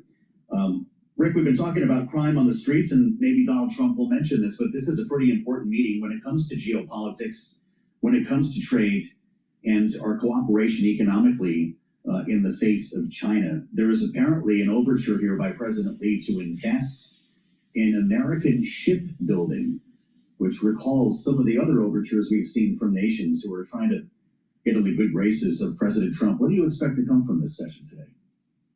Yeah, there was a lot I guess I'm being told to go to President Trump now, Rick. I'm sorry. Let's go back to the Oval Office on Bloomberg. We'll make relations better. You'll help that. You had a lot of leaders. I've got through a lot of leaders in South Korea. You know, it's been quick. You'll be there for a long time. But we, in the various leaders that I've dealt with, they were not approaching it properly, in my opinion, having to do with North Korea. But I think your approach is a much better one. 네, 그렇게 하도록 하겠습니다. 김 위원장이 바이든 전 대통령을 만나고 싶어 하지는 않았지만 나를 만나고 싶어 할 것 같습니다. 그래서 그런 시도를 하겠고요. 내가 한국의 지도자들을 여러 번 만나봤는데 제 개인적인 생각으로는 대북 정책이 그렇게 적절하지 않지 않았나 하는 생각이 듭니다. 그래서 이 대통령께서 그 적절한 대북 정책을 통해서 좀 더 진전이 있었으면 하는 생각입니다. 저의 관여로 남북 관계가 잘 개선되기 쉽지 않은 상태인데 실제로 이 문제를 풀 수 있는 유일한 인물이 트럼프 대통령이죠. We'll keep tabs, as I mentioned, on this conversation between President Trump and President Lee, and I suspect I'll be going back there any moment now as we spend time with Rick Davis and Roger Fisk. Rick, I asked you a question about the stakes surrounding this meeting. How important will be its outcome? Yeah, look, I think this is a critical relationship in the broader geopolitical struggle with China. And there's been a lot of progress. As you mentioned earlier, one of the big focuses that this administration has is to bring back shipbuilding to the U.S. industrial capability. South Korea is one of the largest shipbuilders in the world, second only to China. They offered to invest $150 billion into the U.S. shipbuilding programs that made really put a little catalyst behind Donald Trump's initiative. They tomorrow are going to visit in Philadelphia the Hanwha shipbuilding operation, giving some photo ops to the initiative and talking about how important it is to our strategic capabilities. And so that is a very, very strong message between the relationships between South Carolina and the United States. As we welcome our global television audience to the conversation, it's good to see you on the Monday edition here of Balance of Power. Rick Davis and Roger Fisk, our panel today. As we bring you back to the Oval Office now, President Trump is just beginning to take questions from reporters assembled with the president of South Korea. This is live on Bloomberg TV and radio. And it's good to get along with Kim Jong-un, and it's good to get along with everybody, including President Lee. It's good to get along, and I get along with the foreign leaders. You see that with the biggest group of foreign leaders that we've ever had. Don't forget the European Union was here also representing a large group of countries just recently. So I believe that we're going to get that war straightened out. We're going to get it done. I don't know that they'll meet. Maybe they will. Maybe they won't. They'd like me to be at the meeting. I said, you guys ought to work it out. It's between you. It's not us. Now, in the meantime, we're not spending any money on, as you know, on Ukraine. We're selling military equipment to NATO. NATO now is taking in, excuse me, NATO now is taking in a large amount of money from the countries. They're taking in 5% of GDP versus 2%. They're paying the 5%. They never paid the 2%. Most of them, or a lot of them. NATO has a lot of money. We are selling military equipment to NATO at full price, and NATO's distributing that equipment to wherever they are. I mean, perhaps to Ukraine. So NATO's working with Ukraine. Biden was giving hundreds of billions of dollars, just willy-nilly, just giving money. He had no idea where it was going. It was terrible what was happening. So we're not involved anymore in terms of the cost. We're in for $350 billion. As you know, I also got the rare earth deal done with Ukraine, which was worth much more than the $350 billion. But I'm not interested in the money so much, even though we've done a great job in that regard. I'm not interested in that. I'm interested in stopping a war where last week 7,109 soldiers died, both Russian and Ukraine. Such a waste of life and humanity. They're not from this country. They're not from any other country other than Ukraine, for the most part, other than Ukraine and Russia. But it's a very important thing to me to stop it. I stopped 7 wars that were raging, one for 31 years, the Congo, and as you know, Rwanda, one for 35 years. I don't have to go into them, you know the list better than I do. But we stopped a lot of wars, including, if you think about it, India and Pakistan, which was probably 2 weeks away from being a nuclear war. They were shooting down airplanes all over the place. So I'm very proud of that. I thought this would be, in many ways, the easy. This has nothing to do with South Korea. Please go to my store, the-studio-reykjavik.com, and get the Gladiator Barley. This stacks well with Myotrol. Myotrol helps for gene expression to build muscle. Gladiator Barley will help to build muscle. Do resistance training, take it every day. This will also bring down inflammation. You'll recover quicker during your workouts. It'll help with your cardiovascular health. It'll help with your immune system and your cerebral system. By bringing down inflammation systemically, multiple systems start to improve. Super important. It also helps to detoxify your body and brings down free radicals. So take Gladiator Barley daily. Now, Boomer Boost has 68 nutrients. It has a very comprehensive compound profile. So read the label on my website. Take this every day. This is a great way to help with your heart and your vascular system, your brain function, your musculature, rev up your metabolism, and boost up your energy levels.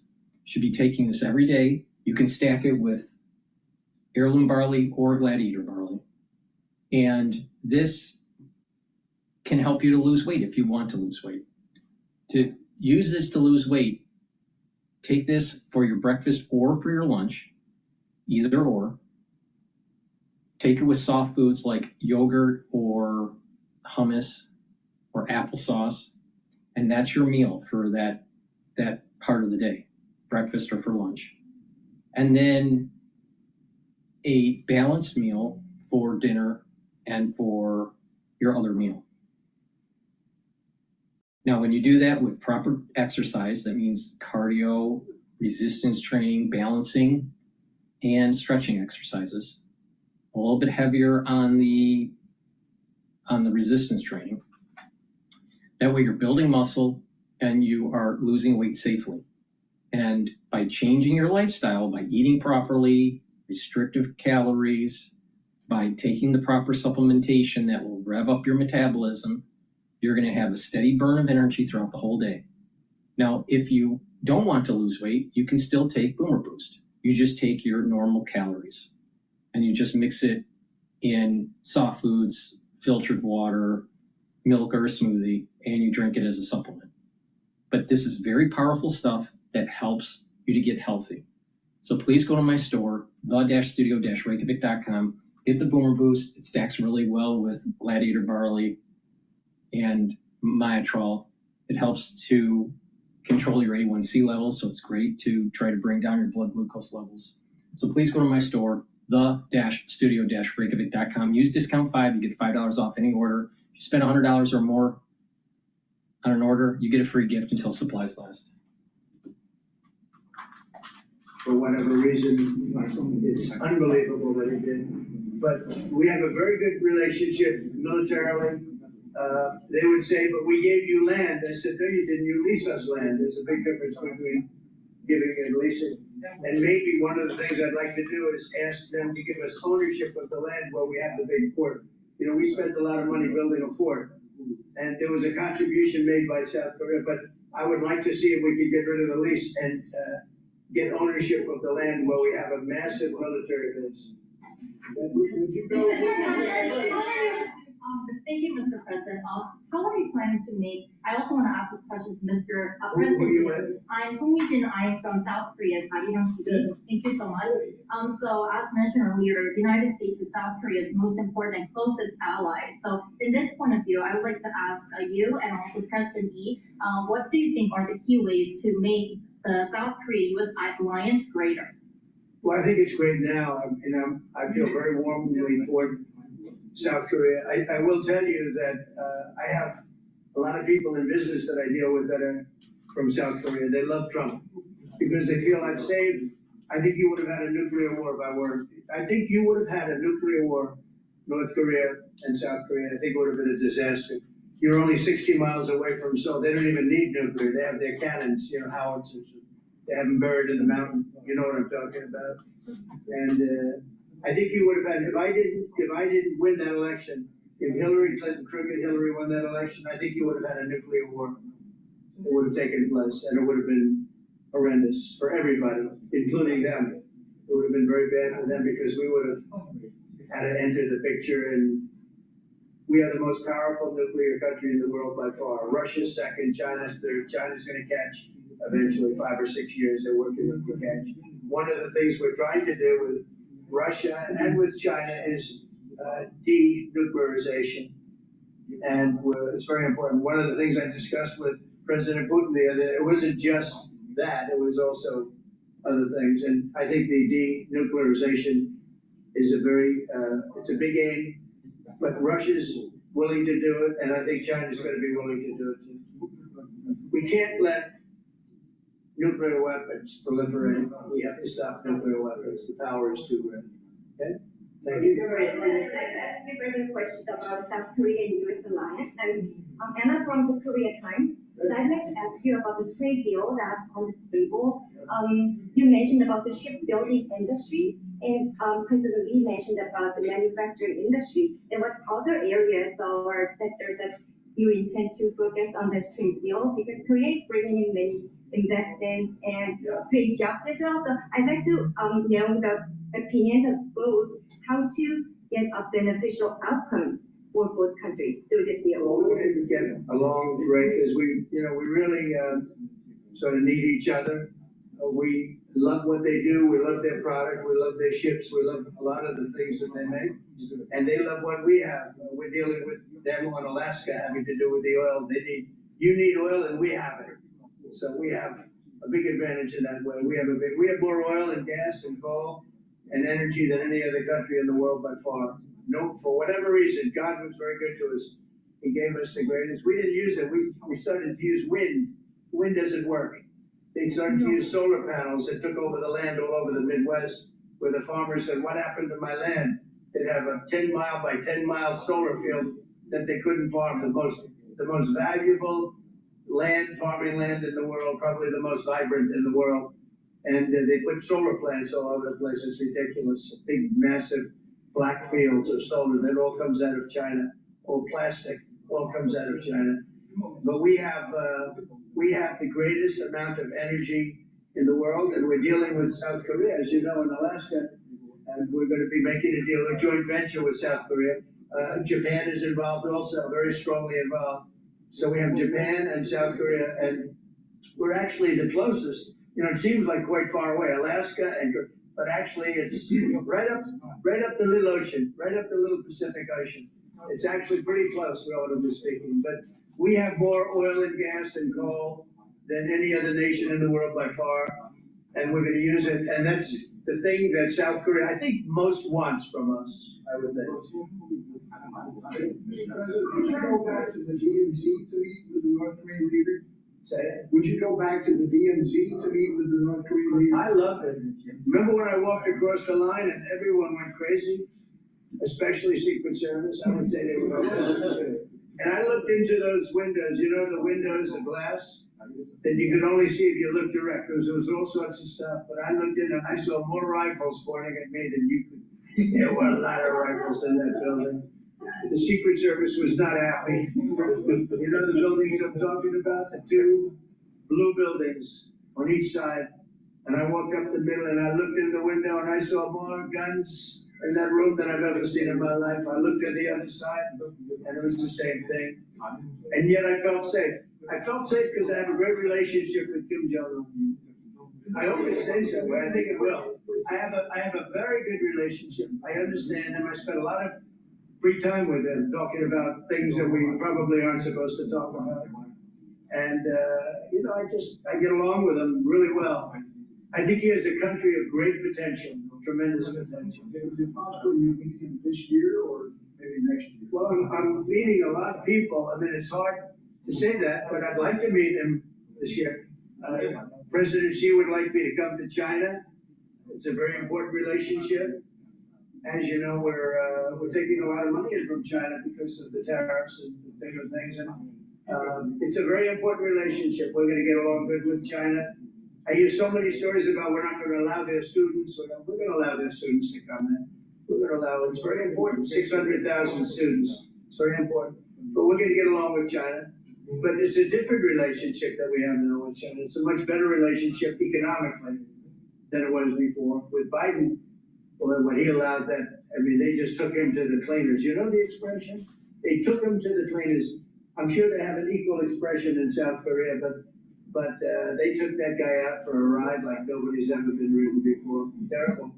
But we have a very strong relationship, Howard, I would say, economically with China now, getting much better. They have to give us magnets. If they don't give us magnets, then we have to charge them 200% tariff or something, you know. But we're not going to have a problem, I don't think, with that. I think that's perhaps behind us. You know, China intelligently went and they sort of took a monopoly of the world's magnets. And nobody needed magnets until they convinced everybody 20 years ago, let's all do magnets. There were many other ways that the world could have done. But so it'll take us probably a year to have them. We're heavy into the world of magnets now, only from a national security standpoint. But we have a powerful thing. It's airplane parts. They have many Boeing jets. You know, they have 200 jets that didn't fly. And I've sent them all, based on his word, I sent them all of the parts so their planes can fly. I could have held them back. I didn't do that because of the relationship I have. And they're flying. Their planes are now flying. You know, we had 200 of their planes were unable to fly because we were not giving them Boeing parts purposely, because they weren't giving us magnets. Therefore, we weren't giving them. But we have a much more powerful thing that's tariffs. If we wanted to put 100%, 200% tariffs on it, we wouldn't do any business with China. And, you know, it would be okay too if we had to. But the magnet situation, we have tremendous power over them, and they have some power over us with magnets. We're going to have a lot of magnets in a pretty short period of time. In fact, we'll have so many we won't know what to do with them. But you know the story. It's a very interesting history with magnets. And it really is because presidents, not being business people, they allowed that to happen. And they shouldn't have. But we have much more I mean, look, in terms of playing the cards, we have much bigger and better cards than they do. But with that being said, I think we have a great relationship. I spoke to President Xi fairly recently, and at some point, probably during this year or shortly thereafter, we'll go to China. And I think we're going to see a magnificent side. It's a great country. On the national view, and presently actually are planning to go to China. You mentioned either this year or next year. Could you please share more details about your plans going to China and also presently? Oh, maybe we'll run together. If you want to go together, we can share a plane. We'll save energy. We'll save a little, the ozone layer. Remember President Obama used to talk about the ozone layer, and then he'd fly to Hawaii to play around the Gulf in the 747.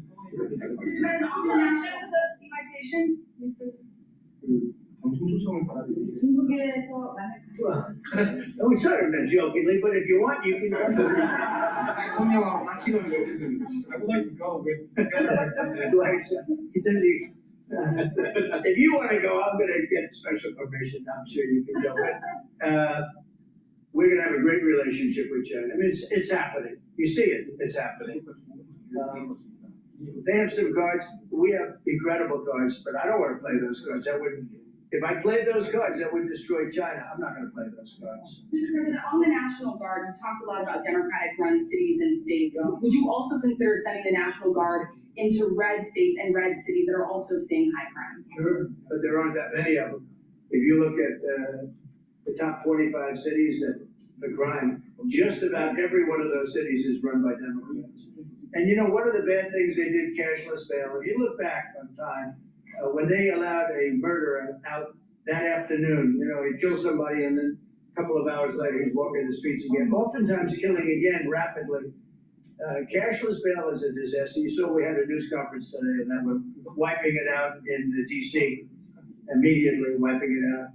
It started in New York, I must tell you, and it's been a horrible thing for crime, especially violent crime. So we're going to end cashless bail. Yes. Thank you. When will you deploy to Chicago, and how long are you keeping troops here? That's another discussion. I really want to be appreciated. You know, when we go into a city and wipe out the crime, so DC, it sounds so horrible. I'm embarrassed to say it in front of you because they don't have anything like this. Washington, D.C., sir, has not had a murder in 11 days. Now, he's saying that's a horrible thing to hear because they don't have murders for ever. But Washington, D.C., if you go back and check, it's been many years since we went a week without having a murder. Now we haven't had, and I would say that Washington, D.C. right now is much safer than Seoul. You know why? Because we have a friendly neighbor. We have more friendly neighbors. You have a different kind of problem. We all have different problems. But Washington, D.C. is a very safe city right now. People are going out to dinner. Restaurants are opening. Restaurants that were going to close are now going to stay open. Friends of mine are going out to dinner all the time. They didn't go out to dinner for 4 years. It went rampant during the Biden years. Just rampant. That's why it. Please go to my store, the-studio-reykjavik.com, and get the C60. C60, you can get it in MCT coconut oil, extra virgin olive oil, or avocado oil. Now, C60 is a 60 carbon molecule that will soak up thousands of free radicals. All right, it's about 1,000 times more potent than vitamin C. So what that will do is that one molecule will soak up 1,000 free radicals, while one molecule of vitamin C can only neutralize one free radical. This is the reason why it's so potent. Take a teaspoon a day, you can get it in a 2 ounce, a 4 ounce, or an 8 ounce configuration, and by soaking up free radicals, you're reducing stress in the cell and in your tissues.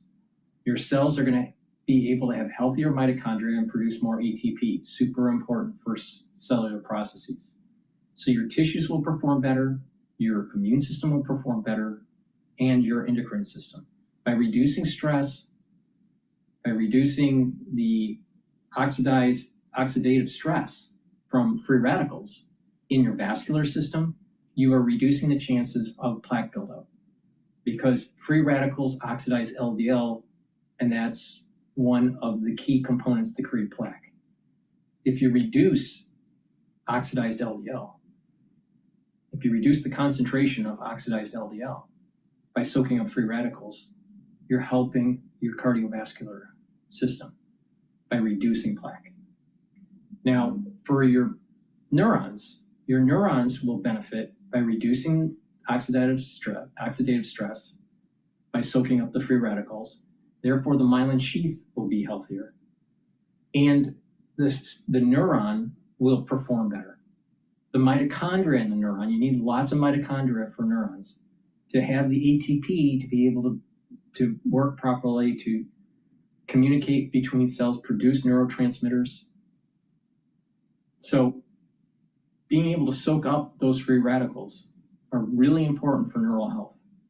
So please go to my store, the-studio-reykjavik.com. Take a teaspoon a day every day, preferably on an empty stomach for best absorption. If you work out, take it before your workout so you can soak up the free radicals during your workout, and you'll recover quicker. So please go to my store, take the C60. I've been taking C60 a teaspoon every day since 2016. It works. It's very important, and it stacks well with resveratrol, ubiquinol, NAD+, clarity factor, max 35 or cleanse, boomer boost, turmeric, ashwagandha, and lignans.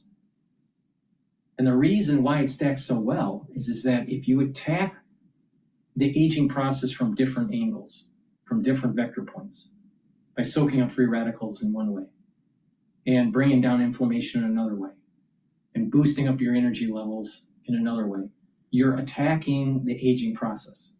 And by doing this in a holistic way, you're going to be able to speed up the anti-aging process. And you're going to be able to improve your longevity. It works if you follow my protocol. Now, the foundation of the protocol, multivitamin with a probiotic. You can get that on my store. The first pillar on that foundation is max 35, max 14, or cleanse. That boosts up that immune system. C60 is the second pillar. It soaks up free radicals, very potent. The third pillar, turmeric, ashwagandha, and lignans to bring down inflammation, and that's going to help your cardiovascular health and your immune system. Boomer boost revs up those energy levels and metabolism. It also helps with cardiovascular health, brain function, musculature. So please go to my store, the-studio-reykjavik.com, follow the protocol, mix and match, take the ideas throughout this whole broadcast on how to target certain systems of your body, especially protecting your neurons, to slow down the aging process. But the key is doing it regularly and applying a holistic approach. That means filtering your water, staying away from processed foods, getting plenty of sleep, having mindfulness to bring down your sympathetic nervous system and bring up your parasympathetic nervous system. That's through mindfulness or spirituality, meditation, learning new things to activate your neurons, balancing, stretching, cardio, resistance training are all holistic ways to slow down the aging process. So please go to my store, the-studio-reykjavik.com. Thank you for listening and have a nice day.